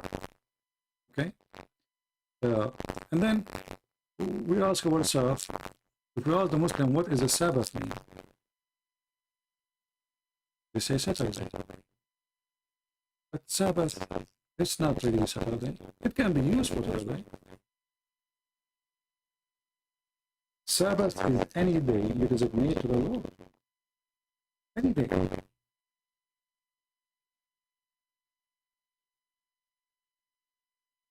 Okay, hold on.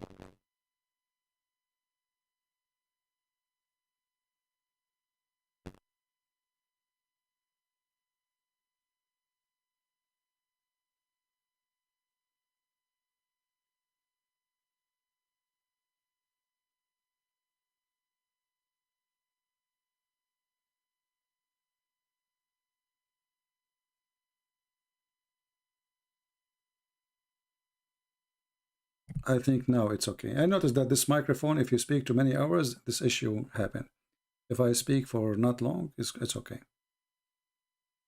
So I think now it's better. And because Muhammad, he stole everything.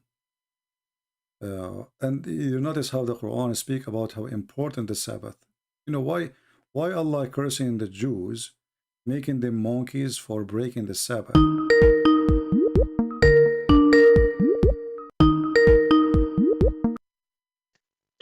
Hello? Hey, CP. Yes, Mr. Jihad, how are you? Are you still live? Yeah, thank God we are. What do you want to say You're to us? live right now? Yes, we are. Hey, CP, can I ask you something? Sure, go ahead. How can you prove to me that Christianity is true if your objective is to prove it? First of all, I should not be worried about proving to you Christianity, because if God is true, he can prove himself to you. So the logic is that you are asking the weak man to prove the strong God to be strong. That's weird, isn't it? What do you think? Well, look, you make some strong arguments. Okay, so I've watched you for, a few years now, and you make some. And you hate me. And you hate me. I've been again. I mean, look. There's no denying the fact that you kind of have a vendetta against Islam and you kind of have a bias towards it and you hate it, but at the same time you make some strong arguments. But how I'm not fair, and I'm saying I just said you make some strong arguments, Okay, but at the continue. same time it's quite apparent that you hate Islam. Well, for sure I hate Islam. Islam is disgusting cult. Why not? Is that wrong? Right, so that's why I'm asking you what, bring your proof of Christianity. Let me see it. Okay. And First I'll of all, go let me ask you: do you believe that Christ he is an amazing person who did a lot of miracles? Do you believe in that or not? I do. Okay. So now that's good. So we're starting from zero. We are starting from the point where Jesus he can do miracles what nobody can do. Do you agree with that?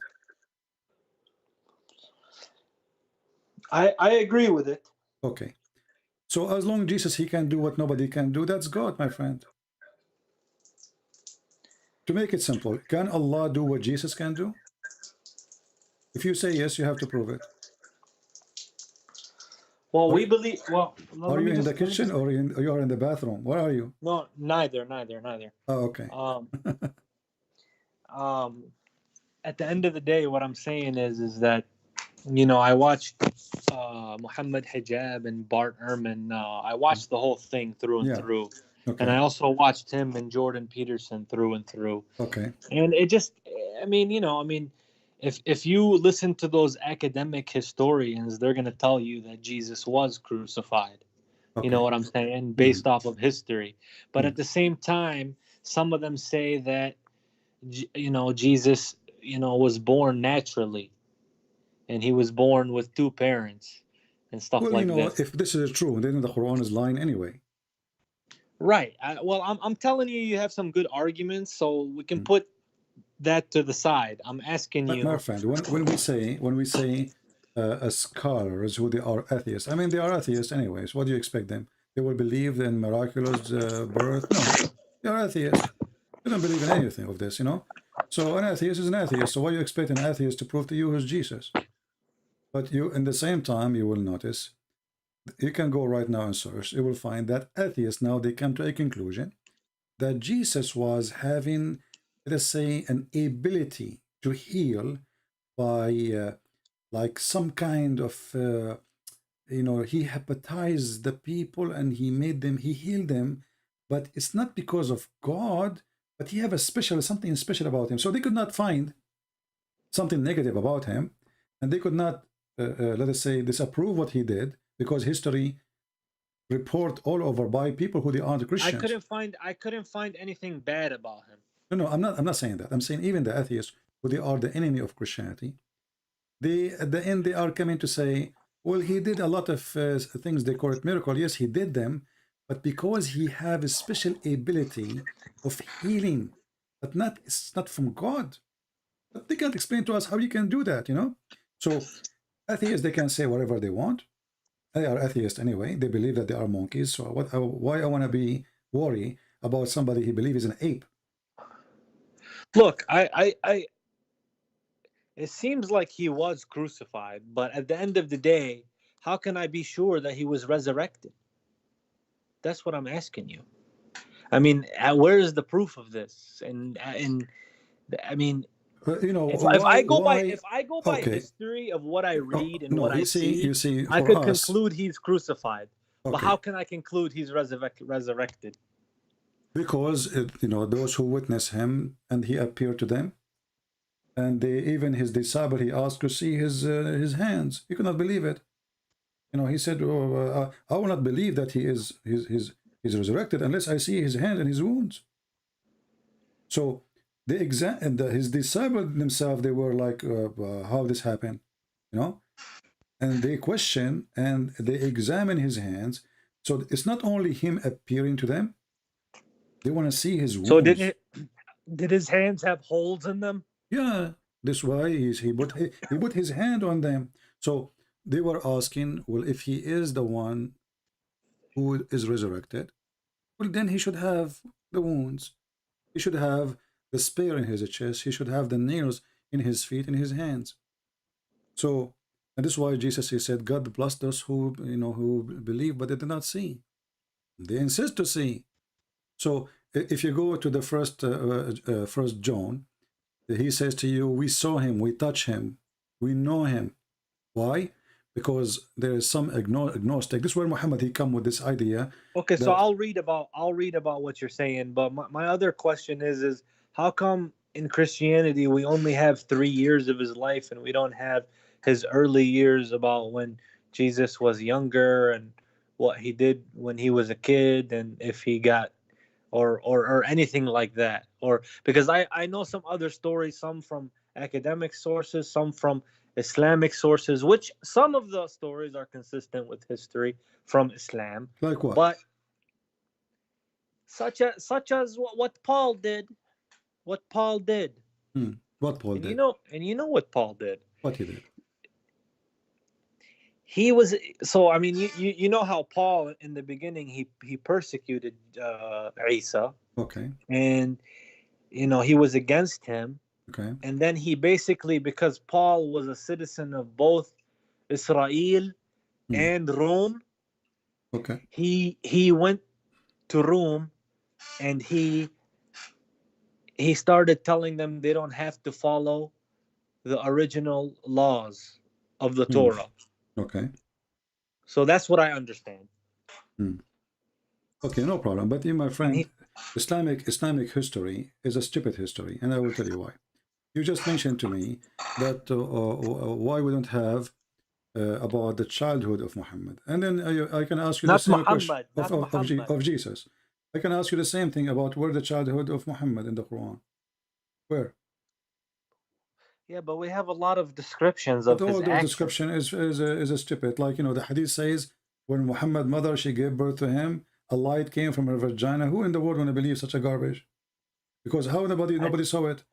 The light went all the way. The light went all the way to Damascus, and then even his family, they did not see that. Where is this coming from? So the stories about Muhammad, written about Muhammad, they don't make sense, and even Muslims, most of them, they disagree with them. And then we find that the stories Muhammad, he is copying about Jesus, is from books which we Christian will reject. As an example, Jesus, when he was a child, he created from the mother bird. This is the Quran. But this is stolen from books which is we Christian we reject. But you need to ask yourself, why we reject that? Why we reject it? Because there's no proof of those books. It's just a story. So how we can accept it? But wouldn't they have gotten those sources from somewhere when they... It doesn't matter. People, my friend, this is telling you that the Christians were very serious not to accept any story, even this story which about Jesus, he created from the mother bird, and why we will deny that? I mean, that will give us more proof of Jesus being God to you, correct? What that will do damage to me as a Christian? Nothing. That will make Jesus more powerful to prove to you that he is God, because he can create from the mother bird. So we as a Christian, we do not need such a story, which we believe is a fabrication, to make Jesus or to create the creator Jesus. Jesus already, he gave eyes to the one who's blind. And then, then there's one more story I heard. I wanted Jihad. He created already, he gave eyes to the one who cannot see. He created a new eyes for him. So Jesus already is the creator, and we do not need a story. There's no proof of it. Where Muhammad got this story from, he did not tell you. Who is the witness for it? Okay, he did not tell you. What about the story? Who is the name of the one who witnessed it? He did not tell you. Who is the names of the disciple of Jesus? He did not tell you. Okay, who is Jesus? He did not tell you. Even his name is Isa. You are an Arab. I am an Arab. You know that not a single Christian called him Isa, correct? They call him Yeshua. Yeshua or Yeshua. Yeah. So where is Isa coming from? So everything he brought about this Isa, we don't know where it's coming from. But I know, based on my study, Muhammad is a foolish man.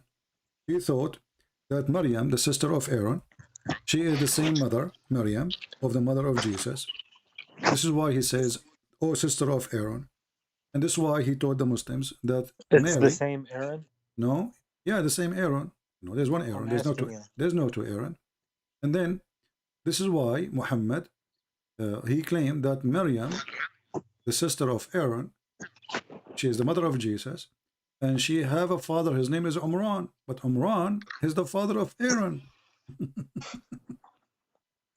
Yeah, that's okay. So I'm giving it to you on that, but at the end of the day, I'm giving it to you on. We'll put the Islamic sources to the side because you have some points, and I'll look at them. But at the end of the day, what I've really been investigating is I just wanted to know who Jesus is outside of the New Testament. That's all. Well, that's all I've been at the end of the day, Jihad, you see, I cannot create for you a new book just to convince you. For me, the New Testament is where I learned about Jesus. However, there is a lot of things which nobody can explain about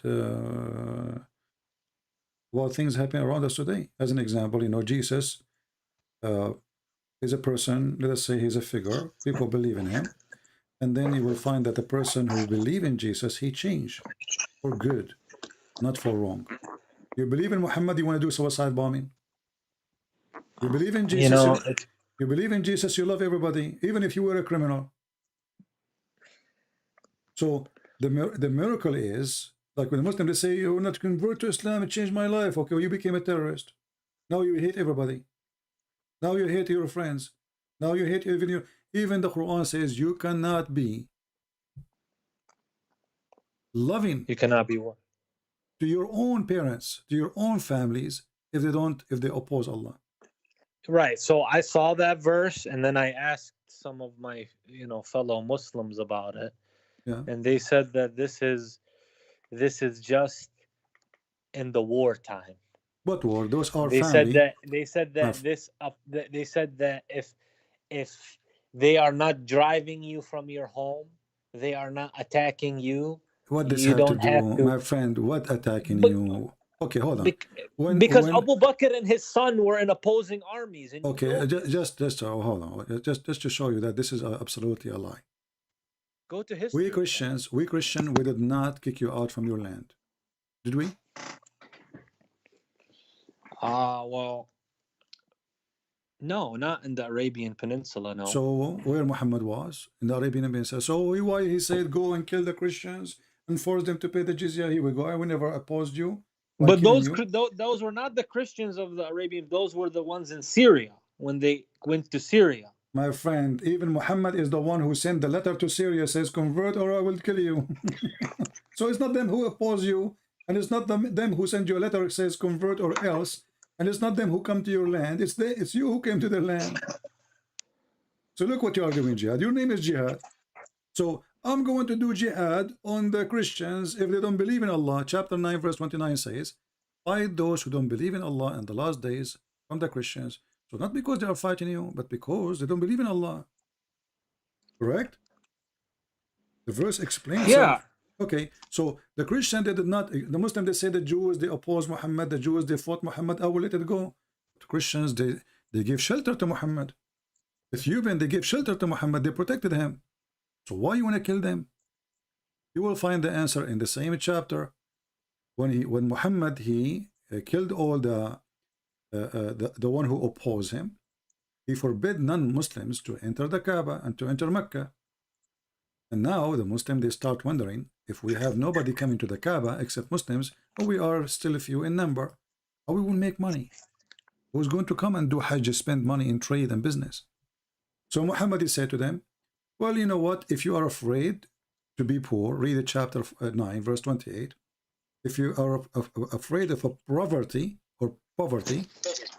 Allah will enrich you. Allah will enrich you. So what is it? From his bounty. Read the verse, read the verse again. It says, fight those who don't believe in Allah. So go and take their money.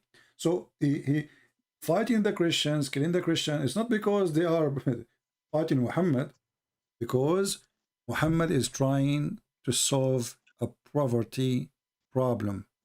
He killed all those who have business, all those who do business. And now what we will do? Go and kill the Christians and take their money. And this is why he's saying, let them pay. You see? Not convert until they pay. I got you, CP. I got you. But at the end of the day, let me tell you something. When I look at this objectively, what I see is that, look, you can't sit there and say that the history of the the Middle East was a fun one before Islam. You had the Assyrians, they killed the Chaldeans, they killed, there was so many wars before Islam. And what happens is, one tribe comes in, they kill another, they assimilate, and then, they become one.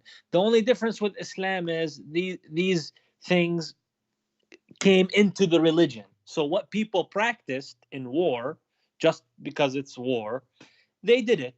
But Islam came and put all these war practices into the religion. That's the difference. No, Jihad. You see, I will take advantage that you speak Arabic and you are an Arab. If I say to you, no, attack the Romans so we can get their blonde girls, is that a teaching of religion? To get blonde girls? Yeah.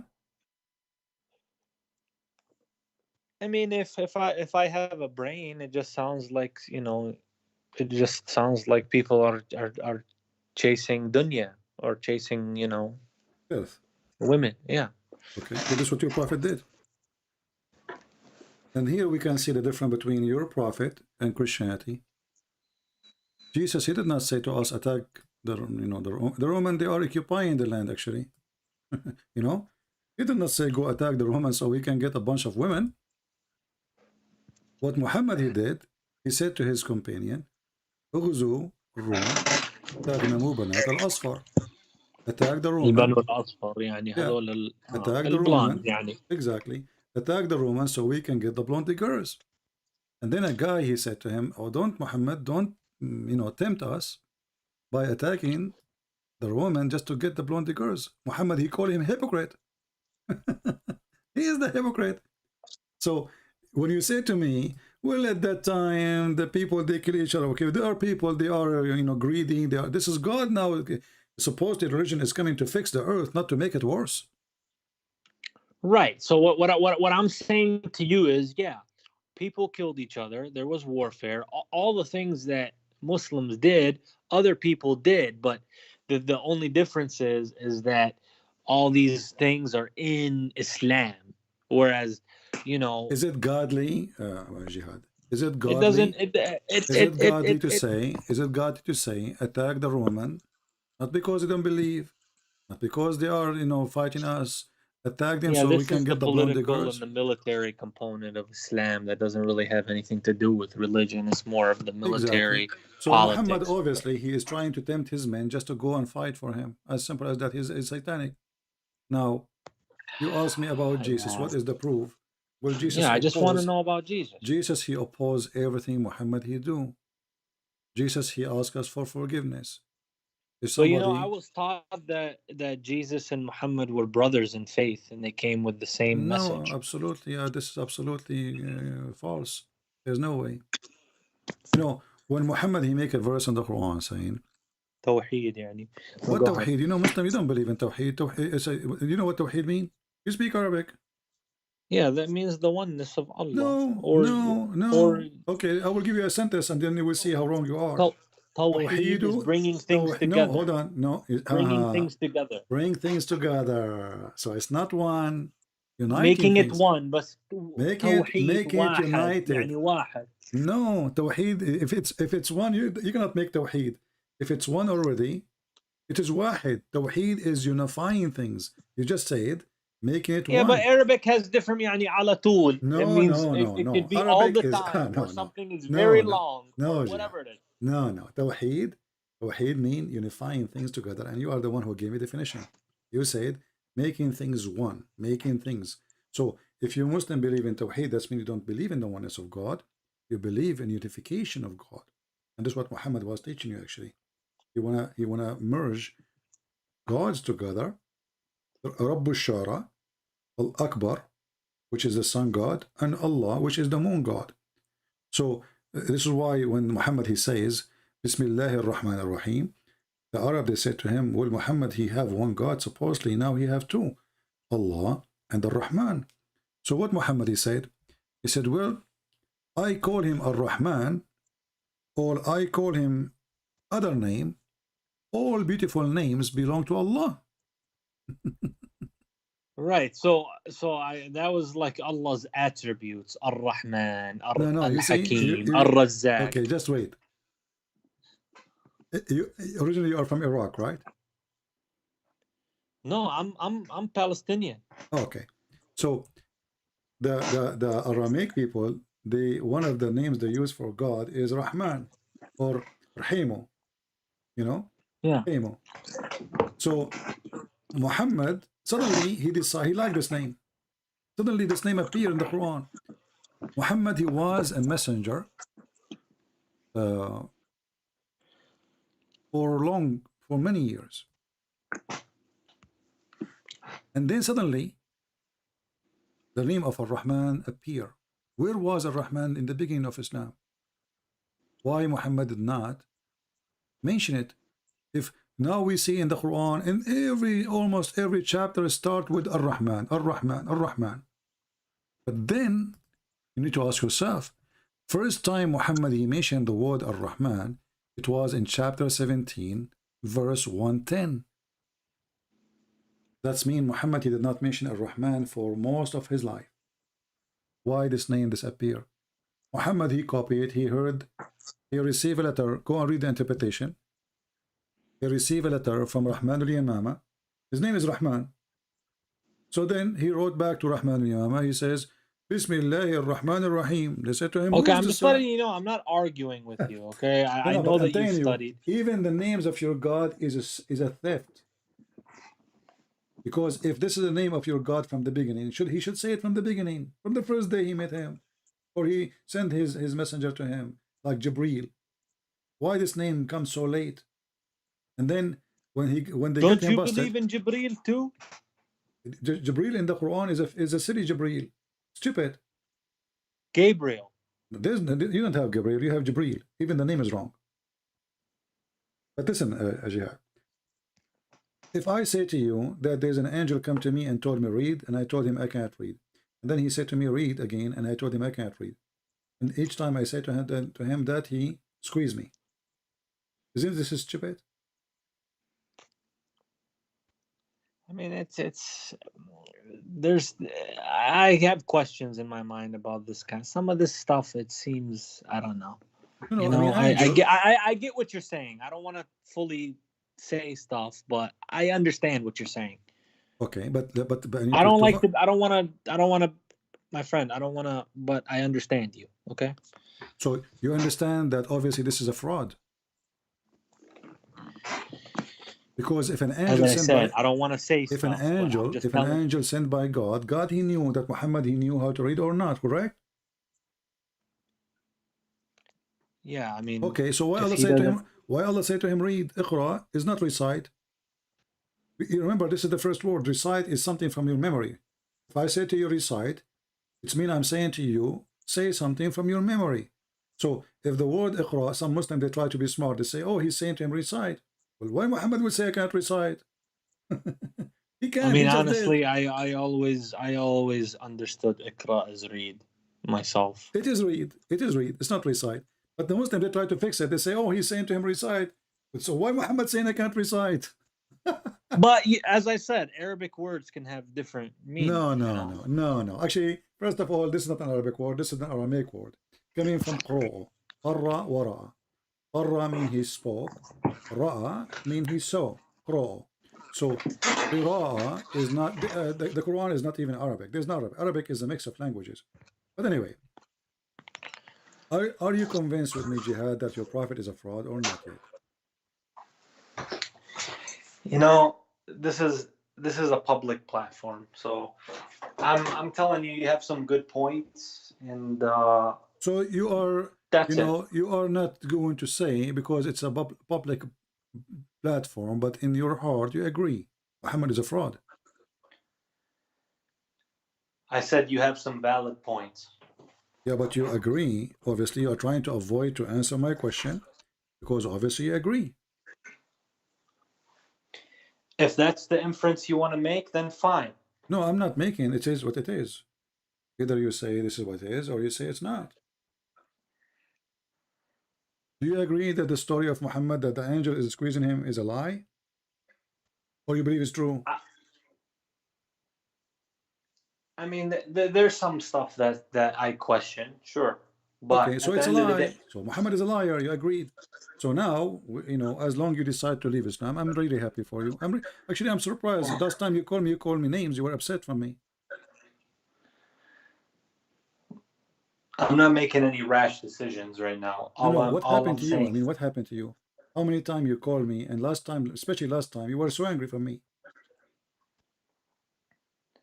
Yeah, because sometimes I feel that you have a vendetta against or it comes from a place of hatred.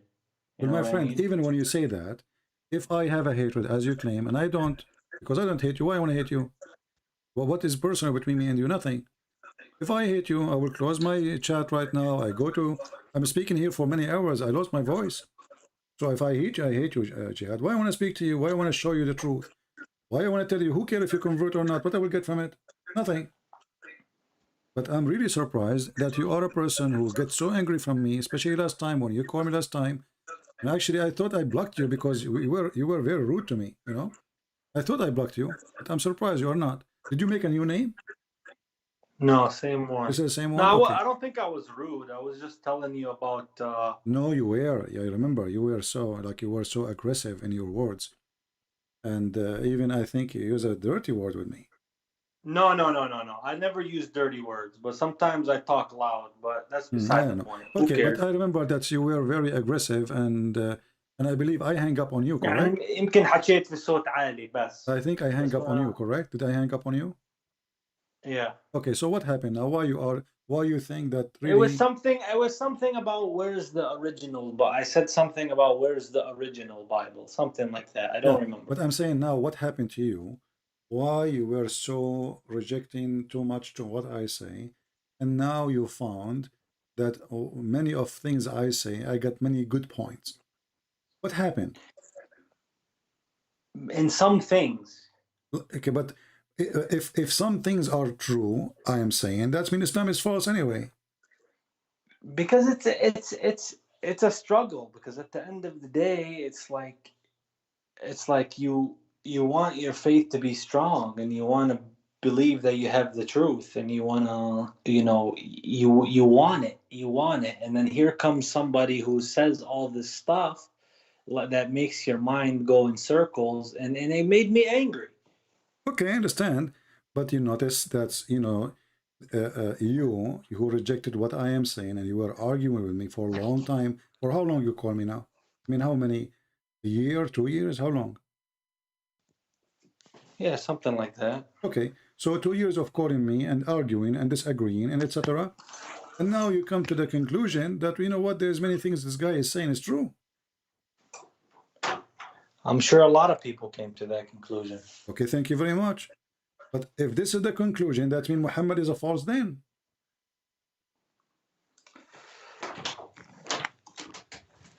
Yeah. Well, and okay, thank you very much. So Muhammad is a false prophet. You just said, yeah, I agree with you. Now let us talk about Jesus, as long as you decide to leave Islam, and I'm happy for you. Ask me about Jesus. You said, what is the proof that Jesus is God? Well, what is the proof he's not God? No, I just said, what is your proof that Christianity is true? You see, what is the proof? Christianity is for us is the Messiah. It's not even a book. It's not even a phrase. It is the Messiah himself. The Messiah, he is the walking, talking, living word of God. He is God's word, and he is God, for God is the word too. So when we speak about the Messiah, and I ask myself how I can prove to my friend Jihad here that the Messiah is God, the question is why I cannot ask God to show Jihad that he's God. Who can do better job, you think? Christian Prince or God himself? God, he can do that, right? Yeah, because the whole you see, when I look at things objectively about Islam, I can find fault in it, right? But I can also do the same thing about Christianity, No, such you as cannot. what? No, you cannot. You give me the fault. Go ahead. Well, what about all the, the Gnostic Gospels, for example, and then you had the Council of Nicaea, which I mentioned before. My friend, the Council of Nicaea is just They buried the Romans. They came in when they converted to Christianity, and they found all these scriptures in Egypt, and you had different. You had a different. The Bible is written long before that council, have nothing to do with the council. So when John here write, the council does not exist. When Luke here write, the council does not exist. So this is all is an excuse for the one who have no excuse. Secondly, even the Council of Nicaea, when it happened, it was between two groups. Both of them, they believe that Jesus is God. The other one believe that Jesus have a beginning in time, which means God, he got a son in a certain point. The other group says no. The Messiah is a son of God since the beginning of time. There's no time. There's no birth time. So nobody at that time believed that he was just a prophet, and they followed him like a prophet. They believe he's the son of God. No, whoever says that he to you, came as a messenger. No, they believe he is son of God. They believe he's God, and actually they were more, let us say, more aggressive in the belief, to the point that this God, like you see, this is why I say to you that if you go to the book of John, the letters of John, you will see that he says we touch him, we saw him, we hold him, we know him. Why? Because there's those agnostic, they start saying that God, when he come to us in the Messiah, he did not come with real human body like us. He's God. So those people, they believe in him as God. But they are so much against the idea of God coming in the flesh of a normal person, because there's no way Jesus is like everybody. That's why John, he was saying, we hold him, we touch him, we saw him, we know him, we witness him. He's real. His flesh is real. So it was a response for those who start saying those things. But at the end of the day, all of them, they agree that Jesus is God. And actually, the other side is more aggressive in the belief from us, to the point they don't want to believe that Jesus, the true flesh of Jesus, was in the cross. They say, this is why Muhammad, he got his idea that his God, he made them, have a flesh look like Jesus in the cross. So this group of people, Muhammad, he adopted a story, which is very weird. So where did the story come from? Nothing, just because they are being fanatic of believing in God. God, he should be always. I mean, there's no way God will let them take him to the cross. So he must. So they believe he was on the cross, but they believe it was a flesh of God gift to them. Like he did them crucify a flesh, but he is not there. This is what they believe. So they believe Christ was crucified, but they believe that this is the flesh, which is God is not in that flesh. And this is where Muhammad, he come with such a false teaching. This is why we Christian, we rejected them. So those people did not believe that Jesus is not God. They believe that he's God. So they believe he's God, but they believe that the one who was crucified was a flesh. The ones who oppose, because God is so holy, so they have, let us say, they have a higher standard in their understanding of God.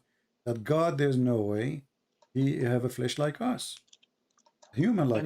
And then that was just a small group of people that said that, and then the council came just to clear it up, is what you're saying? Well, a smaller group or bigger group, obviously they are demolished. Why? Because the majority of the Christians did not agree with them, and obviously they are wrong. This is why in Nicaea. So none of them were maybe you don't killed. understand what happened in Nicaea. It's not like they bring them and they kill them. They have a debate. It was a debate. So those group who believe in this and those group who believe in that, both of them, they believe that Jesus is God. They come to a debate, and the one who wanted to prove that he is what they think, they lost. It's not like they killed them. It's not like the king, he brought them, he says, hey, if you don't believe in this, we are going to kill you. It was a debate, my friend. Okay, so if there's contradictions in the Quran, which maybe there is, is there no contradictions in the Bible either, or where somebody can question? Okay, it says this here. Always there is a contradiction when we have ignorance. As an example, I can say, Son of David or son of Joseph. He can say, well, in one verse in the Bible it says he have his house have 15 rooms, and the other verse it says he have 20 rooms. Which one of them is correct? Well, the guy. Yeah, but you'll do something like that with Islam, something small that. So I have to be fair. You see, first of all, contradiction. It have to be about word of God. God, he said. God, he opposed himself. The Bible is a book of books. It's not just a book.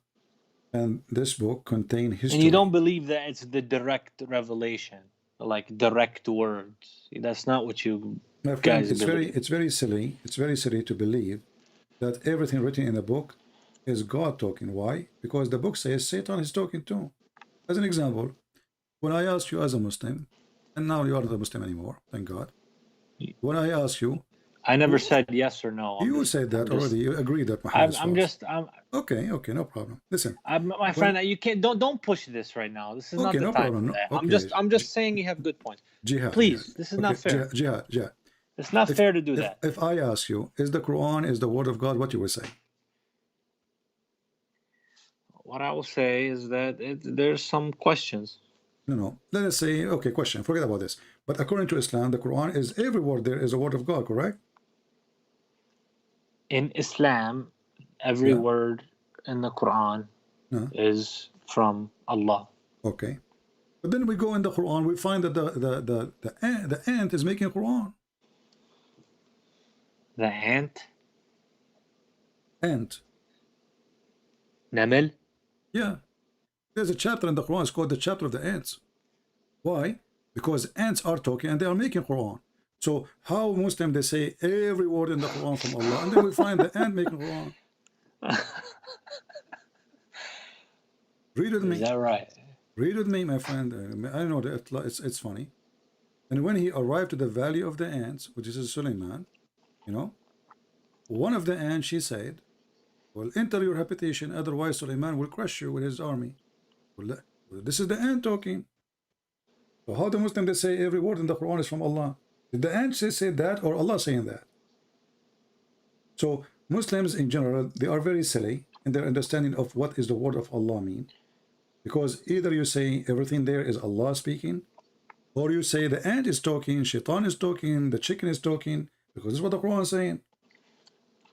So, and the funny, Muhammad, he claimed that Allah told him that nobody can make Quran like the Quran. And then we find the ant making Quran. And then we find the hudhud making Quran. Here we go. And this is Suleiman making Quran. At the end of the day, we all believe in the same God. No, we don't. No, we don't. But, if you want to say the Bible is changed, fine. But also the possibility exists that the Quran has been changed too. My friend. But first of we all, have to come back. We have to come back to the common ground. No, we don't have common ground. We don't have any. We don't have any. See, Muhammad is a thief. He is stealing stories from other books, trying to make a book. Obviously, this is a stupid story. Muhammad, he stole from the Jews. There's a book you can download for free. It's an old book. It's called The Legion of the Jews. Go download it for free. It says the story. This is a Jewish story. They tell it to their kids. Legend. Suleiman, he was walking in the valley, and then he saw an ant, and he put it in his hand, and the ant, she spoke. This is a Jewish stupid story. Have nothing to do with Bible. Have nothing to do with God. The guy, he took it. He put it in his Quran. And then Suleiman, he have a flying carpet. And he can put 600,000 chairs on it.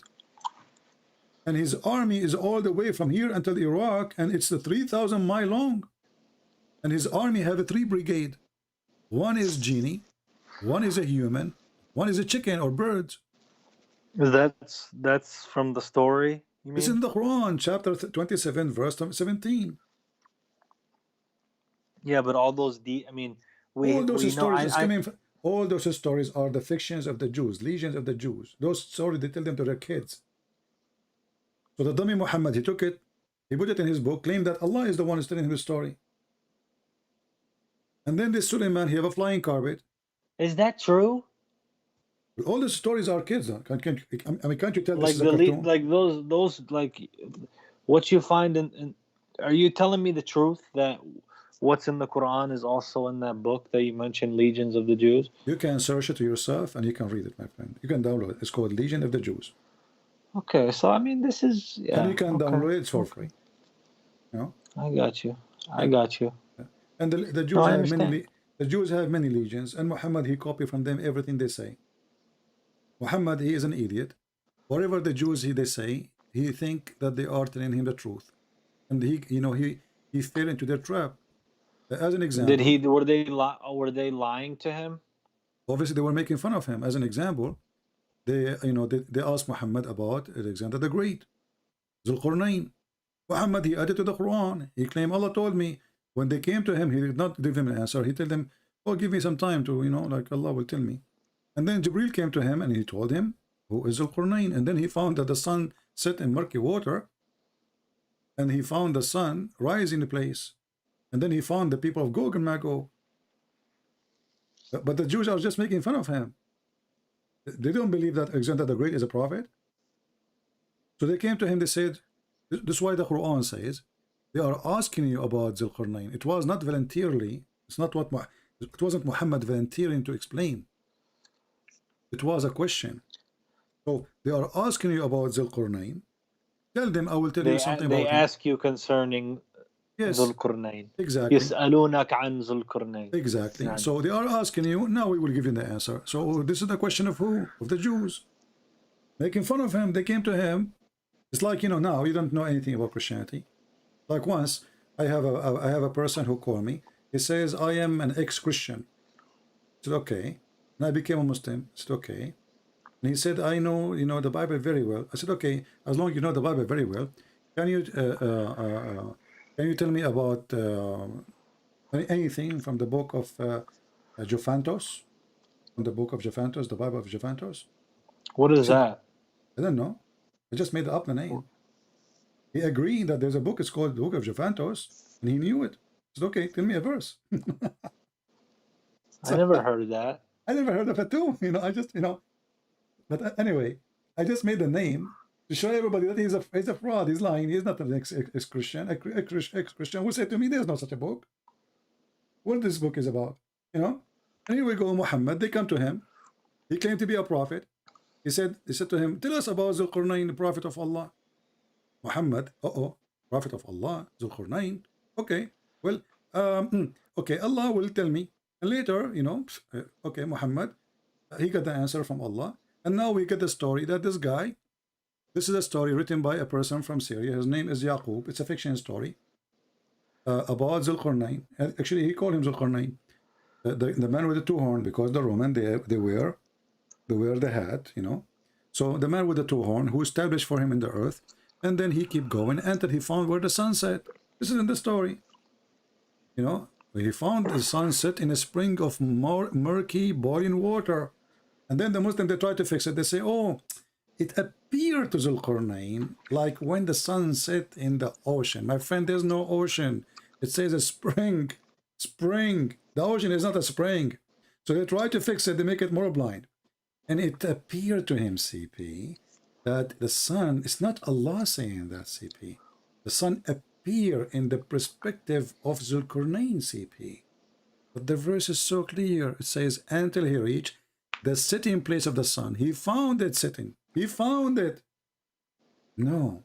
Found it mean he have his perspective. It says found it. Allah tells us what he found. Allah is lying too? If the find is lie or fake, why Allah saying to us the fake? And why he did not say this is wrong? He's telling us, he's not making a comment saying that this is false. So he found it sitting in a spring of murky water. Allah confirming the find. He is not saying this is wrong. He is not saying this is not true. He is not saying this is appearance. He is saying nothing about it except he found it. Then the Muslim tried to fix it. So all those stories are proving Muhammad to be a fraud. He copies stories and he put them in the book, claiming those are coming from God. Actually, chapter 18 and chapter 27 is the best chapters to prove Muhammad to be a fraud. Chapter 18 and 27? Chapter 18 and chapter 27 is the best. Okay. Yeah. I'll check it out. I mean, I know you have some good points. It's just I just wanted to understand like who Jesus is really about, everything about him outside of what the Bible says.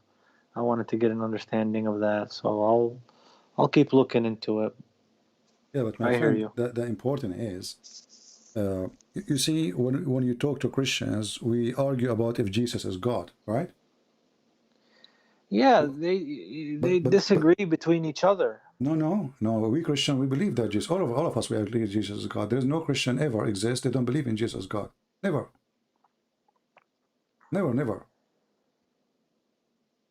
So exist. there was never a time where they just followed him like a prophet. My friend, God is the first prophet, because all prophecies coming from God.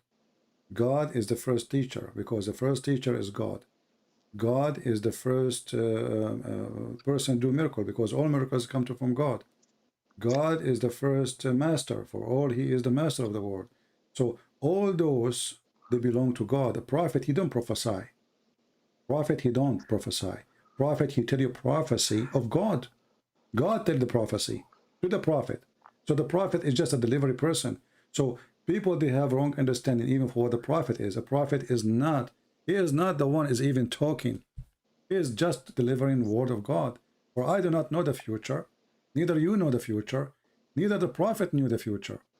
It is God who tell the prophet to tell us about something is going to happen, or a warning, or etc. So God is a prophet, because he's the only one who can prophesy.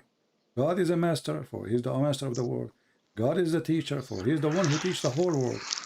God is everything we have. That's why we call him Almighty. So don't fool yourself with those words, because they don't change anything. So Jesus is a prophet, he's a master, he's a teacher, he's God, because all those belong to God. This is why you see in your Quran. So then I can't understand when. So if you want to say that, okay. So here's what I got under. So Jesus went back to heaven, and he's with God, or he is like. So it's just God sending his self down as a man, but then the body is gone, but it's just God, right? Okay. Is what you believe. I will explain to you. Or it's Jesus and God as two things together. That's why I can't understand. We don't believe in 2 things, 3 things, 4 things, 5 things. God is not things, you know. God is God. Whatever. No, it's not 2 whatever. entities, whatever it is. Okay, so let's make it simple. I will give you an example, but it's not really about God. It's about a physical thing. Because some people, they are like Taliban, you know. They will say, oh, Christian Prince is making God like an idolist, like he make him physical, you know. But I will give it to you so you can understand better. When you look at the sun in the sky, what do you see? You see a star, right? Mm-hmm. Okay. But do you feel the heat of the sun? I mean, yeah, to a certain extent, whatever we get. The sun can burn you. What are your first? Yeah, we feel it. All right. And do you see the light of the sun? Yes. Okay. But isn't it the sun light is the sun, and the light of the sun is the sun, and the heat of the sun is the sun? Yeah. Okay. Okay. But the sun is there, the light is here, the heat is with me. How that can be? So if the sun can do that, and it is an object created by God, can God be the Father which is in heaven? The sun, which is the light of the Father, come to us, the Word of God, and the heat, which is the Holy Spirit, which is going to warm our life by belief. I did see somebody make a good point. If somebody says that God is all powerful, then why can't he do anything that he wants to do, including, you know? Well, here we go. We gave you a proof that the God who made the sun, if the sun can do that, which is created by his own, why he cannot be that? Why he cannot be there and here and with us in the same time? Why he cannot be exist with us in spirit, which means invisible. Why he cannot be with us visible, and why he cannot be in the other place in the same time. He can. So either we believe that God is almighty, and the second you can say he is almighty, it's meaning everything he can do, or then we should not accept him to be God. The God who cannot be what he is or he want to be, then he cannot be God. So when we question how God he can be this way, actually we are questioning that we are not believing in God, actually, because why you call him God then if he cannot be that? You know, that is even silly. It's stupid even to say such a thing, because the second I believe in the word God, I say there's God, and then I say, if I'm an atheist and then I say how that can be, then that make more sense because he's an atheist. He don't believe in God anyway. So it's a question how. Look, at the end of the day, CP, I do know that there's a possibility of at least one person I know that watches you that could hear me on here. So that's the reason why I don't want to keep going right now. So I understand what you're saying, but I'm gonna have to end it here for tonight. All right? Okay. Well, I believe from my heart that you are getting closer to accept Christ, and I'm happy for you. Right, but I know that there's at least one person that could potentially hear me, so I just need to stop. Okay? Thank All you. right, my friend. Take care. Take care. All right, bye. And actually, our friend Jihad here is the proof that Jesus is God. This guy, he was so angry from me. Was, you know. But isn't it amazing? They oppose you. They get angry from you, but in their heart, they notice that this is what he's saying is true. It's in front of us. For how long we can deny it? If I don't believe in the Messiah, then I cannot believe that you called me today and you changed. I cannot believe that. Because this person is always opposing me. He is so upset. He's so angry from me. The last time I hang up on him, I was really upset from him because, you know, he was very, you know, I don't know what he said, I forgot. But look what happened. The denial did not change. It looked like the denial was an appearance, but in his heart he was listening. And that's what make me again believe that the Messiah is the one who shows you the truth, not me. Maybe the Messiah is using me to bring you, but it is him who is going to save you, Jihad, not me. So I say, thank you, Lord. I'm so happy. I'm really tired. I spoke to him many hours, and I was really surprised that this conversation happened. You know, Jihad today remind me of a person he used to open a room in a chat room in Paltalk, almost for 3 years, and he's a doctor from England. The name of the chat room every day is different room. Christian Prince is a fraud. Christian Prince is a liar. Don't go to Christian Prince room. Christian Prince room, he is number one liar. I mean, every day he have different title of his chat room where the Muslim gather just to bash me. Every day for almost 3 years. And then one day he come to the chat room. We thought it's a fake name. And then he wrote something in the chat. I saw it, but I thought maybe somebody's, you know, sometimes people, they copy name of somebody, try to make it him saying it. So I thought it's somebody fake. There's no way he would say that, because he was saying, this guy, he's saying the truth. Islam is false. And then people, they start, you know, texting me saying, this is his real. We look at his name. We look at his profile. This is the real person. So I said, okay, well, if you are really what you are, take the microphone and speak. He took the microphone. 3 years this guy is bashing me. And he's a doctor. And then he come to the conclusion that Islam is a fraud. And the second he announced that he is out of Islam and he accepted the Messiah, the Muslims, they start calling him names. He was fake. He was faking it for all those years. He never been a Muslim. This guy is paid by Christian Prince. They made him Satan himself.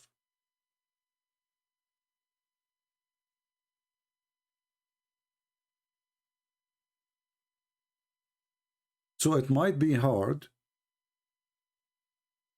but the mission is not impossible.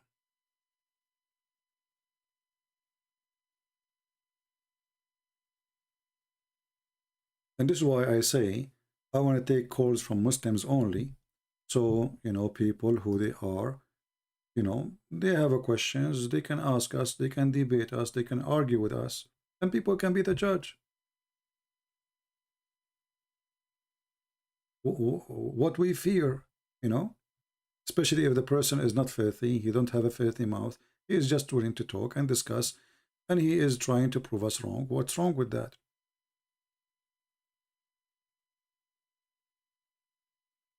This is why their sheikhs don't dare to call us, because they knew they are no match, and then they will lose their career, and then they can prove us wrong because everything we say is in front of you in the screen.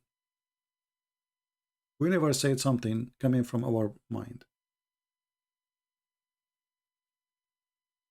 When Jihad was talking to me, one of you, he says, I advise Christian Prince he should study more about Sabbath. My friend, I advise you not to be foolish and go search in Google right now, and you will see Sabbath is a word mean holiday and every day given to the Lord. There's tons of verses in the Bible about it. So don't tell me I advise you to go study. You study. I spend my life here to refute Muslims. Now you are telling me go study? It takes you 2 seconds to search in Google and you will find that you are ignorant. One of the meaning of Sabbath is Saturday, but the major meaning is Day of the Lord. So any holiday the Jews they have is Sabbath. Any holiday, any day is designated for the Lord is Sabbath. Even if it's Wednesday, even if it's Tuesday, even if it's Friday, even if it's Sunday, it is Sabbath. And actually, you see, I don't get upset from somebody who is a Muslim, he's ignorant about our belief. But what makes me more upset is a bunch of kids who they come here and suddenly they became the scholars. When they can refute themselves in 2 seconds searching in Google, just search it before you open your mouth.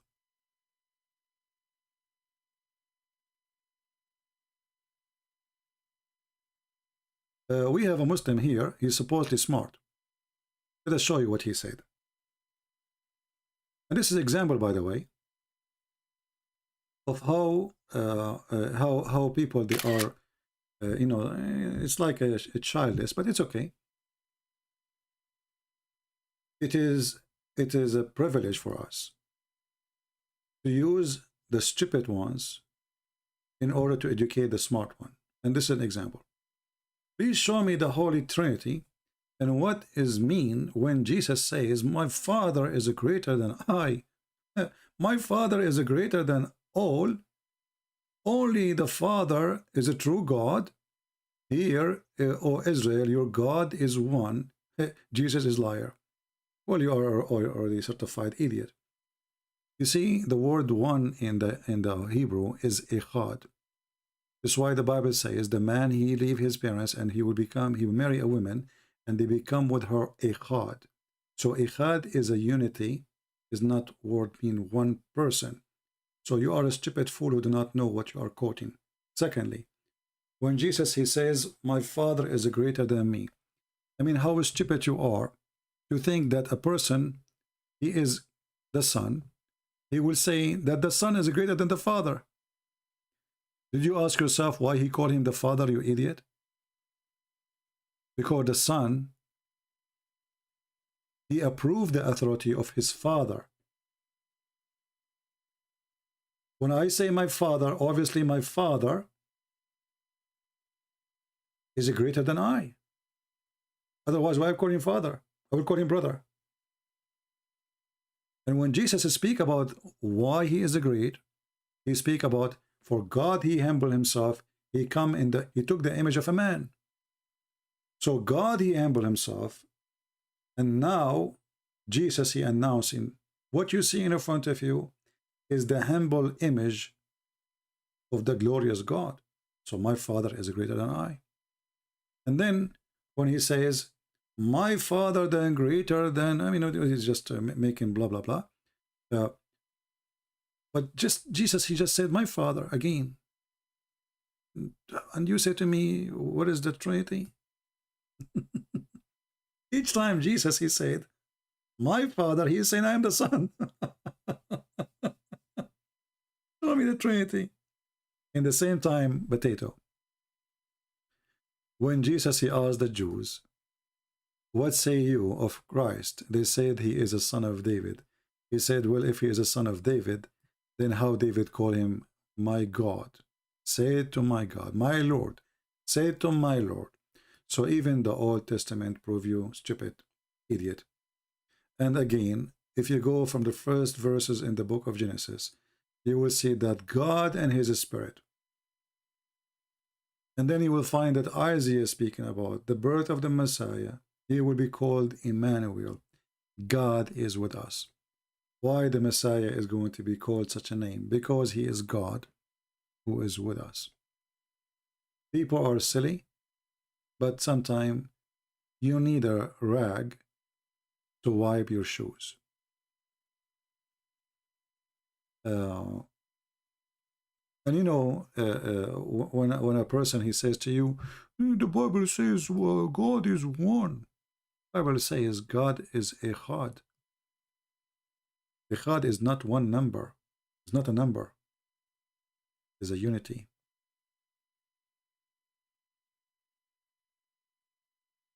You are an idiot. You know, the funny is, all those things, they can find it in Prophet Google, peace upon him, in 2 seconds.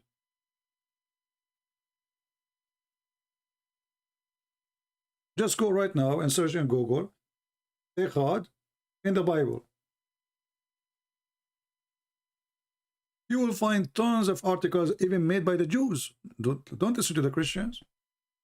And you will see Echad is not about one as a number. It's about unity. That's why the man, when he marry a woman, they become Echad.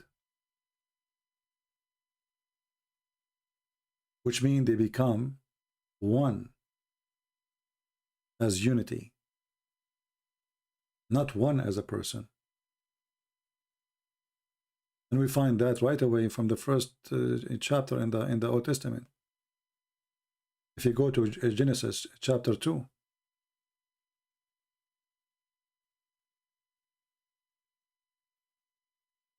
let me show you some reference so people will laugh at you. But anyway, as we said, we need those people so we can, you know, they give us opportunity to get them busted. At the same time, the Christians will learn, which is good. All those who oppose Christ, they end supporting Christ without knowing. This is Genesis chapter 2, verse 24. And this is where the word Echad. This is Echad, do you see it? And you can reuse any translation you want. You can use Jewish, Hebrew, whatever you want. So you're an idiot.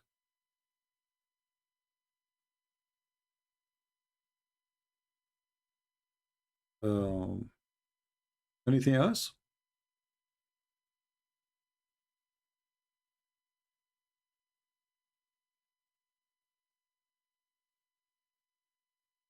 Mr. Kenta Kos, by the way, Kenta Kos is a bad word in Arabic. He's saying, I thought Christian Prince is a legend. How come he have 1,000 view?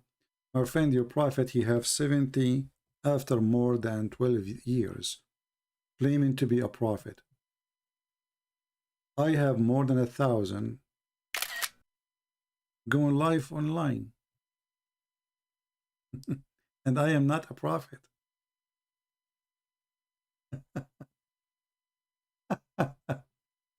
Like supposedly now he is putting me down. Like he have only 1,000. When Zakir Naik he go online, he have less than 400. Go watch. Go watch and laugh. I don't have a million subscriber. I don't. And what's wrong with 1,000? I'm willing to be here even if there's 10 people. Who care? Jesus, my Lord, he have a 12 disciple. He's my Lord. I'm not worthy of touching his feet. So 1,000 view, thank you, Lord. Lord, you know, I'm grateful for the Lord for sending all those people. And as you see, Muslims are leaving Islam, calling us leaving Islam. You are angry, you're upset, it's okay. No problem, take it easy. You know, not to forget, Muhammad, he says, Islam start as a small, tiny, and Islam will end as a small, tiny. And not only that, he said Islam will go back to its hole like a snake. Do you guys have the hadith? Who of you did save the hadith? Who of you did save the hadith?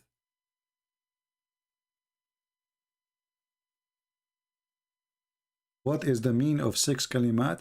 Well, you know, the 6 kalimat simply is like they're saying the shahada, they say the kalima at-tayyiba, the shahada. You know, I mean, it's a verses from the Quran. There's videos in YouTube about it.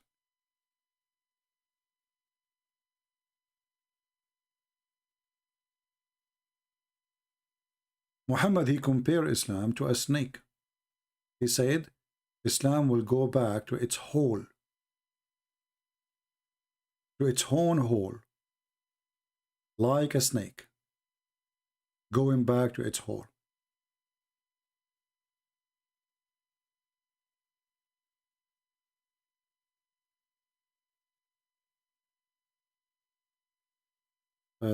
Anyway, do we have any Muhammadan?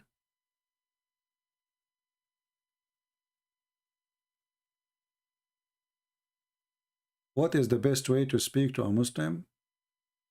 They like to play games, disrespected, and we show them reference, they get all defensive. So what? You say, first of all, don't speak about anything unless you have education. Don't be like a fool who jump into a fight, but he's not ready for the fight. You know what I mean? You have to be educated in either topic, the Bible or in Islam. Otherwise, you know, they will make fun of you.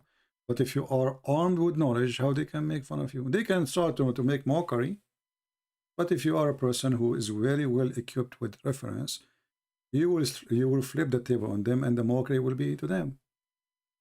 Verily, Islam started as something strange, and it would again revert. Of being strange as it is started, it would recede between the two mosques, just as a serpent crawls back into its hole. And this is Sahih Hadith.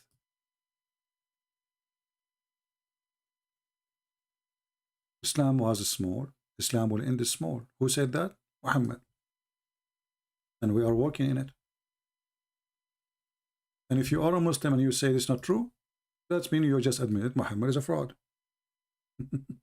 Choose one. Which one you accept? Either you accept what Muhammad said to be the truth, or you say, oh, he is lying. Either way, we are winners. So choose one. Even Muhammad, in different hadith, he described that the faith of Islam is the same as a snake. And I find it very strange that a person who claims that he is a prophet of God, he described his faith as a snake. I find it very strange.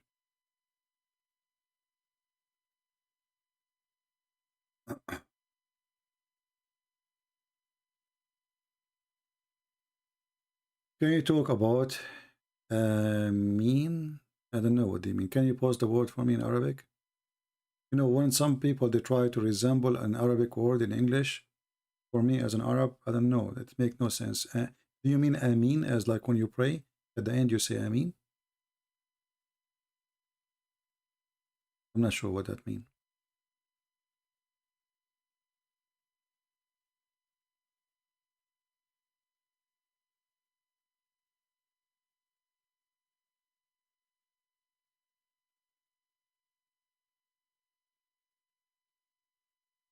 Do we have any Abdul want to leave Islam, want to call us? Even though I'm tired, I'm so happy I heard today Mr. Jihad.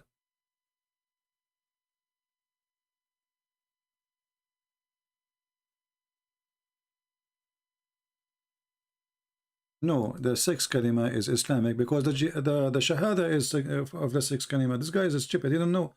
This guy is just a kid. He do not know what he's talking about.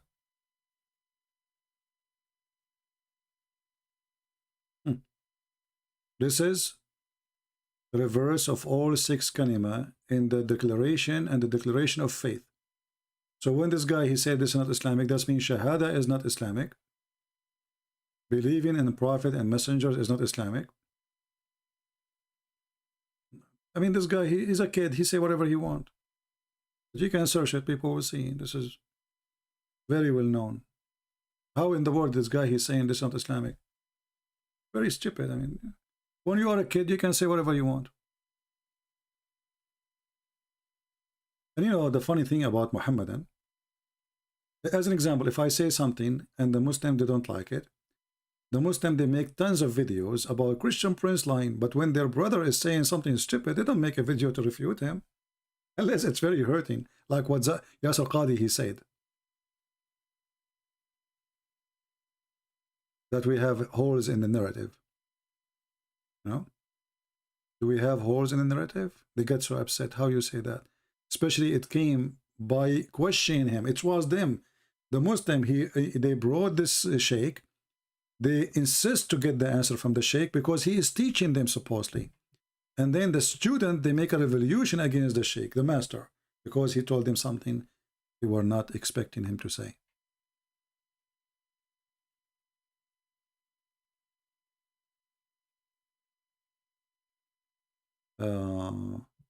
How you become a winner when you become idolatrous?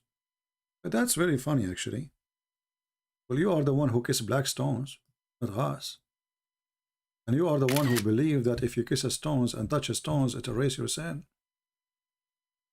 And you are the one who pray in the direction of stones and you bow down in front of stones. And then you say idolaters? That's, you know, this is one of the things about Muslims. They speak too much about honor, but they got none. They do mut'ah, and they say we are very conservative. The Prophet, he ordered their women to give their boobs to strangers, and this was a verse in the Quran, and say we cover our women with burqa. So you cover your wife with burqa, but your wife, she had to give her breast to me? What? Islam is a religion of modesty, but if you divorce your wife 3 times, you have to hire a guy to F her, so she can come back to you. A lot of modesty. You can say whatever you want, but the truth is that it is you who have black stones. It's you who pray in the direction of stones. It's you who kiss them.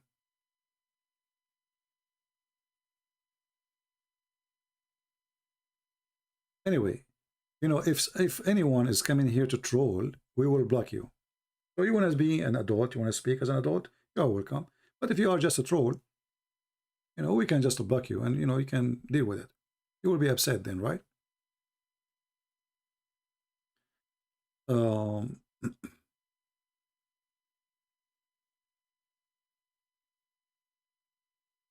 Anyway, I think we have enough for today. I'm so happy for our friend Jihad.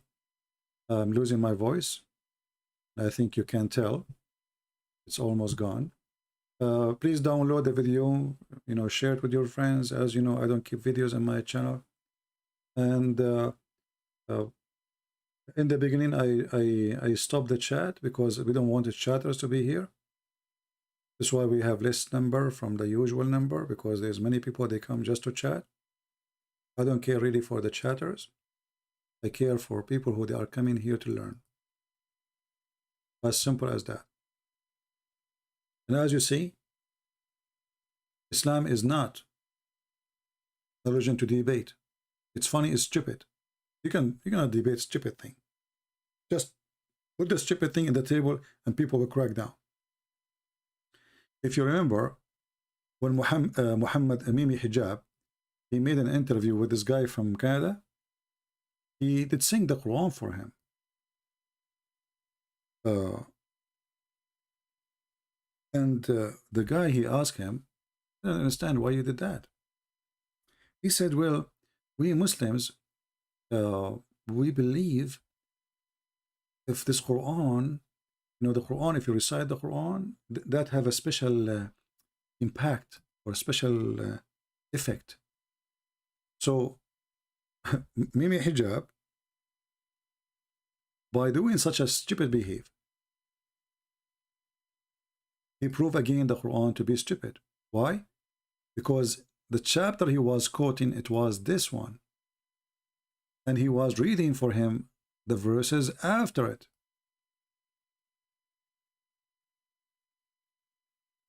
He did not tell him, oh, because the Quran says, if I recite those verses to you, even if you are a mountain, you will collapse. Had we sent down this Quran on a mountain, verily, this mountain will collapse. He will bow down. He will cleave asunder. He will fear Allah.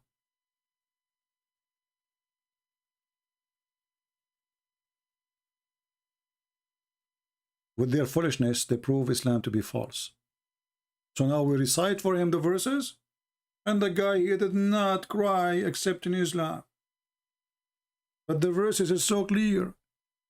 If we send those verses down, anything of the Quran, anything, brother, even if we send it down in a mountain, brother, the mountain will collapse.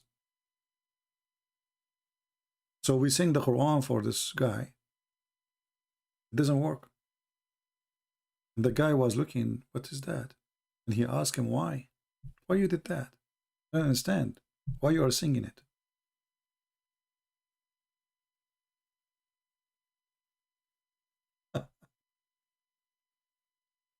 And here, you notice, the God of Islam is stupid. Because if the Quran is saying the truth, then this Quran, anyone hear it, he will collapse. It was a big failure.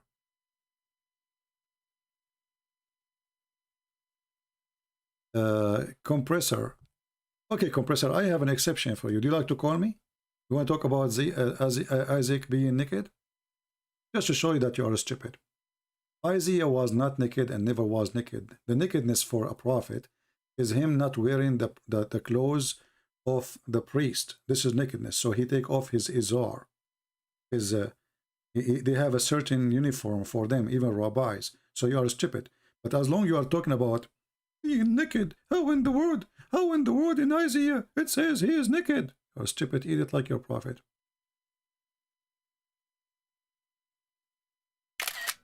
Let me show you what your prophet, he said. How Allah, he loved to see prophets naked. And then you will say, I don't want to talk about this topic no more. It's okay to be naked prophet. What's wrong with it? So the Jews, they accuse Prophet Moses that his penis is not functioning and he have a sexual disease. Allah, he went to his office and he wanted to prove to the Jews that Moses' testicles are really good. So Allah, he waited for Moses until he went to take a shower in the water, in the sea, in the river, wherever. And then Moses, brother, he put his clothing in the top of the rock. And then when he put his clothes in the rock, Allah, he made the rock run and she stole his clothes. And Moses, he grabbed his stick and he followed the rock and he started screaming, stone, oh my garment, stone, oh my garment, until the stone stopped near a big gathering of Israel. And this verse revealed about it. And they saw that Moses have nothing wrong with his testicles. Are you there, Abdul? Are you there? So as long it's funny, it's stupid to see a prophet, he is naked. Well, the Bible nowhere says that he was really naked. The nakedness of a prophet, it says there actually, that he take off the clothes of a prophethood. You are a coward and you are a liar. Here we have a real naked person. And he is forced by Allah to walk naked. Read carefully. Amongst the tradition narrated by Muhammad, Messenger of Allah, on the authority of Abu Hurairah, the father of the cats, that once one of the people of Israel used to take they used to take bath naked. Look, what the heck? They take bath naked and they look at the private part of each other. Look, what the heck? The Jews, they do that? Moses, peace upon him, he took bath alone. Oh, okay. Privacy. By Allah, he said, nothing forbid Moses to take a bath along with us, except he have a scorcher herenia. He, Moses, once went to the bath, and he placed his clothes on a stone, and the stone, brother, moved, and on it his clothes. Moses run after it, saying, "Stone, oh my clothes! Stone, oh my clothes!" Here you notice that Moses is a real Jew. He's not really wondering how in the world the stone is moving. He's worried about his wallet. That is very understood. Like, imagine, Moses is not even surprised that the stone is moving. He is just worried about the clothes. It's like, I think at that time it was normal stones, they run away with the clothes. Otherwise, how come he did not surprise, with the stone running? Is it normal at that time to see stone running with the clothes or something? You notice that Moses here is not wondering how in the world this happened. All what he's worried about is his wallet and his credit card. But he's a Jew, what you can say. Then Moses ran after it, saying, "Oh, stone! Oh, my clothes, stone! My clothes! Oh, Bani Israel!" And Bani Israel had the chance now to see his private parts. What the heck? Where is the Abdul? Kus? Mr. Kus, are you there?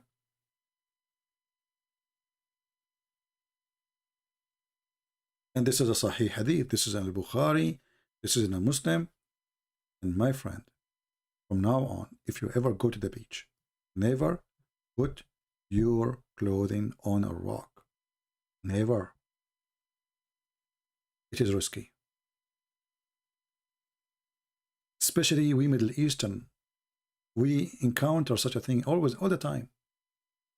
But usually, it is not really the stone stain our clothes, it is other Middle Eastern person. But, if Muhammad says so, who dare to say no? Have you ever seen a Muslim questioning this story? How stupid it is? We don't. Who dare? But then they say to you, how Jesus can be God and Son of God in the same time? With the stone running with the clothes, and he want to show a private part and the penis of a prophet. It's okay. It makes sense.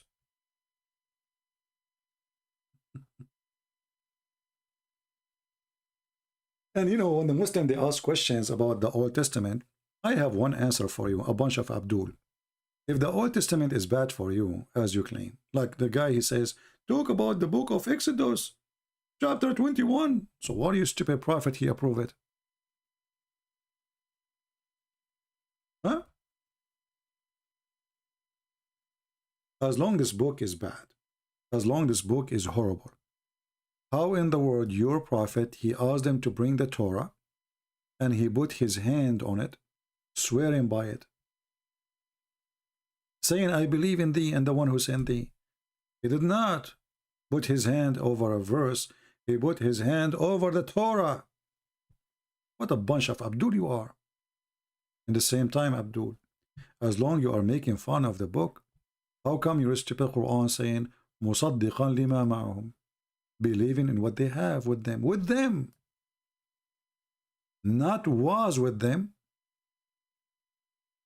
So, a bunch of Abduls, they forgot that because Muhammad was a thief, he was trying to convince the Jews and the Christians, he was agreeing with them in anything they say. But then when they refuse, kill them. Takbir. Confirming what is with them. Do you see it, Abdul? So how your stupid book confirm what is with us, and you are coming to question what is with us? Are you questioning the Quran? You are. But because you are ignorant, obviously none of you knows what is written in your stupid book. It's too late. It's already confirmed in your book. I do not need even to prove it to you. Do you see it? Confirming what is with us, not what was with us, what is with us. My friend, I love the Chinese. I learned from them a very important sentence by reading books about them. When the Chinese, they said he left as a donkey, he never came back as a horse. I think they meant Muhammad. I believe strongly that it was about Muhammad.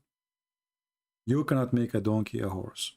However, my friend, in the Quran you can do that, and I can show you. Your God in the Quran, as an example, he believed that Allah created the mule, which is, I find, very funny. Did Allah really create the mule? Huh. How that can be? And he has created who? Horses, mules, and donkeys. I never heard of such a thing before. Allah created the mule? There's a kind created by itself, it's called a mule? No. A horse have sex with donkey, they have a mule. Isn't that something? When you say I created the mule, and you are talking about creation, literally, then you created a kind, it's called a mule. But there's no such a thing. Mule simply is a wrong date between the wrong animals. It's a horse fell in love with a donkey. So the one who wrote the Quran here is the mule. Allah created the mule. That's a good one. That's a very good one. No? Anyway, I think we have good time for today. And let us see how many of you will download the video, download, cut it pieces, chop it. I don't like them to be so long, but what we can do. It tends to be a very long night. And it's a good night. Especially we heard today our friend Jihad giving us a good news. So I want to say, guys, thank you for being here. May the Lord bless you all. I pray for our friend Jihad to see and to announce himself, even to himself, not to us. I mean, I understand he have a family, he have people who, you know, maybe he's afraid to be in trouble, etc. We know what Islam is about. But we pray for him, regardless of anything. We pray for all the Muslims to see the truth, and the truth will set them free. I remember one thing, one very important thing. Don't hate the Muslims. Hate the lies of Muhammad. Hate lies, hate Satan. Muslims are poor people, they've been lied to. They need someone to save them, not someone to hate them. If we hate them, we become like them. We became like Muhammad. If we hate them, we follow evil. We follow Satan. Aka Allah. Don't hate them. For God, he loved the world, he sent his only begotten son. So he loved the world, and the world is including the Muslims. And then, if they decide not to love him, well, this is their business. For us, we warn them, we invite them, we try our best to save them from the hellfire it's coming. It's just a matter of time. And the one who says, I don't want your save heaven, I don't want your Jesus, well, this is his business. The Bible says, when people, they make fun of what you give them, the jewel of God, wipe the dust, their dust, from your sandals, from your shoes. They are not worthy. For us, everyone is worthy until he treat the word of God as if he's treating pigs. Then he is not worthy, and he deserves what will happen to him in the day of judgment. So we pray for the Muslims to see the truth. We pray for our friend Jihad. We pray for his family. We pray that all of them, they will come to Christ. And we pray that the truth will set them free. Thank you. God bless you. I wish you a great night. Already it is 1:22 a.m. for me. Time to go.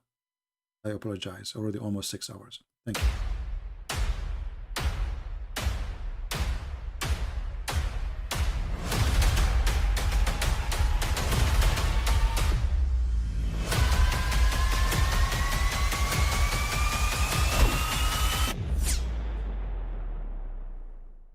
But I mean, again, he doesn't know who Gabriel is, right? Because he didn't come from an Abrahamic faith.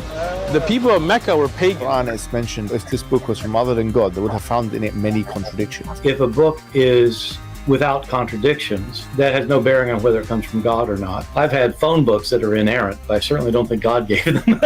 That we believe without understanding. The brother asked a very important question, that most of the scholars say that listening to music, watching movies, and most of the television programs, they're haram. So how can we have fun? Let me tell you, brother, at the outset that having fun is permitted in Islam as long as the fun is halal fun. That the standard narrative has holes in it. The Prophet tells us because Satan or the devil sleeps over our nostrils. Those who oversleep and not pray Fajr on time, Satan urinates in their ears. I really do think Jesus was crucified and that he really was dead and buried. He thought that he was a son of God in the sense that he was specially chosen by God. I think Jesus really did think he was going to be the Messiah, the future king of Israel. I mean, that is, after all, why they crucified him.